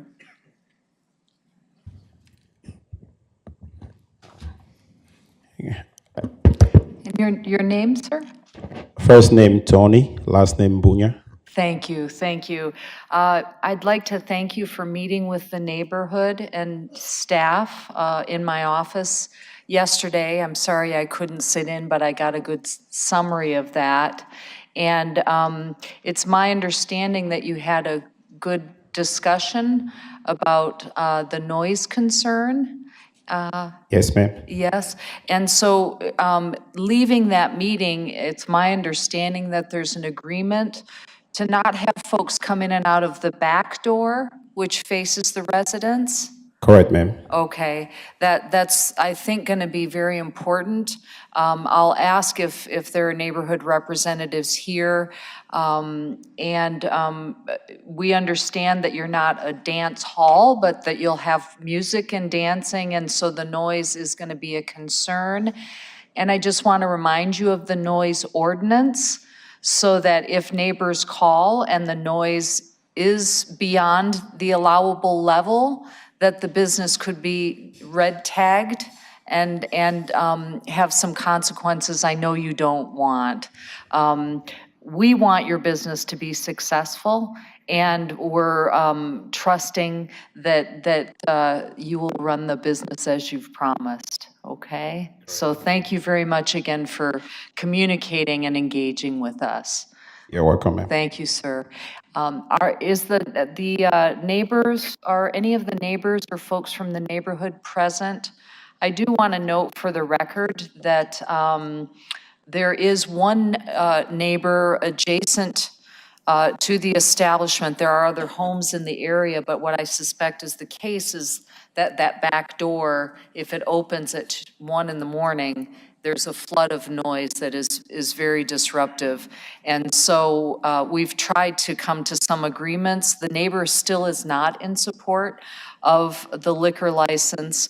However, I believe that number one, the staff has indicated the business is in full compliance, TPD and PDSD and my staff. Yes, sir.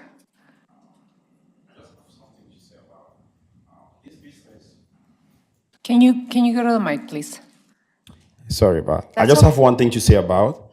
By the way, I'm a vet, 100% vet, and this business is a community to me. Yeah. So I'm a new owner. What the complaints that we have is from the previous owner. Yeah. So that was why I requested to meet with the neighbors to talk about it to them, because they complain about they haven't heard any noise. I've been having the same music every weekend, but I was happy that they haven't heard no noise from. Yes. So I tried to talk to them. It is important to do business, but not hurting other people while doing business. So we came to an agreement, and I promise to, keep the sound in a reasonable. you. Thank you, sir. I do appreciate it. I wanted my colleagues to know that we've met, heard from the neighbors. I'm going to move that we forward the license application to the state with a recommendation of approval. Second? There's a motion and a second. Any further discussion? Hearing none, all those in favor of the motion, please signify by saying aye. Aye. Any against? Motion carries. Thank you, Councilmember Ulick. Alrighty, we're moving on to item 6. Call to the audience. Ms. Clerk, do you have any announcements? Yes, at this time, the public is allowed to address the mayor and council on any issue except items scheduled for a public hearing. Call to the audience will last for 30 minutes, and speakers are limited to 3-minute presentations. The green light on the lower dais will turn on when you begin speaking. It will turn yellow and beep when you have 30 seconds left of your time. When your 3 minutes are up, it will turn red. You'll hear a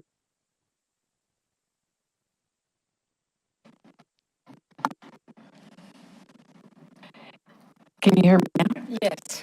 So when your 3 minutes are up, the light will turn red and you will hear a beeping sound. Please immediately conclude your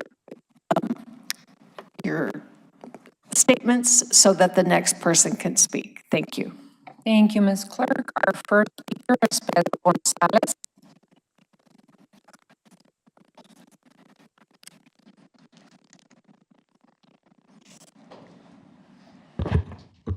What a miracle that I get to talk first. Buenas tardes. My name is Pedro Gonzalez. I'm from Barrio Viejo, the oldest barrio in Tucson. On October 28th, I met with, can you guys hear me? Okay. I see him going like that. Oh. Okay, on October 28th, I met with Ann Cheneca. I hope I said her last name right. And Joanna Hernandez. And I talked to them about this house that the city owns in Ward 5, actually next door to my daughter's house, actually a street from Barrio Viejo, no? In Barrio Santa Rosa. It's 291 West 19th Street. This house has been boarded up for more than 2 years. It used to be a family that stayed there. The city owns that home. It's a public home. It's a 3-bedroom. It has a big yard, and the city has neglected to make repairs there. It has been like I said, boarded up. They AC is missing. It got flooded on Sunday, August 31st. I called Joanna Hernandez. It was on a Sunday, and I'm surprised that they answered the phone because she gave me her card on the 28th. The house got flooded. One of the tubings and pipes inside the house got flooded. Now it's going to cost more money to fix it when they could have had a family occupied that home. There's a lot of homes that the city owns that they are not occupied. You can put a family in there, families, and you're talking about high density apartments and all this. Well, here are some homes that people can occupy, families. I don't understand that. They have destroyed the electrical box. I'm not here to bash any homeless or anything, but they have done some damage there. And I'm not going to say it's homeless or anything. Just people have taken advantage of that boarded up house. And so now the box is damaged, the electrical box, and now you're going to spend a lot of money fixing that house because mold and all that. There's a lot of homes like that that need to be occupied by families. Thank you.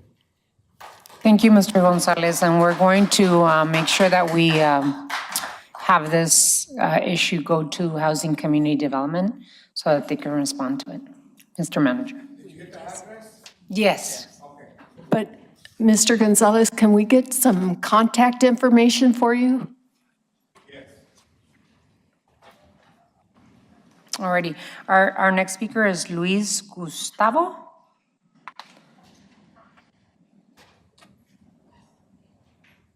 Luis Mena, for the record. Yeah, I had that. Yeah. Council, buenos días. Buenas noches, buenas tardes.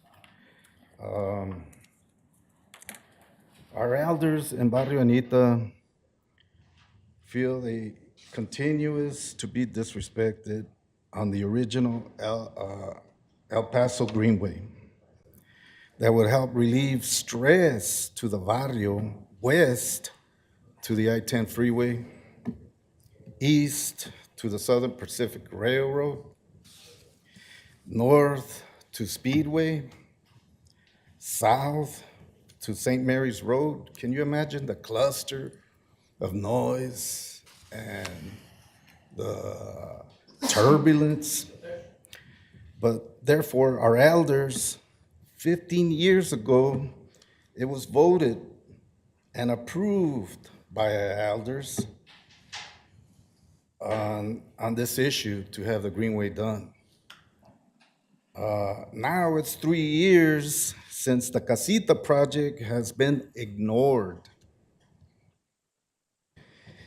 And our families are growing, and our children are growing, and they need those houses in our barrio. It's at the old fire station, where it's at. You talk about barrio removal, but you do the same thing to us by implementing. Now you're talking about putting a skyscraper of what, 100 units on Main and on Anita. That's in the old empty lot between the park and our school, Davis. Now you are threatening to sell us out to the developers, but yet when you need the brown vote, betrayal is our reward. Thank you.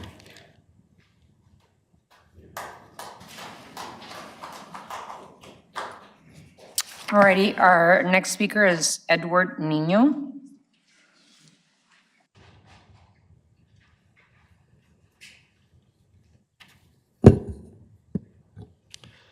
Yes, I'm here to address the city council and the mayor on the 10th Avenue Housing Project and the email I received 10/16/2025 from Everin Sanmez, lead planner for housing and community development, City of Tucson. I got this email and it was shared to me that a guest from the Pima County Assessor's Office will be at this meeting to share information about property taxes and exemptions programs. The city email also said, and I quote Everin Sanmez, "As we shared at our last meeting, these sessions will include small group discussions designed to ensure everyone has a chance to share their ideas, including those who might not usually feel comfortable speaking in a large group. Each meeting will also include group share-outs so all participants can hear key highlights from other tables." I saw this email and immediately sent an email to Everin as well as a phone call where I left a message for her to call me back as I had some important info to share about the November 5th meeting. About 20 minutes later, I got a phone call from Joanna Hernandez, the project manager for the 10th Avenue Housing Project. I thanked her for the call back, and I told her that the residents of West Barrio Ochoa did not want to break up into small group discussions, AKA group share-outs, and that would very much like to stay in a large group to discuss one of the main things on the agenda, property taxes and exemption programs. Joanna Hernandez then started to speak over me and very rudely cut me off and told me that this was not a barrio meeting, it was a city meeting. And she was going to do what the city wanted and not what the residents wanted. I told her that we have asked for info on the property tax situation relating to the housing project for 2+ years and why had it taken so long, and she said she did not want to talk about the past, only about the future. And also said property taxes were not really the city's responsibility and were the county's. I tried to tell her multiple times that this was a very important meeting for the barrio and that a similar meeting with the city had gone badly in the past where the city had tried to do the same thing, and she said that she did not care and what was planned and what was going to happen. As a city employee, Joanna Hernandez was very disrespectful to me as well as the barrio. And again, what the mayor's office says about inclusivity and giving the barrios a voice is again not shown to be true by what the deputy director of the Department of Housing and Community Development that works for the city told me over the phone. So I ask you, city council and mayor, as I did at the meeting here 9/9/2025, where's the inclusivity? Thank you, Mr. Nino. Dale Kaneshiro.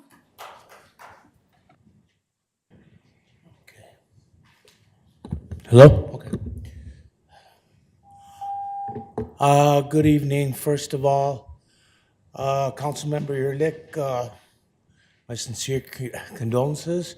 I'm gonna do my best to keep my composure. This is my second meeting to where I was emotional, and thank you on the bright side, Councilmember Lee, for giving me the update on that military base. At least some type of good news for me today. Anyway, I'm going to bring to the attention to humbly ask to review an email because the fact is, I agree totally with Mr. Cunningham. Incarceration ain't the lead to rehabilitation. But yet I agree with Miss Regina Romero, our honorable mayor, that somebody's got to pay the consequences. And in the middle, I agree with all of you that all jurisdictions must come together because it's not a Tucson thing. I strongly agree.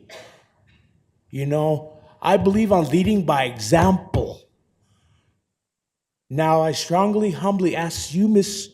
Romero, 2 years, almost 3 years in the career of public transportation. The email that's dated October 7th, titled Possible Solution to Fight Drugs on the Streets at Your Earliest Convenience. Because especially that what just happened earlier about the proclamation, I'll be quite frank with you. Everybody, I am sick of our Latino ancestors, whoever, being the blame of this situation with the fentanyl. And you know what? Hey, may God strike me. But you know, if it were my last dying words, please, if possible, look at that email. And this goes with Vice Mayor. You know, I'm glad you came back because I'm in search of answers and I'm willing to be here as long as it takes after the meeting for 3 minutes.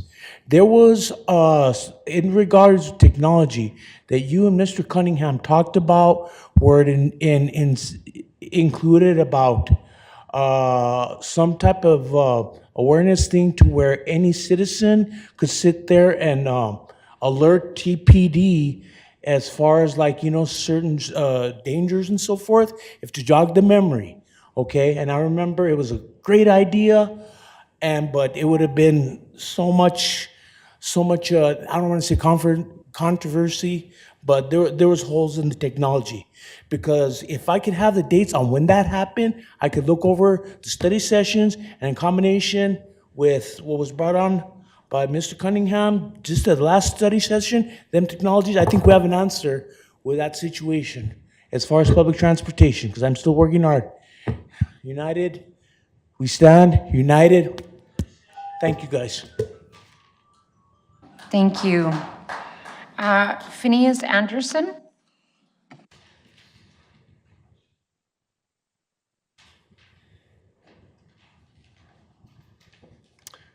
Hi, we had a lot of action this weekend, particularly on Saturday.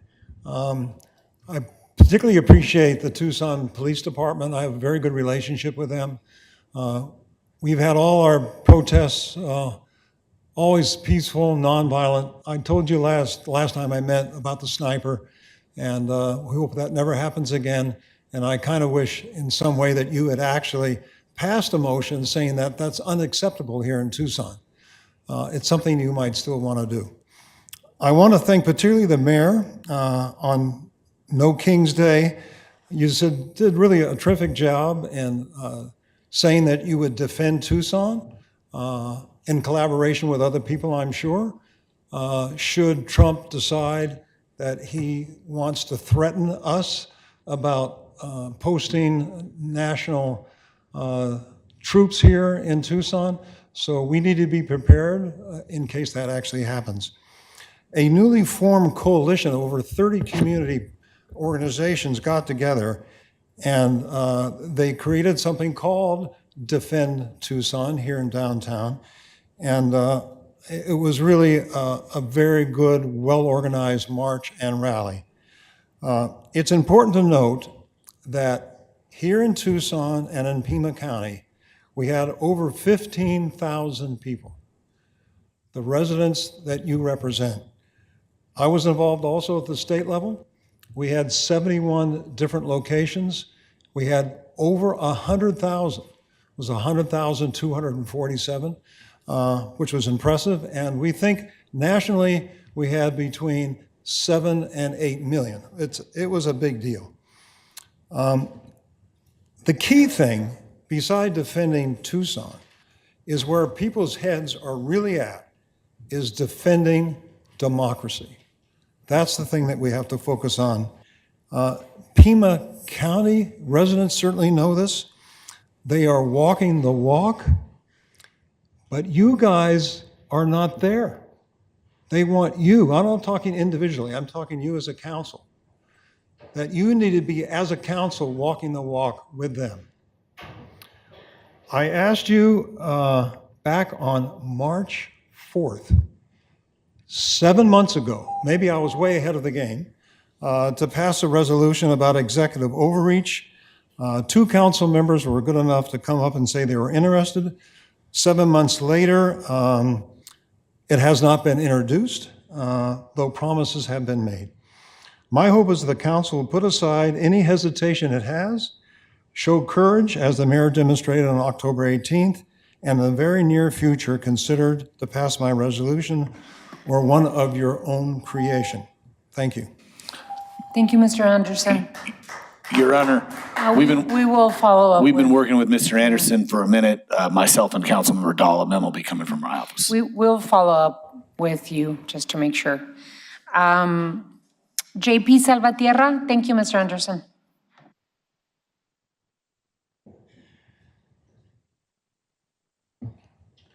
Madam Mayor, JP Salvatierra. I'm a native Tucsonan. I'm not retained, speaking for myself. I'd like to make a correction from the last time I came to call the audience. I want to support wholeheartedly Prop 414, the proposition that pays for Tucson TUSD schools, their facilities, and the very much needed guidelines that they have to maintain a healthy curriculum. I would also like to mention that there's been a very, very terrific job done by our councilman, Kevin Dahl, who's up for re-election, and I support him wholeheartedly. Ward 5, Selena Barajas, sounds like a wonderful working order for our ward. Also, I spent time listening to the study session and the very intentional direction that the council and the mayor has taken to support as many projects as we can create and identify and wholly secure in place with or without federal funding, because the executive branch is going to change in time and there will be an opportunity to move all those projects forward. The only thing I'm a little reticent about is that if there's a partnership with a G-Plat in some of these projects, that may tend to create an increase in the taxation for that neighborhood, and those people in those surrounding homes in that residence will suffer the burden of that. And so we need to be very careful about how we structure these financial arrangements. Also, our United States government has a net worth of, we'll say, $150 trillion. The stock market and securities has about $650 trillion in their purported assets. This is over-leveraged by about 4.3, and there's going to be a course correction, and when it happens, anyone with stocks and securities is going to be challenged and threatened. They can move their finances into a Keogh 401k, and it'll be a non-taxable event. Also wanted to mention that in a meeting, town hall meeting from Paul's, I'm sorry, we have. JP, you have to come to a conclusion. Okay, our TPD has 171 individuals that are all ready for retirement now. So we need to hire at least 400 to 500 new people to make do with the services that we need to render for our protection in the community. Thank you, JP. Thank you so much.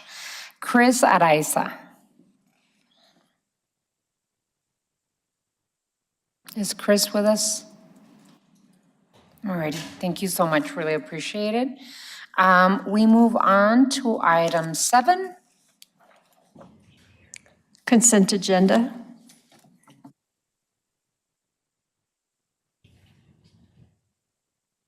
Reports from the city manager on the consent agenda are received into and made part of the record. Ms. Clerk, you are requested to read the consent agenda. Your Honor, on this evening's consent agenda, we have item A, approval of minutes. Item B, Title VI, equity analysis for major service changes to Suntran Route 22, which is also a subject of a public hearing. We have item C, amending Peddlers Ordinance and related code to allow pilot location at Silverbell and Camino del Cerro. That will be considered separately at the request of Councilmember Dahl. Item D is a final plat, TD DIV 0723084 Fontana Estates, lots 1 through 6. Item E is final plat, TD DIV 0324018 La Escalera, Phase 2, lots 220 through 382 in common areas A and B. Item F is a final plat, TD DIV 0325045 Delta Edition. Item G is the issuance of multifamily housing revenue bonds for Thrive Tucson House by the Industrial Development Authority of the City of Tucson, Arizona. Item H is an intergovernmental agreement with the Arizona Superior Court in Pima County and the City of Tucson for providing jurors to the Tucson City Court by the Commissioner of the Arizona Superior Court in Pima County. Item I is an intergovernmental agreement with the City of Tucson and Pima County for acceptance of $749,625 in gap funding to support the preservation and renovation of the Amazon Motel. So an appropriate motion would be to approve items A and B and D through I. So moved. May I have a second? Second. There's a motion and a second. Do we need roll call? Yes. Yeah, let's get a roll call. Mr. Cunningham? Aye. Mr. Dahl? Aye. Mrs. Lee? Aye. Mr. Pettis? Aye. Nick Sulik? Aye. Vice Mayor Santa Cruz? Aye. Mayor Romero? Aye. The item on the consent agenda are approved by a vote of 7-0. We're going to consider item C separately. Councilmember Dahl. Thank you, Mayor. Earlier this year, I was approached by a group of food truck vendors who had, in some cases for decades, sold their wares at the northeast corner of Camino del Cerro and Silverbell. But after a code complaint, it was determined that currently illegal to do that. I pled their case and worked with staff, with Sam Credio and folks from DTM to find a path forward. There are some places in Tucson where truck vendors can get special permission to sell their items, including along 4th Avenue and downtown. Could we make this a special place, at least for as long as that easement is available? These are people who sell honey, kettle corn, eggs, Sonoran dogs, making a living for their family. And thankfully, staff came up with a way, and there's an ordinance that I'm about to move to designate this as a special peddlers area. I think it's important that we, in these economic times, and especially the egg seller was selling eggs so cheap compared to the rising price of eggs, that we support mom and pop businesses. It's as important as bringing in huge industries in a sense. They're an important part of our community and our local economy. So with that, I move we pass the ordinance, whatever the number is. Second. There is a motion and a second. Any further discussion? I'd like to thank you for bringing this solution to the table. And it would be wonderful to refer these micro businesses to our small business program and one of our navigators so that they could, arm them with tools Good idea. For them to move forward. So if you do have communication with these micro vendors, We'll do it, would be Mayor. awesome to refer them to the City of Tucson Small Business Program. Other than that, if there's no other questions or statements, roll call? Yes, ma'am. Mr. Cunningham? Aye. Mr. Dahl? Aye. Mrs. Aye. Lee? Aye. Mr. Pettis? Aye. Nick Sulik? Aye. Vice Mayor Santa Cruz? Aye. Mayor Romero? Aye. The item on the consent agenda is approved by a vote of 7-0. Item 8. Public hearing, proposed elimination of Suntran Bus Route 22. City Manager's Communication Number 335, dated October 21st, is received into and made part of the record. This is the time and place legally advertised for a public hearing on proposed elimination of a Suntran Route 22, El Rio West Speedway. A total of 6 public meetings were held to solicit feedback on the proposed change between September 2 and September 12, 2025. If approved, the elimination of Route 22 will take effect on Sunday, February 15th, 2026. Do we have any speakers that wanting to speak on this? No, Your Honor, no cards Alrighty, so received. we have no cards. Is anyone in the audience wishing to be heard on this item? JP, please approach the tall mic. Thank you, Madam Mayor. JP Salvatierra. I actually attended one of the neighborhood meetings at El Rio Neighborhood Center that an outline of the whole project and using the Suntran shuttle to minimize and identify unique situations for people that could be helped by that. But essentially, I still have to keep in mind that, you know, when we take the services away from the major members of the public, not just people that are homebound and need to get to an appointment or something, because that shuttle is very convenient for that. And there are Ubers that can take care of it, but Suntran has helped with that immensely, and that's to be to their credit. But removing the transportation that students and young families have in that neighborhood is kind of like creating a financial impact on them. Some people say, oh, well, I can't take 2 buses to get to where I need to go, and or even to walk a significant distance before there's another bus in that immediate area around Barrio Hollywood and El Rio neighborhood. So it doesn't seem appropriate to make this kind of a decision right now. If it's suspended and you get more information.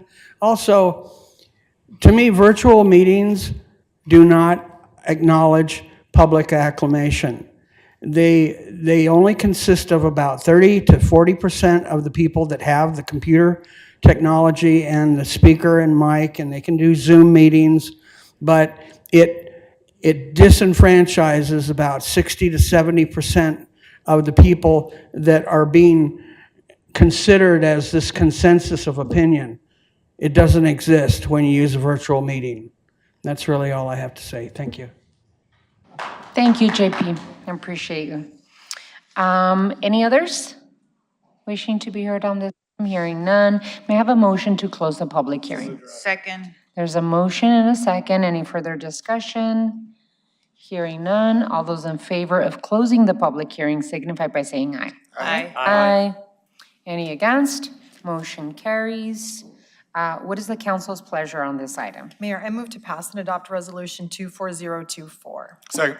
There's a motion and a second. Any further discussion? Hearing none. Mayor? Yes, Council Vice Mayor Santa Cruz. So this part of the route goes through Barrio El Rio. And so I've been working with Suntran for a while to remove some of these routes that cut through neighborhood streets and move them back into the arterials. And we also have extended the on-demand service, so folks who still need, you know, that mobility option is still available to them. So I feel comfortable with moving forward with this.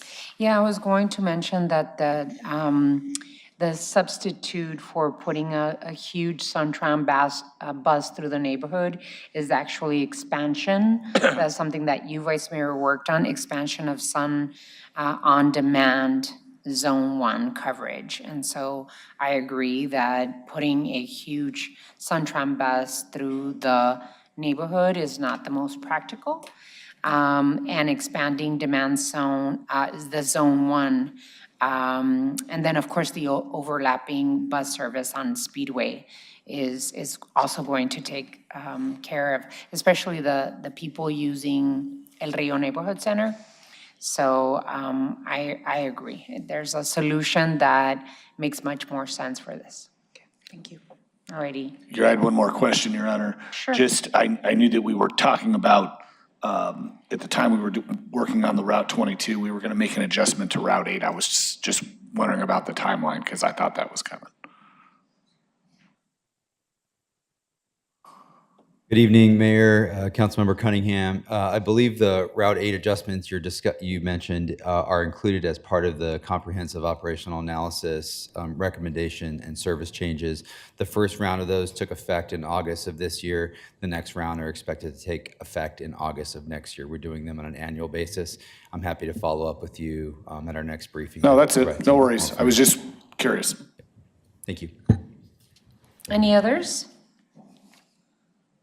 All right, hearing none, we need to go to roll call. Mr. Cunningham? Aye. Mr. Dahl? Aye. Mrs. Lee? Aye. Mr. Pettis? Aye. McSulik? Aye. Vice Mayor Santa Cruz? Aye. Mayor Romero? Aye. Resolution 24024 passes by a vote of 7-0. Item 9. Public hearing, TC DMO 05250089, 17, 25, and 27 North Stone, proposed demolition of historic building and new construction of addition to historic Fox Theater, downtown Tucson National Register, Historic District, and Rio Nuevo area. City Manager's Communication Number 333 dated October 21st is received into and made part of the record. This time and place is legally advertised for a public hearing on the request from applicant Swaim Associates LTD Architects on behalf of the Fox Theater Tucson to obtain a conditional approval to demolish a historic building located at 17 North Stone Avenue, 25 North Stone Avenue, 27 North Stone Avenue, collectively 27 North Stone Avenue, which is a contributor to the Downtown Tucson Historic District, a National Register Historic District located within the Rio Nuevo area. This is part of the proposed expansion of the historic Fox Theater. Do we have any people wanting to speak? Alrighty. This is a public hearing scheduled to last for no more than 1 hour. Speakers are limited to 5-minute presentations. Please come forward when I call your name, make your presentation, state your name, whether you live in the city or not, whom you are representing, and whether or not you are a paid speaker. Our first speaker is Norberto and Laura Acosta.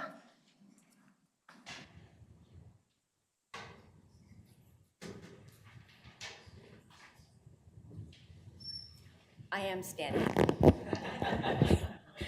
She's good again. Okay. Mayor and council members, our names are Norberto and Laura Acosta, and we reside in Green Valley, Arizona. We've lived in Tucson, we've lived in Sahuarita, and now we live in Green Valley, and we've been here since 1998. We have always loved the theater, music, Broadway shows, and we have traveled quite a bit and have been very blessed to have an opportunity to go to many, many different venues in different parts of the country. And although we've only lived here 28 years, we have only come to know and experience the Fox since 2022. As a result of our love for the Fox Theater, its history, and its community programs, we have become donors to this nonprofit organization, and we become donors because we want to support its future and its contribution that it makes to this community. We are regular attendees at this event, at all of their events. Actually, we're there sometimes 5 times a month. And we've had the privilege of meeting numerous artists at the theater. And one of the things these artists always tell us is the reason we come back to the Fox regularly, and we see them almost every year, is because of the acoustics of this theater. And they truly enjoy performing in our theater here in Tucson. However, we have come to realize over time that the Fox definitely is in need of not only maintaining its history, but is in definite need of more space. Therefore, we support the demolition of the Stone Avenue building to enhance the Fox, yet it's very important to us to maintain the historical integrity of the building as well. Now, numerous shows have been sold out, and the lobbies are so small, and the concession space is so small, it's very difficult to even maneuver through the lobby. And there are elderly attendees. We are considered elderly. If you think elderly is 75 and 80, here we are. And they have to use, some cannot use the stairs. We're very blessed. We can use the stairs. We can go up and down the stairs, but many cannot. So they're restricted to just one floor of the building. So elevators are really needed to accommodate other patrons who'd like to go, and we are sure we would see additional people attending who would be able to go if they were able to go up to the second floor or down to even the donor lobby. So the upgrades in this particular theater are very much needed. Another observation as regular attendees is that the restrooms and the amenities are not current. Not current meaning that they don't work, but that we need more space. You know, women, we always have lines to even get into the bathroom, right? Well, when you see men lined up, that's another story. So adding accessible entry and elevators would really add to the Fox experience. As a result, the demolition to enhance the theater would not only bring new attendees, but also bring new donors. We personally would like to see much of the upgrades to the Fox, and our understanding is that the demolition will not affect the Fox's status on the National Register of Historic Places, nor jeopardize the Downtown Historic District's designation. And for this, we're grateful because we love this theater. It's a beautiful theater. And if you haven't been to the Fox, we would encourage you to attend one of their events and also take advantage of their free tour provided the first Tuesday of every month to become familiar with the Fox, its history and its community and the contributions it's made over the years. So we personally are committed and as donors are investing in the expansion for the Fox, for the future of this community, and for the future of our children, because I think the community programs that they are now offering are tremendous. And I love the Cinema Tucson. I love the programs that are brought in for Latinos who speak Spanish, Spanish programs. I love the programs that bring for historical history. So there's just so much to offer, and there's something for everybody.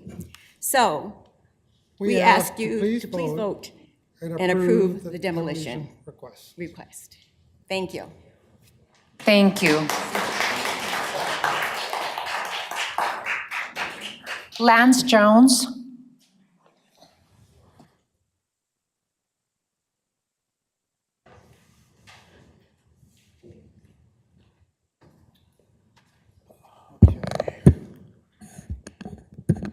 Good evening, Mayor and Council. My name is Lance Jones. I am the former Director of Philanthropy for Pima Community College and also the former Assistant Administrator for the Mayor of the City of Tucson, George Miller. With that said, I am a Tucson native. My kids are fifth generation Tucsonan. I'm going to talk a little bit about the history of the Fox Theater and how that kind of relates to my family. Like I said, my kids are fifth generation Tucsonan. Councilman Cunningham had brought up an artist that had recently passed away. How this is going to tie into my conversation and presentation. My kid's great-grandfather is a guy by the name of Ted DeGrazia. So those of you from Tucson will probably know who Ted is or who Ted was. With that said, what you probably did not know, Ted DeGrazia actually worked at the Fox Theater in 1934. In 1935, he met his first wife, a lady by the name of Alexandra Dimas, who was actually the daughter of the founder of the Fox Theater, then called the Lyric, Nick Dimas. In 1936, Alexandra and Ted had moved down to Bisbee, Arizona, to manage the Lyric Theater, which the Dimas family owned, among other theaters around the southern region of Arizona, including a theater in Cananeo, Mexico, of all places, and Nogales. They owned the Lyric in Douglas, the Grand, and obviously the Lyric in Bisbee. With that said, what we have here now is a quintessential time for a quintessential building, which is actually a quintessential anchor for the city of Tucson. We have a unique opportunity to kind of not only preserve, but advance this particular structure and facility for the next 100 years. In 2032, the Fox Theater will be approximately 100 years old. So with your support, approval of the expansion of the Fox, hopefully we will facilitate this and help this grand opening in the 2032 timeframe. So I didn't have much to say. That's just kind of a quick little overview. So thank you for your support. Thank you. Catherine Morton.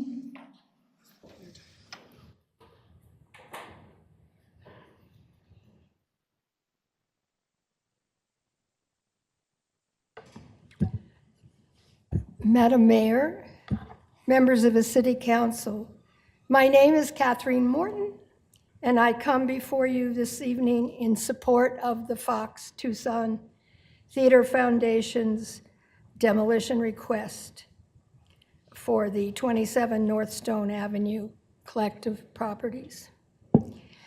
In July of 1974, I arrived in Tucson with 2 children and a third on the way. We settled in a home on the west side, a mere 2 miles from the Fox, not knowing that the community focal point, the Fox Movie Palace of 1930, had just closed the month before. It took 25 years to rescue the Fox and bring it back to the former glory and beyond. Now, the crown jewel of downtown Tucson, it has become an entertainment space for the best of live shows, curated movies, international concerts, indeed, where memories are made. Connections are forged where the Fox makes Tucson proud, to quote our mission statement. You have heard or read the reasons from the professionals why the demolition of the subject property is necessary. I will not repeat those arguments here, except to say that what happened in 1974 could happen again. History is not preserved in isolation of changes around it. It must meet the moment and the moments of the future. The Fox needs more space, as you have eloquently heard, more space to service those who gather there to enjoy the beautifully preserved and restored theater. The Fox needs additional space to support the much expanded youth programming, as well as opportunities for local artists and performers. A second floor, flexible and intimate venue will support and expand this programming. But a second floor needs a proper foundation, as the architect, I'm sure, has pointed out. Finally, as someone who is now 51 years older than when I arrived in Tucson in 1974, not in a Conestoga wagon, by the way, Ryder truck packed to the back. I and those close to me deal with the accessibility challenges of the Fox, both from the outside in the offload and inside with no realistic access to the upstairs. These challenges from the past must be met in the future for the Fox's well-being. I have had the honor of serving on the Fox Board of Directors for a good part of the last 20 years. I have witnessed the careful and deliberate process of the Fox Board and staff and the building and architectural professionals over the last 3 years to design the future longevity of the Fox with sensitivity to historic preservation in the widest sense. It is in this context that I urge Mayor and Council to follow the Tucson-Pima County Historical Commission's unanimous recommendation that the demolition of the subject properties be approved, given the Fox's unique situation. Thank you.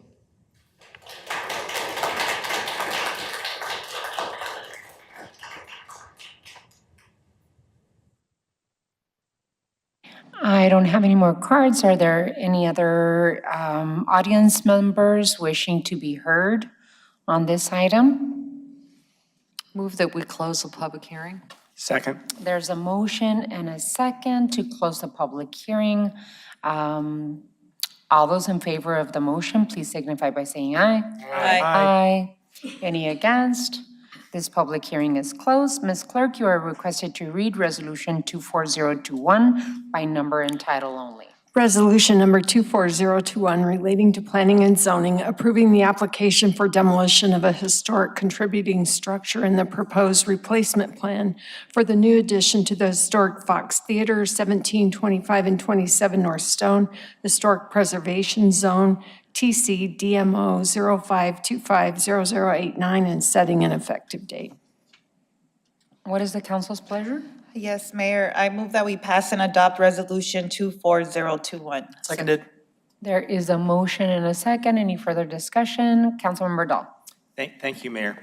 I drove past the facade of these places, and they don't sing to me. They're rectangular concrete. Perhaps if we were demolishing it to put in a Starbucks, but we're not. It's the Fox. The Fox is an incredible experience. I've loved going to concerts and movies there, and I'm so happy to be supporting the future of the Fox by voting aye on this. Councilman Lee. I just want to give a shout out where shout out is due. Just so all of you on the board know how amazing Bonnie is. She has been masterful in her communication with all of us. I use her as an example for what good stakeholder management should look like. So she's done an incredible job. Everyone has done an incredible job, and this is such an exciting project, and I'm happy to support it as well. Councilmember Perez. I would just add, I had overwhelming support in approving this motion. You could tell just by all of the testimonials and lived experiences from the people that have worked and enjoyed their visits to the Fox were very emblematic of the energy that will kind of continue on with this expansion. And so I'm excited to come visit once it's done. But I would just add, I'm also cognizant of the historical value that is the Fox Theater. And so, I want to make sure to reiterate that with us approving this, we're doing so cognizant of the careful considerations that will need to be underway, that we're ensuring some of the historical features of Fox Theater continue on. Councilmember Bullock? Alrighty. I too wanted to thank Bonnie and the board of the Fox Theater for your incredible work that you all do. Also the organizations, community members, and businesses who have reached out to us. It really is overwhelming in terms of the support demonstrated in this particular project. The decision that we are taking tonight should not be taken lightly. Demolishing a historic structure is a serious matter, especially within a National Register historic district. And in Tucson, we have a long history of demolishing historic buildings and historic structures. And this particular decision, to be honest with you, I really struggled because of the history that we have in demolishing historic structures. Yet at the same time, I appreciate what the Fox Theater is to our community. It really is a cultural anchor in downtown Tucson. Its long-term viability and accessibility are critical to our city's economic and artistic future and vitality. And so I really had to balance my concerns about demolishing historic structures and the need to maintain a jewel, a historic jewel of our downtown, to be able to continue for the next 100 years and serving our community. And so I hear you. I hear the concerns that our community has.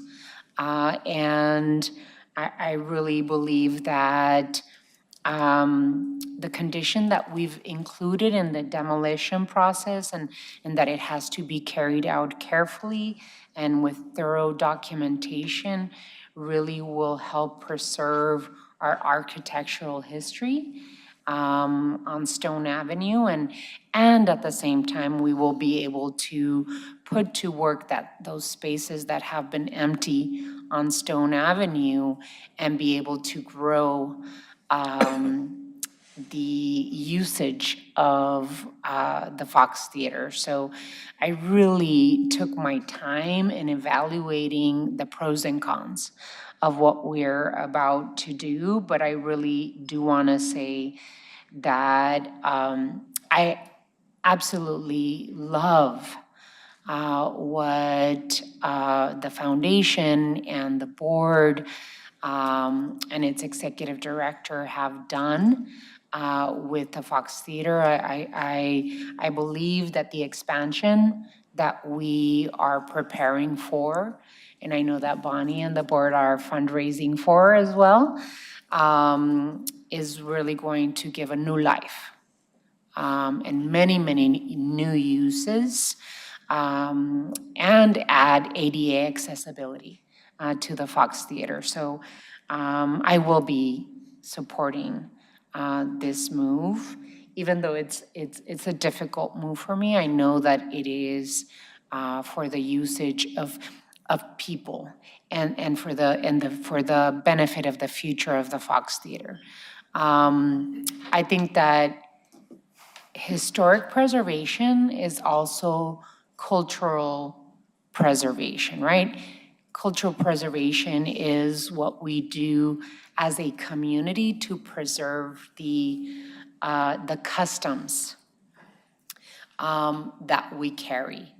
And even though we are about to make a decision on demolition of a historic building, it will continue, this step will continue to add to the cultural preservation of our city. So just wanted to add that, wanted to make sure that I put it out there in terms of what I believe. Councilmember Cunningham? Two things. My grandma was on the foundation when we put everything forth in 1999. And if you really think about it, we got 20 bonus years out of this building. We got 20 bonus years because it was shuttered in the 70s and it was done. And we brought it back to life and got to celebrate it. But I'm gonna speak a little bit more pragmatically tonight. One of the things that happens with people who tour the country for whatever entertainment they provide is they like going to destinations, but they also like going to places that are new, where the math works. And what happens to us is that sometimes we get acts that could opt into Tucson and instead skip to Dodge Theater. And we have people who drive to Phoenix to see a stand-up comedian or a band or a traveling show, and they skip Tucson. Either the Centennial isn't this, or Linda Ronstadt can't do that, and Rialto doesn't work because, or whatever the reason. And Fox is too niche-y right now for us. So this expansion allows us to really open up our opportunities where we're the destination. I think part of this is that I think there'll be people from Phoenix driving down here to stay overnight in our downtown so they can attend a show at Fox. And that's kind of what this vision's all about. It's pretty amazing what y'all pulled off, that we're doing something like this. But I'll say one little last thing. I kind of drew my inspiration off the Boston Garden. The Boston Garden was a very historical venue for my dad's favorite basketball team. And not only that, it was the nexus of everything that is Boston. It was actually built next to their botanical gardens that were built in like the 1800s. And in 1995, sure enough, they were like, hey, we need a new building. So if it's good enough for Boston to do something like this, then Tucson can do it too. So we'll be supporting it, and congratulations. Thank you, Councilmember Cunningham. If we have no more discussion, we do need to go to roll call. Oh, has the motion been made? Yeah. Oh. Mr. Cunningham? Aye. Mr. Dahl? Aye. Mrs. Lee?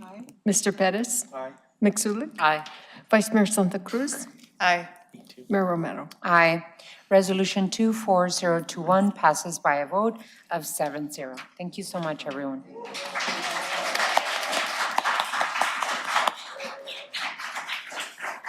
Item 10. City Administration approving appointment of Planning and Development Services Department Director. City Manager's Communication Number 325, dated October 21st, is received into and made part of the record. Ms. Clerk, you are requested to read Ordinance 12195 by number and title only. Ordinance number 12195 relating to Planning and Development Services Department, approving the appointment of Corin Manning as the Director of Planning and Development Services Department, fixing compensation and declaring an emergency. What is the council's pleasure on this item? Madam Mayor, I move to pass and adopt Ordinance 12195, and with lots of congratulations to our excellent interim Planning and Development Services Department Director. Seconded. There is a motion and a second. Any further discussion? Hearing none, let's go to roll call. Mr. Cunningham? Congratulations, Corin, well-deserved, no longer interim. Aye. Mr. Dahl? Aye. Mrs. Lee? Aye. Mr. Pettis? Aye. Mixulic? Thank you, Corin. Aye. Vice Mayor Santa Cruz? It's about time. Congratulations, Corin. Mayor Romero? Aye, congratulations. Really happy, really happy. I too agree, it's about time. Thank you so much. Ordinance, yeah. Welcome, Ms. PDSD Director. Ordinance 12195 passes by a vote of 7-0. Congratulations. Welcome to the matrix. Item 11. Adjournment. Council will stand adjourned. The next regularly scheduled meeting will be on Wednesday, November 5th, 2025, at or after 5:30 p.m. Have a great week, everyone.